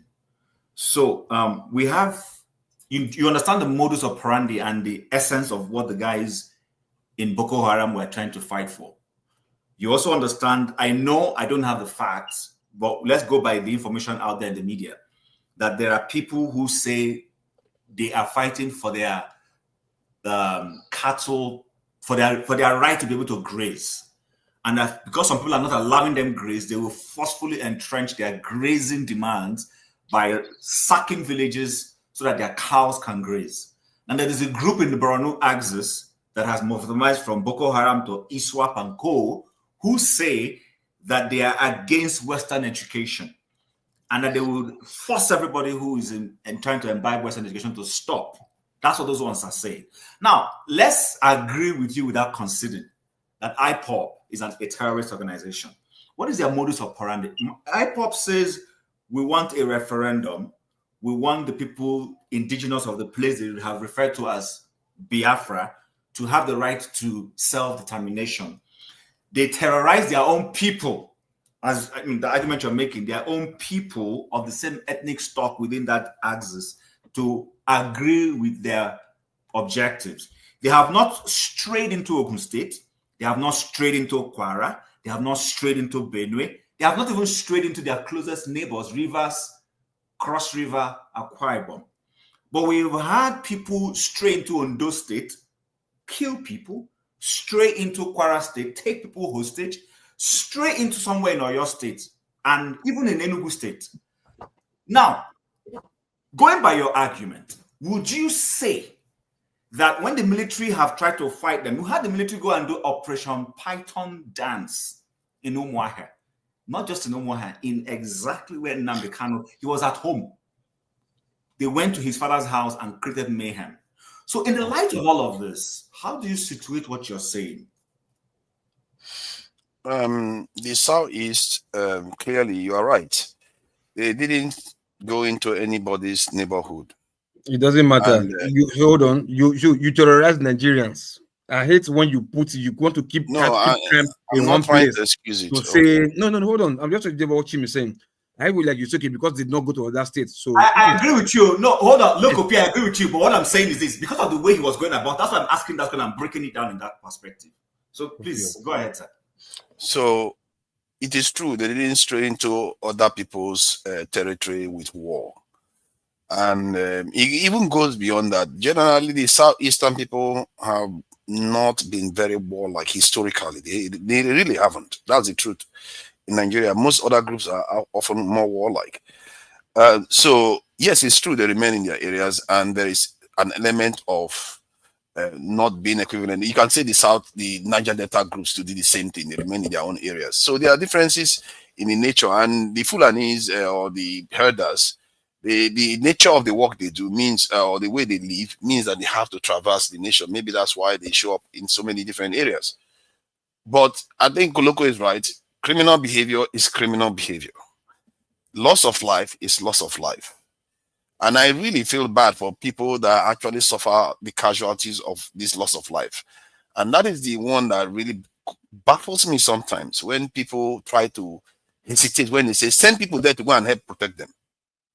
It's like, why do you block it? Why do you want to argue over lower tier problems. Lower tier problems is salary and all the other stuff, but the higher level problem needs to be dealt with. People need to be there. You need to put bodies between them, the criminals, and the innocent citizens.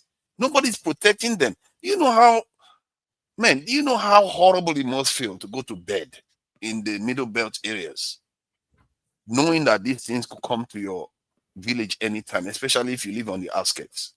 It's really horrible. Then in the north, the same thing.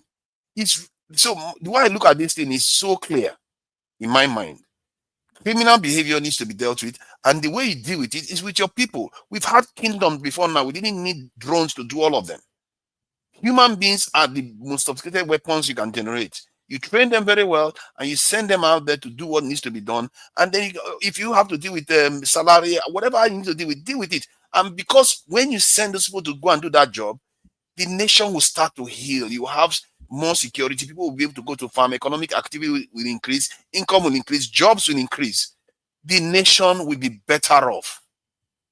That's what they call a self-healing process. That said, you see, I struggle with truth. And I think maybe I wanted to have a live stream about that. Truth is something that we really need to cherish. Because I actually believe in religion, when they talk about light, that's what they mean when they talk about truth. Because it's the essence of everything. If you cannot know how to trace truth, you are just walking in the wilderness. You are going to walk through life aimlessly and just die. Remember, we are all going to die. And people that talk about me going to Nigeria to become a soldier, I don't have any problem with that. Even the Nigerian government, I said it the other day, I was with Peter Obi on a panel, and he said he was going to recruit 1 million. Your beloved Peter Obi wanted to recruit 1 million. And I said, if he was willing to do that, I'm going to put myself forward to recruit. I don't know whether they will take me. I'm an old man, so they may not.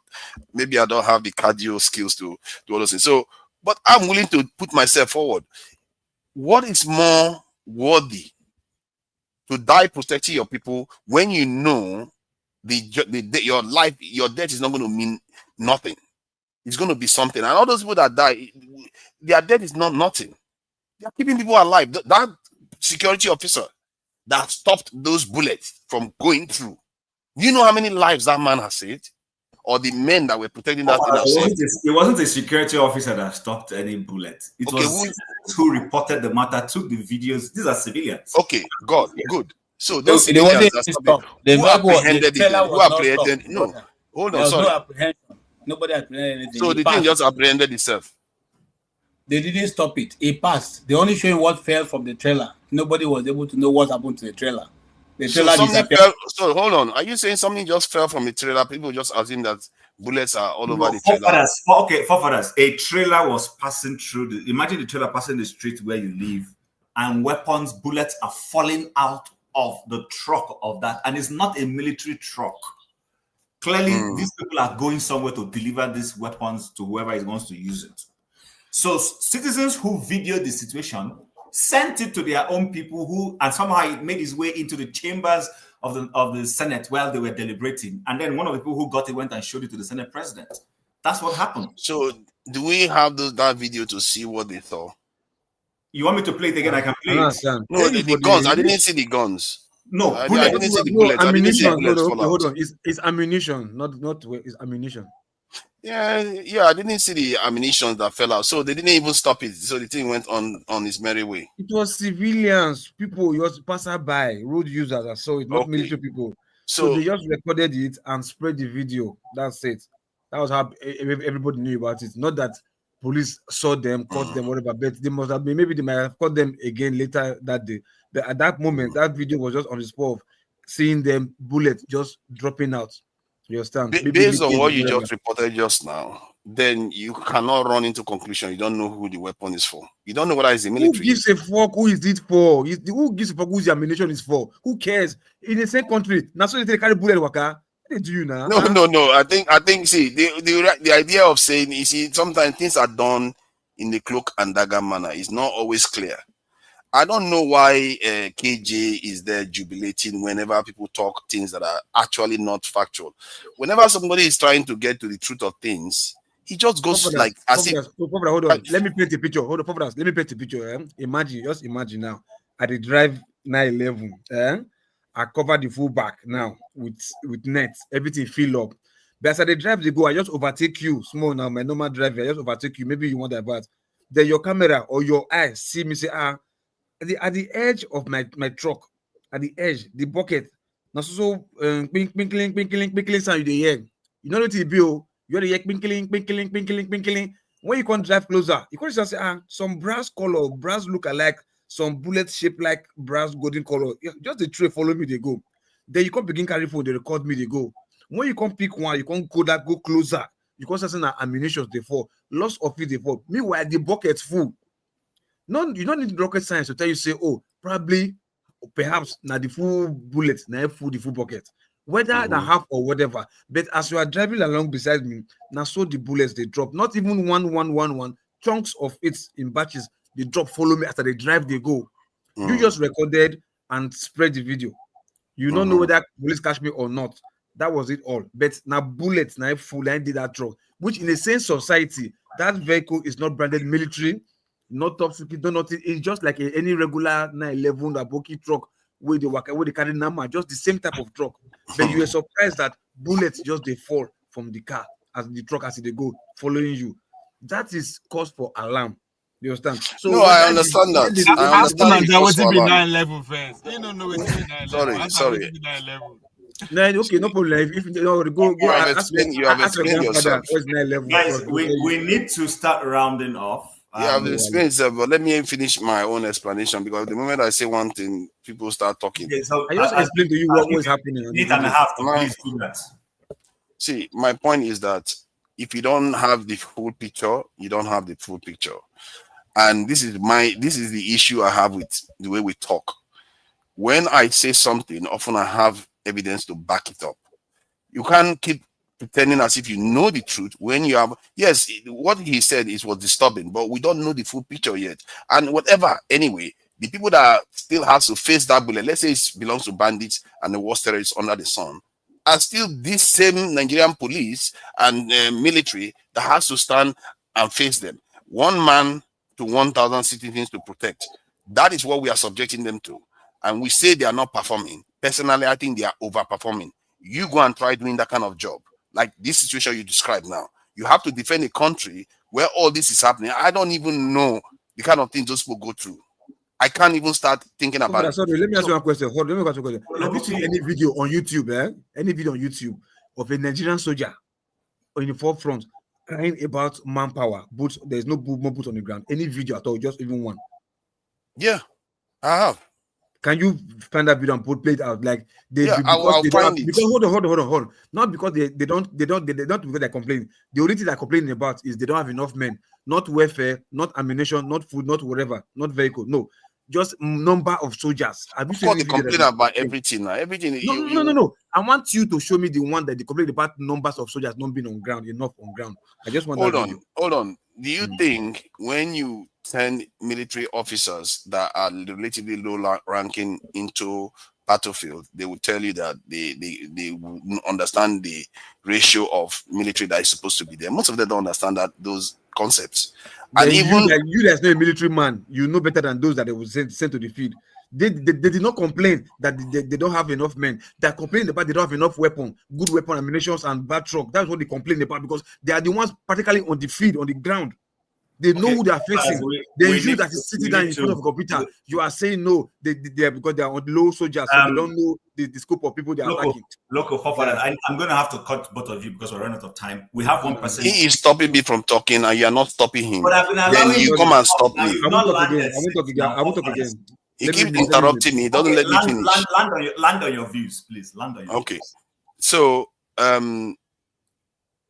when you don't defend your people, don't be surprised you see the country that you are seeing now.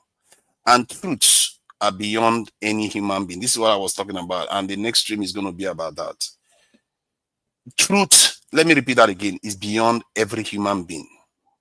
If you can find the truth that other nations secure their people better with more people, soldiers, even when they have more technology than you, they still use, why do they still need more people?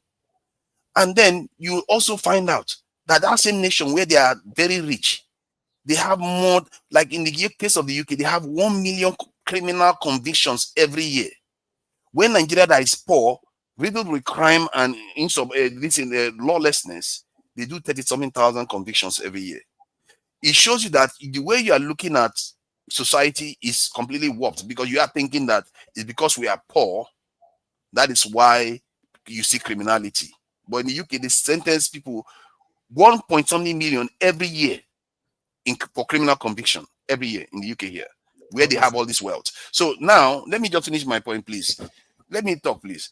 So when you come to national security, you see the figures in other countries. They tell you that they employ 1 soldier to 150. In the case of America, it's 1 soldier to 150 citizens. Many countries are within that range. When you come to Nigeria, if you look at the actual fighting soldiers, if you remove paramilitary, it's 1 soldier to more than 1,500 even.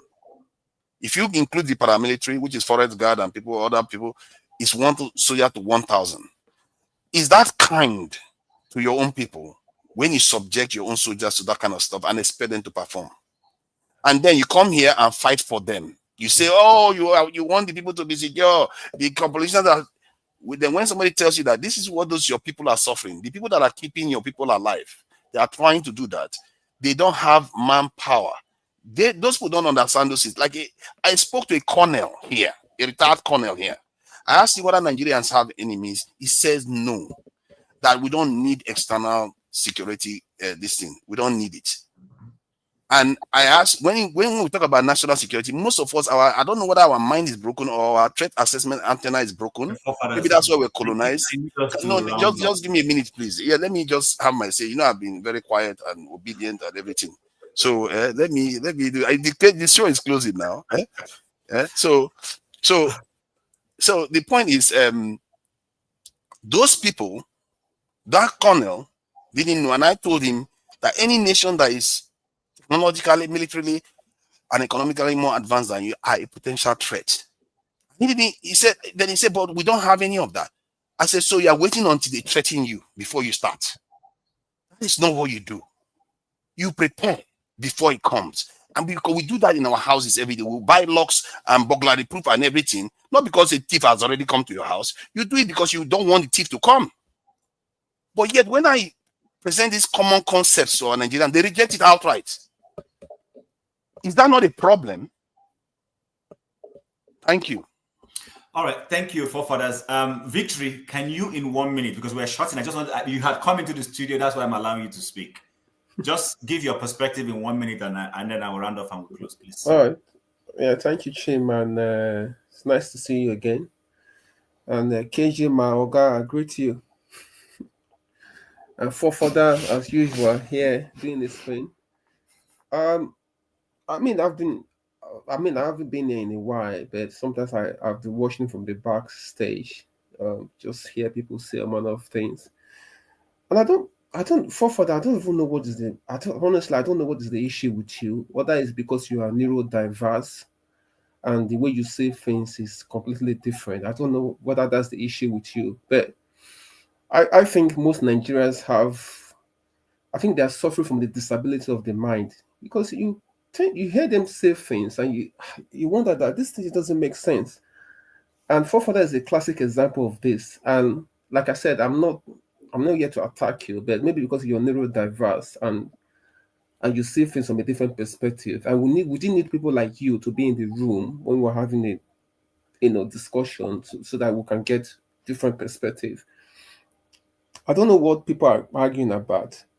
It's obvious that the Nigerian government is complicit about what is happening in Nigeria regarding the killings.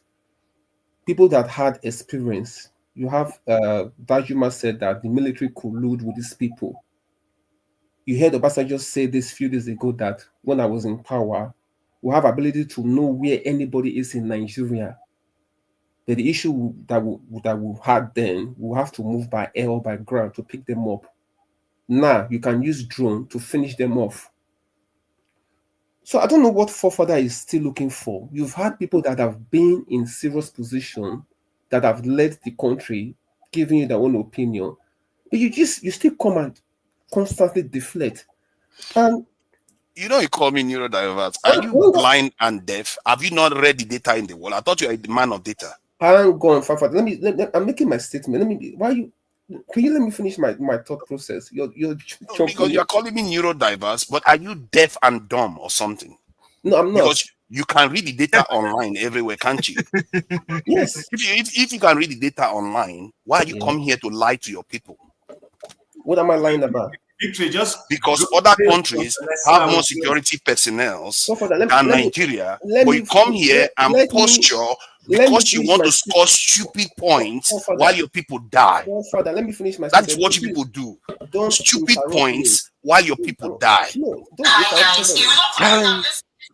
don't Father, let me finish my statement, right? So it's like example, like I recently I was in talking like in October, and everybody's going about doing their business. People are enjoying themselves. The place is secured. And I always ask questions. I always ask the local. I ask them certain questions. Oh, what's the minimum wage? Oh, obviously I can see light is steady. People can go about doing their business. And just a few days ago, I just came from Nairobi as well, Kenya. People are going about doing their business. This place is secure. Nobody will come and harass you. So the bottom point is that Nigeria is really a disgraced country. There's no way you can't spin, no matter how you spin it, right? Even with the little security that we have, if we want to solve the issue that we have on ground, we can solve it. But the government is deliberately complicit about what is happening. That's why what is going on has been going on for years. That's all I have to say anyway. Thank you, Chim. All right, thank you, Victory. I want to say thank you to everybody who has been part of this program. But by way of rounding off, I want to say that when forefathers mentioned that, some of these nations that have technology still have manpower and all that, and that the UK has, you mentioned a certain number of convictions every year. That is because the UK respects data, accepts data, picks data, and provides accurate data. You cannot say the same. Anybody who is a Nigerian, you can be patriotic about Nigeria, but also say the truth. The Nigerian society loads data. A certain segment of the country does not want data. There is no nation in the world where they intentionally sit down, at least that I know of in modern times. Canada has not sat down to say they are doing a census. But as people are being born every day, you collect the data of all new births, collect the data of those who have died, you do the net off, and you know your population every year. It is very simple. You don't even need advanced technology. It's as simple as just being detailed. Every hospital record in Canada, in Calgary here, every year we even do, let me tell you what happens. We even do the most popular name given to new births. At this December 31st, now they will tell us which name ranked the highest, boy versus girl, and generally. This is done. This is not even census. So the point I'm making is this. New births are being born. Even in the uttermost part of Kavanchan, the deepest place you may know, those data gets to the responsible authorities, and that way they know what's going on. We live in a country where the man who is in office, I'm not going to mask it, said to us during campaign, now data, we go shop. All of us were alive. I'm not making up that story. So when you come here and you say these things, are you telling me the Nigerian state is deliberately, intentionally keeping data? The fact is no, you can't. There is no way you tell me convictions in Nigeria. If Nigeria is really serious, it's just 35 per annum. That's not correct. But that tells you that we're not even taking the data seriously. Because if we're really doing it, and this is in a society where people get away without their crimes being recorded, you bribe your way through and you walk off. Sometimes when we come here, I'm very patriotic, let me tell you. I've carried Nigeria on my head. When I start shaking my head, it's like I'm tired. Because you can't keep trying to, what kind of patriotism is that patriotism that denies the inevitable? That's the point I struggle with some of you who are trying to make it look like some of us are not as patriotic as you are. Can I ask a question? Hold on, I will let you ask that question and I will close. And secondly, Nigeria used to meddle when I mean meddle, let's use the word meddle because we're all using that word now. Whenever there was a problem in Gambia, Nigeria stepped in. If there was a problem in Botswana, Nigeria stepped in. If there was a problem in Sierra Leone, Nigeria stepped in. That same Nigeria suddenly now is having a problem. Gambia can't solve it for you. Botswana can't solve it for you. Neither of your other African countries. And then some other person wants to help you and you're saying no. On what basis did you go to Gambia to foil a coup when there was a coup? In fact, we went to Sao Tome and Principe when Obasanjo was president. They removed and he told those military junta that if they don't reinstate the ousted president within 24 hours, then Nigeria will come there. It happened. I was living in Nigeria when this happened. For anybody who is alive who knew when it happened should bear me witness. And Sao Tome and Principe junta reinstated the ousted president. It happened in our lifetime. So those of you who are saying Nigeria, oh, America is coming to... No. It will take a superior power to advance a situation in another place. None of these countries I'm mentioning can come and solve Nigeria's problem. None of them can talk to Nigeria, not even South Africa. So if there's a security issue that the world feels can spiral out of control, if not tamed right now, I don't know why anybody is telling me that the US does not have a moral right to step in and say, look, enough of all this bullshit. Let's stop this nonsense. We've had enough of it. That's the point some of us who are trying to be rational are making. I don't want military boots from the US and Nigerian soil. But if the Nigerian government has failed to live up to its responsibility, then any other superior authority that feels, you know what, we need to step in there, we'll be doing the moral thing, right? I will give you the last word, and then I shut down. But as I'm shutting down, I'm going to say, first of all, thank you for all of those people who have supported the group today. Oscar Blackbone, Oriako Tokwe, One Man Went to Mo. I was hoping you would come in, you didn't come in. Maze Prince, and then lastly, Emma Nathaniel. Thank you very much for all your contributions to the platform. We appreciate that. For further, say what you want to say quickly and we shut down. Yeah, why is it I'm always rushed? This thing, people appreciate you for your moderation. You have to thank me, because No, of course, no. See, Chim is true. Yeah, What? yeah, No, you have to true. thank me because they have to I be did true. a good They have job to be for them to the have bad and the ugly. Can you So say they can exactly? compare. It's not, if Popra is not a bad moderator, they will know you're a good moderator.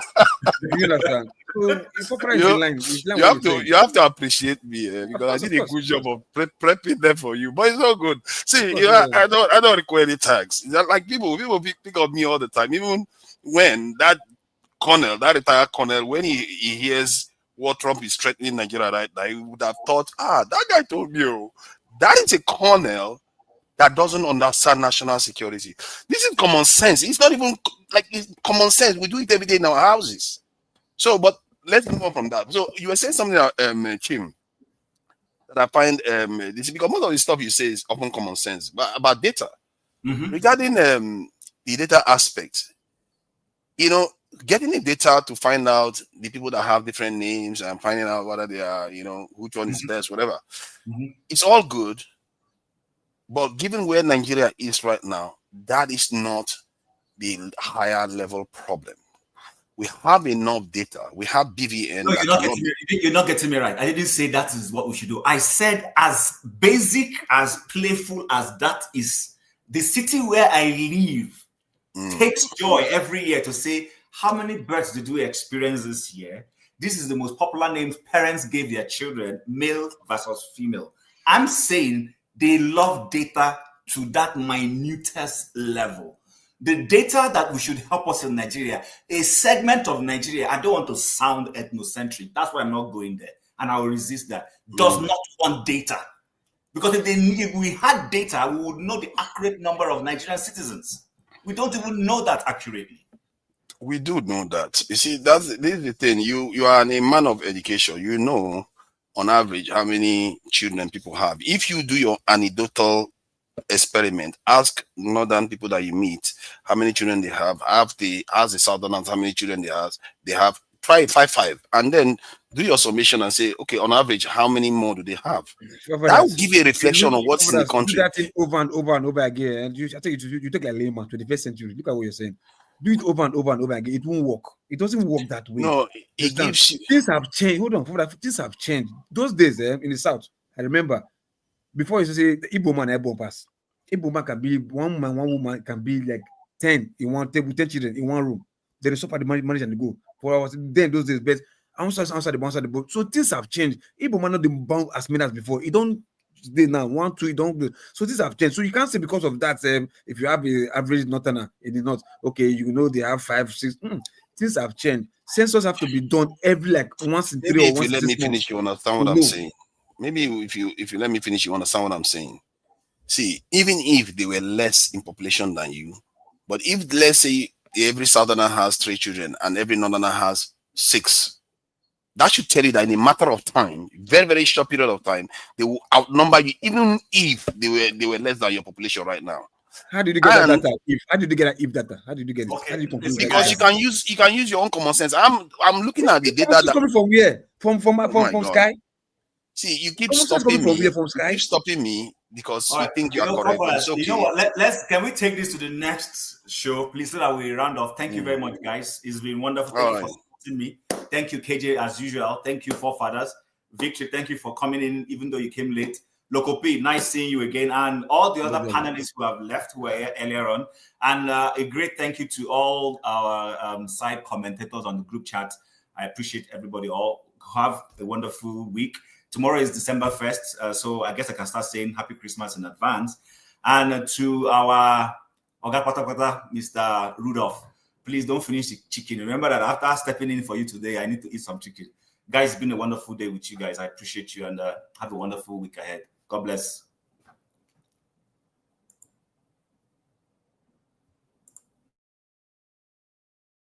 Thank you so much for watching. Thank you. Have you subscribed? Yes, you. Have you subscribed? You. Yeah, before you go, click. It's free. Click.